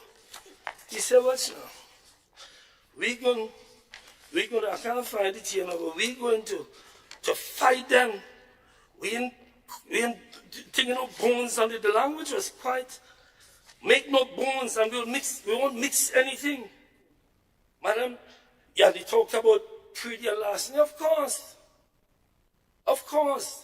He spoke very aggressively because he knows. In fact, he said that he knows what it is to walk out his house and see pawpaw that he planted. He used to plant some nice pawpaws. The pawpaw is missing. The question is not acknowledgement of what pre-deal last night does, you know. What has been done? There was a promise last year. I see it in this budget that you get bikes, you get scooters, you get all kinds of things to make sure pre-deal last year. So when we were dealing with on the campaign trail, you beat us from top to bottom. Nothing has been done, Mr. Speaker. We had in the ministry a senior police officer, very senior. He was based there. He's no longer there. Now I hear talk about getting some wardens.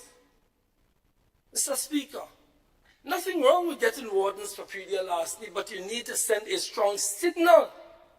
You need to send a signal to the farmers that you are going to treat this vaccine issue seriously. So, Mr. Speaker, I have not heard a report on it. One farmer he advocated once, Mr. Speaker, you may have been there in one of the meetings where I think it was Nutmeg or Cocoa. He said we should arm the farmers.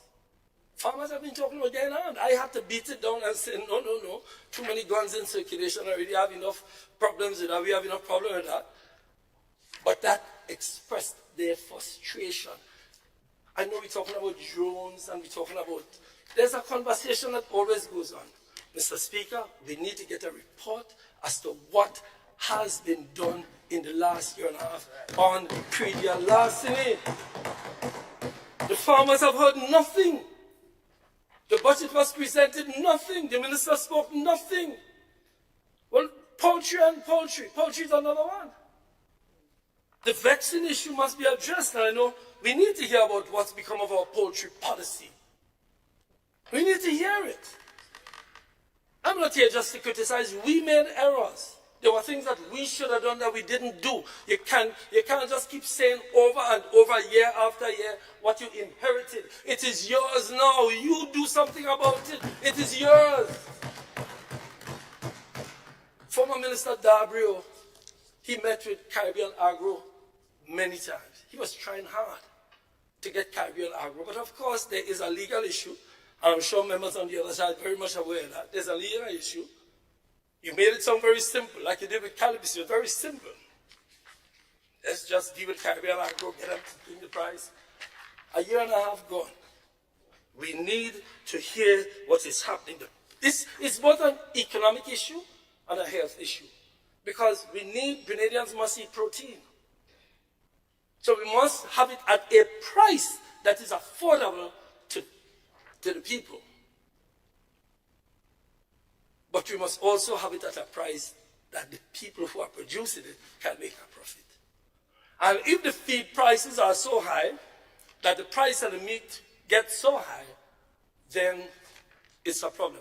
In addition to the fact that we are members of the WTO, we just can't ban it, but we try to simplify.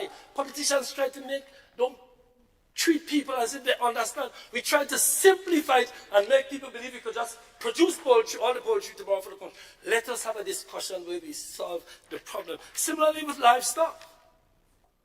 We need to maximize local production. And in all of this, Mr. Speaker, I want to go back to something I said earlier. When we say transforming agriculture, what do we mean? What are we transforming from to? You have to give people a vision. If you have to take me to the promised land, you have to show me what the promised land looks like. Why do you believe people want to go to heaven? Because they have a view of what heaven looks like. So too much transformation. What does it mean? So a man paint the floor, a man paint the roundabout, he put on some flowers, and he transformed the area. Nonsense. Tell me what you mean when you come here and tell the farmers you're going to transform, particularly when you spend $23 million less than the government gives you to spend. We're transforming. If you don't know how to spend it, you can ask us how to spend it, and we get that done momentarily. GCN, Mr. Speaker, I have to move along. I want to congratulate GCA and GCN because I hear you're doing some good work with your your added value, as the industry calls it. That you've now set up the bolio agro-processing. Am I correct? That is going well. So don't take the credit to GCA and GCN. Mr. Speaker, I'll talk things up. I want to congratulate, through you, Mr. Speaker, the associations for the good work they're doing in agro-processing and adding value. And I want to urge the government to assist you in boosting raw material production. I think that's the big issue for now. Boosting raw material production, because you have more sales than you have material to offer. In other words, your demand is higher than your ability to serve that market. So the government, this is where, again, my friend, with your Adam Smith theory, that is where the government needs to intervene with maybe Bellevue Estate and other estates. That's where your economic philosophy of private sector, the state needs to come in and help, just like they help tourism. There's a whole ministry of tourism, and what services the private sector in tourism? There's a whole tourist board that services the private sector in tourism. Where is that for agriculture? Mr. Speaker, so I want to congratulate but Mr. Speaker, the vaccine issue of merger is still there. I don't want to go down that road now. That's a long debate. I still believe personally it's in the farmers' interest on the merger issue, and I know there are many farmers who believe that, but there are some issues there that will take you some time. So I don't want to touch that. So, Mr. Speaker, all in all, I say that agriculture must be given more attention. The entire debate for the last 3 days went on. I looked at the presenter speaking about food security enhancement and all of that. $27 million has not been drawn down. You speak about implementation. Now you're complaining about why you can't implement when you beat everybody left, right, and center. There are challenges. Acknowledge the challenges and stop talking about what you inherited. You inherited a project valued at $27 million. Spend it so the farmers can have better production. That's what you inherited. And you inherited that. Quick to talk about the M that you inherited, but not the monies you inherited to make you do all the things you can do, but you're not doing because you have a bad implementation rate. I know where the 90% come from. The farmers not seeing this. So, Mr. Speaker, I've spent half my time on agriculture because I believe we owe it to the farmers. Because when I heard my member talk, the member speak about growth in all sectors, but not agriculture, I switched and said, let me try agriculture. First of all, the farmers know at least we're here listening. As I finish on agriculture with what I started with. I am grateful for the assignment I got from the Prime Minister at the time to go to the Ministry of Agriculture because it opened my eyes. Previous to that, they used to call me a tongue boy. No, not no longer a tongue boy. I try to balance off the thing. And my friend knows that I understand the rural economy. And the rural economy, the poverty you speak of, my friend, the poverty that you intend to eradicate, you can't do that unless the rural economy, particularly the farmers and workers in the sector, are themselves treated as important and worthy of becoming businessmen to take advantage of the things that you need to do. So I just want to say that, Mr. Speaker, and move on. I want to go on a little bit to foreign affairs, because I know I'm running out of time already. Mr. Speaker, a long time I used to get 2 hours, so I have to get used to this 1 hour thing. Mr. Speaker, I will start with diaspora. In 2008, when I became Minister for Agriculture, for Foreign Affairs, I called our diaspora community, and the record is there, the 16th constituency. The 16th constituency. Those were my words. I did that, Mr. Speaker, because I believe and continue to believe that Grenadians living outside of Grenada form a serious part of our economic landscape for development. Mr. Speaker, I have resided in London, spent about 5 years there, New York, another 10 years, Canada, 5 years. I know the diaspora. I live in Trinidad and Tobago. The further Grenadians go, and I repeat what I said many years ago, the further Grenadians go from Grenada, the more patriotic they become.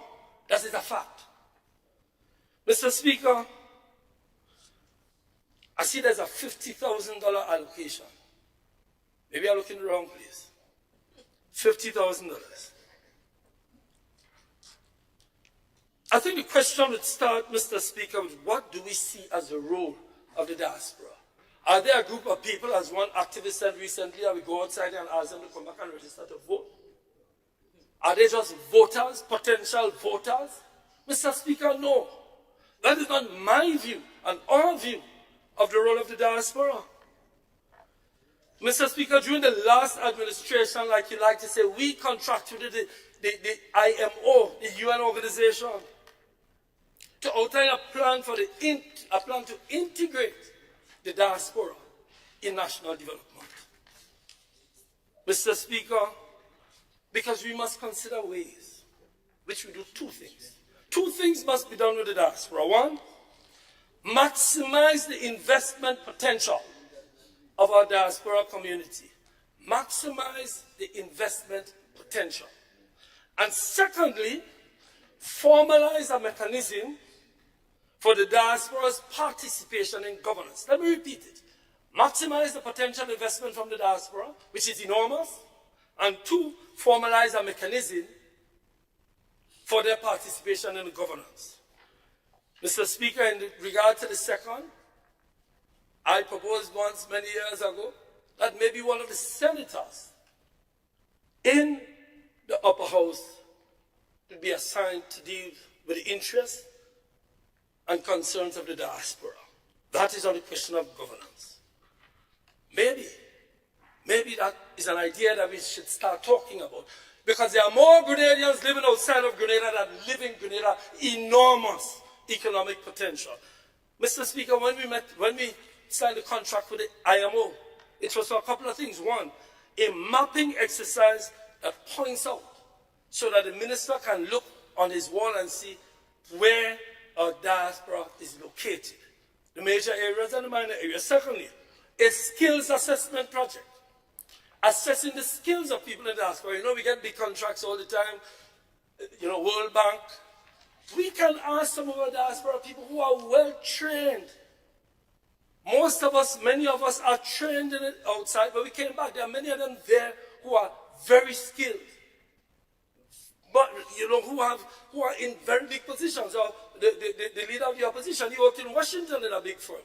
We can ask them to do some of this work so that our diaspora becomes integrated. Mr. Speaker, we also considered a remittance conference, looking at innovative ways, chatting about innovative ways to get them involved in our economy, and the establishment of the diaspora, the Office of Diaspora Affairs. That was something that was done by this administration. But all I'm seeing now with the diaspora, you're going to the diaspora, you're having a nice fete for them, a gala, whatever. That is not the maximization of the role of the diaspora. The diaspora wants to be involved in the economy, and they want to be involved in the governance. Let us talk about that. And you know what? You can't do it along tribal routes.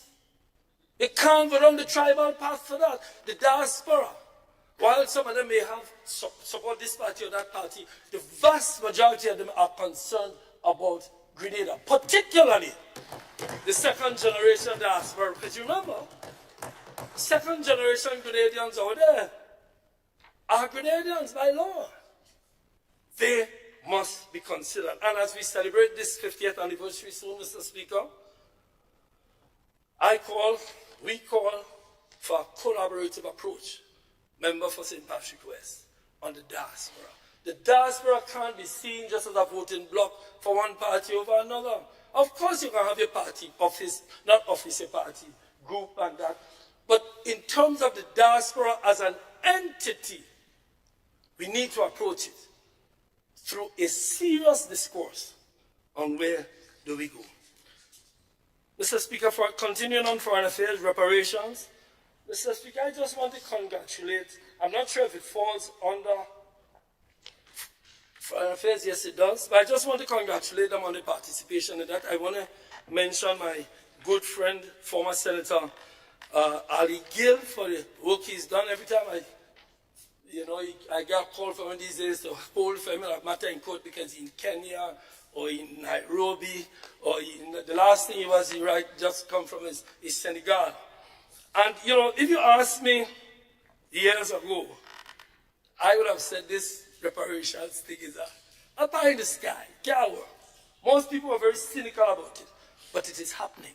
Yeah. You know what it is for African peoples throughout the world to get apologies from the Church of England, the Bank of England, Lloyd's Bank, Travelling Family, the Dutch Prime Minister, King. You remember the atrocities of King Leopold? I'm sure you would have read that. To get an apology. Now, that is not the monies yet, but at least it's an acknowledgement by the colonial oppressors of what they did. You know what that meant to the Jews after the Holocaust, that up to today? You know what it meant to the Koreans in California who were locked up during the Second World War, during the Korean War, sorry? So that apology for Africans outside and inside of Africa has come a long way. Hopefully more will happen, and then we will have the discussion about how the reparations come to correct what was done as a result of slavery. Slavery has warped the development of Africa and Africans.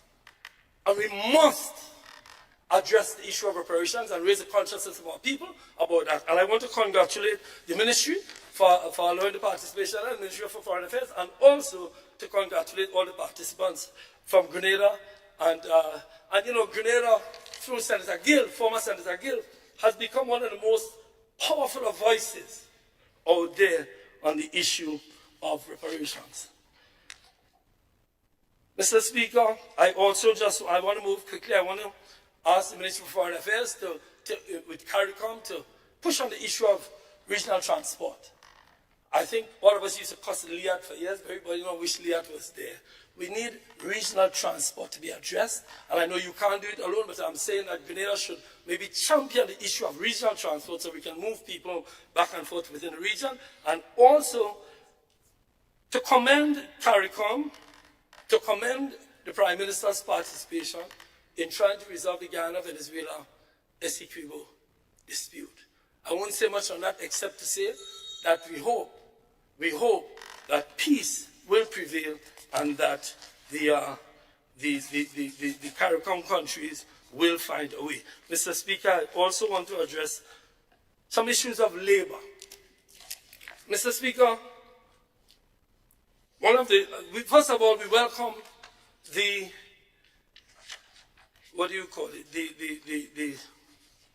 I'm just looking for my notes here, Mr. Speaker, I'm sorry. The minimum wage changes that were made. We welcome that. We believe that it's something that's long overdue. We were looking at it, COVID came in, and it was not completed. Well, I would ask you to speak to your ministry and check the records. That's all. You don't have to be cynical. Mr. Speaker, but there are some issues there. Again, you try your best, but you make a mistake. There are two issues I want to address. One, failure to universalize the basic unit of pay from days pay to hourly pay. Right now, the only unit you're using in it is day pay. So if a man works for half a day, he get day pay. And we're not going to have a long discourse now, but look at it, because the more universally accepted unit is hourly pay. Look at that in it, and we'll talk about it. We can speak in Parliament about it. And secondly, discrimination based on geography. So, for example, let me just use one example so you understand what I'm saying. A bartender in St. David's will make less than a bartender in Grand Anse, based on what you have done. So it means, my brother from St. David, you're spanking new 2 hotels that we brought into to the country, was it Intercontinental and Six Senses, that we worked so hard to get. When you get it, the bartenders working at that hotel will get less than the bartenders working at Spice in Grand Anse. Look at it. Don't jump up. Look at it and come back to me and say whether or not you agree or not. But I'm giving some constructive criticism on the issue of that. And you need to address that. We welcome it.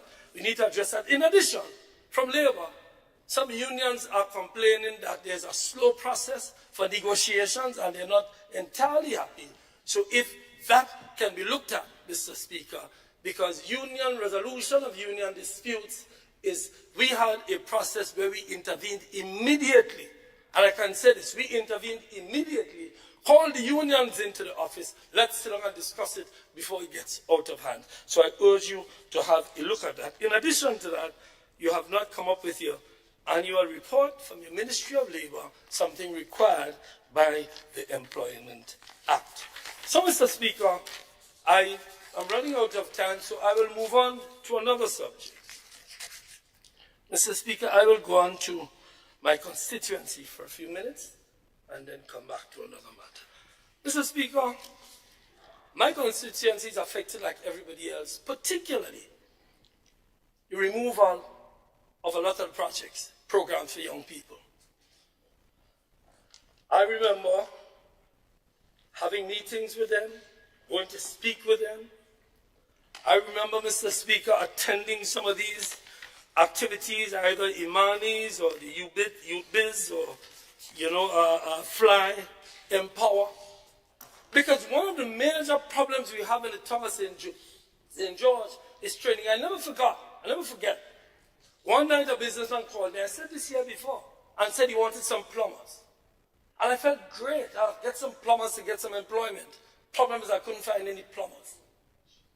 Because there is a lot of skilled workers in the town of St. George, particularly among the young people. And that is what these projects will end up doing. Some of these young people, up to today, I remember buying tools for them, buying a saw, buying a drill, because they felt proud to go learn a trade. I remember sitting and lecturing them that what they should do is learn a trade rather than look for just a work. Mr. Speaker, we lament the deconstruction of many of these programs. We lament the fact that the Youth Bits program is nowhere to be seen, and that there are persons who are in the Empower program who can no longer attend Empower. Mr. Speaker, the Fly project, foster and level-headed youth. And then we complain when there's an increase in violence. Mr. Speaker, I spend most of my days dealing with young people who are in that kind of trouble. And they are not bad youth. They are just youth without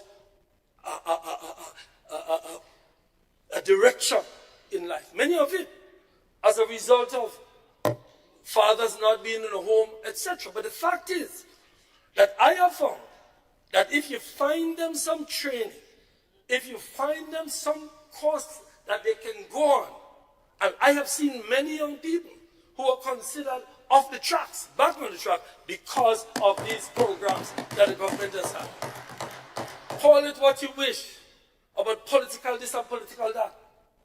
I know many people who are supporters of the other side who are participating in them. Remember, Mr. Speaker, I won twice with this side and twice with that side. So I know all of the people on both sides. The point I'm making is I am equally concerned because they all have become friends of mine.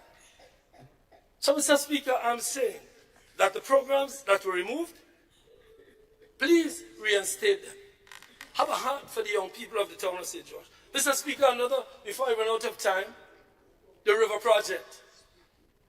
I know a member from the other side indicated that she was going to break down the wall to get a view of the river. But I didn't know they were going to stop the project. Mr. Speaker, we need the river project completed urgently because that project saved lives and will continue to save lives. I don't know. Honorable MP, I think you read me. Yes, I read it. Proceed. The river project is a critical project for the people of River Road. The housing assistance, I heard all my brothers say about improving and tiling the floors. People, we appreciate that, and it's a good move. But we need more housing assistance. We need people who are not aligned to get housing assistance. Too many times, I've had to intervene because somebody said they've been refused because they consider them to be on the other side, whatever that means. I need the housing authority or the housing assistance program to be distributed fairly across the board. I'm just asking, intervene. Maybe I'm wrong. As the member said, maybe we're wrong. I'm telling you what I get. Employment continues to be a problem. You know, you said earlier, I think it was you who was speaking, you said about all the development and so on and so on and so forth. And what this report, you mentioned a report, and the report was saying, you know, if my constituents could take that report to the bank to get a loan, they will do very well. But the report does not reflect what we feel. You know, when you go on the ground, you know what you feel. You feel it among all sectors. You report, you know, sorry, political leader, but you know about statisticians and statistics. They can make statistics reflect anything if they want to. He get the lawyers and blows argument. So whatever is in the report by way of statistics, no, I'm not saying it's wrong. I'm saying, member, that when you speak to people on the ground, the glowing picture that you paint among workers, among farmers, among businessmen is not what you say. So while I believe in reports, while I believe in statistics, while I believe in numbers, and while they say numbers don't lie, the fact is the people who we are here to serve don't feel the optimism and the levity that you are saying they should feel. And you could tell them a million times they should feel better because you read a report, but that's not what I hear. And you know I live on the ground, so I know it. I get a reflection. Mr. Speaker, just by way of what is happening now, Mr. Speaker, we have opened a resource center. And this, the Prime Minister is not there, he mentioned something earlier. There's a resource center that we've opened. And that resource center is aimed at inviting the private sector, we've started already, to contribute so that we can deliver services to the people. Be it hampers, be it youth training, be it tools, be it medical equipment. In fact, we have a lady going around from the parliamentary office. She is going around visiting the people. She's going around visiting the people. That's the first bell, right, Mr. Speaker? That's the second bell on our bell. I didn't hear the first one. All right. I don't hear good at this here, Mr. Speaker. No problem. That's actually this. So now I have my 7 minutes. Mr. Speaker, I ask for... Honorable MP, you did not request time. I'm asking for some time, please. You are granted 5 more minutes. Yeah. I'll take the 5 that my friend took. Mr. Speaker, I'm simply saying this, that the resource center is aimed at helping where other programs don't help. And we have found that there's an increased pressure on us at the office because of the removal of some of the programs that you've had. And I'm suggesting, Mr. Speaker, and again want to repeat it, that you should find a way to come back with these programs. Mr. Speaker, in closing, I want to say this. And I want to repeat something I said. We are here to represent people. You have indicated an approach that you said is transformative. And I go back to what I started with, agriculture. I urge this House, and I urge members on the other side, to take agriculture seriously. I think importantly for agriculture, Mr. Speaker, we have to determine what is possible and what is not. We cannot become self-sufficient. No country has done that. But we can do the things we can do well. So, for example, we found soursop. We found nutmegs. We found cocoa. We need to focus on these things, and we need to add value, as you are doing in the associations. But, Mr. Speaker, it takes a certain drive. I have found that if you push inside of the ministry, I had the experience. You have to push. You have to urge workers to work. But if you do that, you get things done. And I believe over the last year and a half, based on what farmers have been saying, Mr. Speaker, we have been tardy. We have not set it as a priority. And as I said when I started, the fact that the minister spoke for 5 minutes on agriculture is a metaphor for how they treat agriculture. It is not a priority. On behalf of the people of the town of St. George, I want to wish everybody a happy Christmas. I want to wish the workers a good Christmas. I want to wish my members on the other side, I hope we come back in the new year and try to improve your implementation rate. We can help with that if you ask us, but I hope, and I'm making a serious point, that if we walk across the aisle, because one issue I want to raise is constitutional reform in closing. Mr. Speaker, I believe we need to address that issue going forward. Because I believe, the member from Carriacou had a bit of guts the other day when he leaned to his prime minister and said, maybe we could get our name on the passport. He forgot that he rejected it some years ago. So yes, I know you must be under pressure from the people of Carriacou. But the point is, I would like in the new year, Mr. Speaker, on the 50th anniversary of our so-called independence, we could address the issue of getting real independence. And I refer to the possible conversation about republic, or conversation about Privy Council. Let's have a conversation. I'm not saying we go there. But as we enter into the 50th year of our independence, we must look back and ask this question. Have we achieved as much as we could achieve?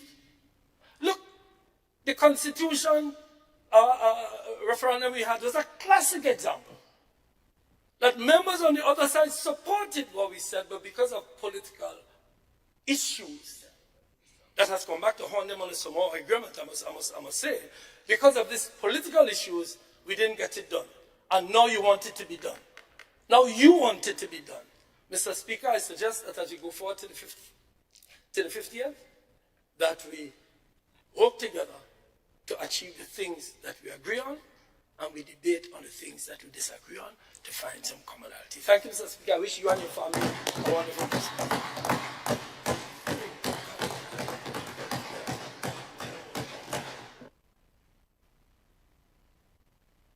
Thank you. Thank you, Honorable MP for the town of St. George.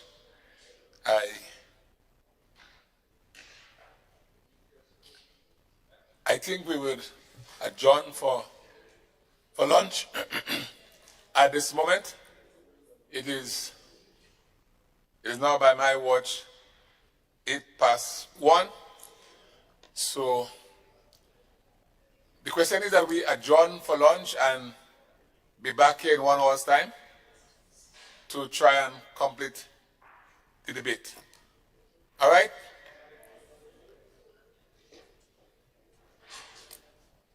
All right, can we be back here at about 2 p.m.? I'm trying to keep it tight because we have a number of speakers to come still. All right? So we now adjourn for lunch.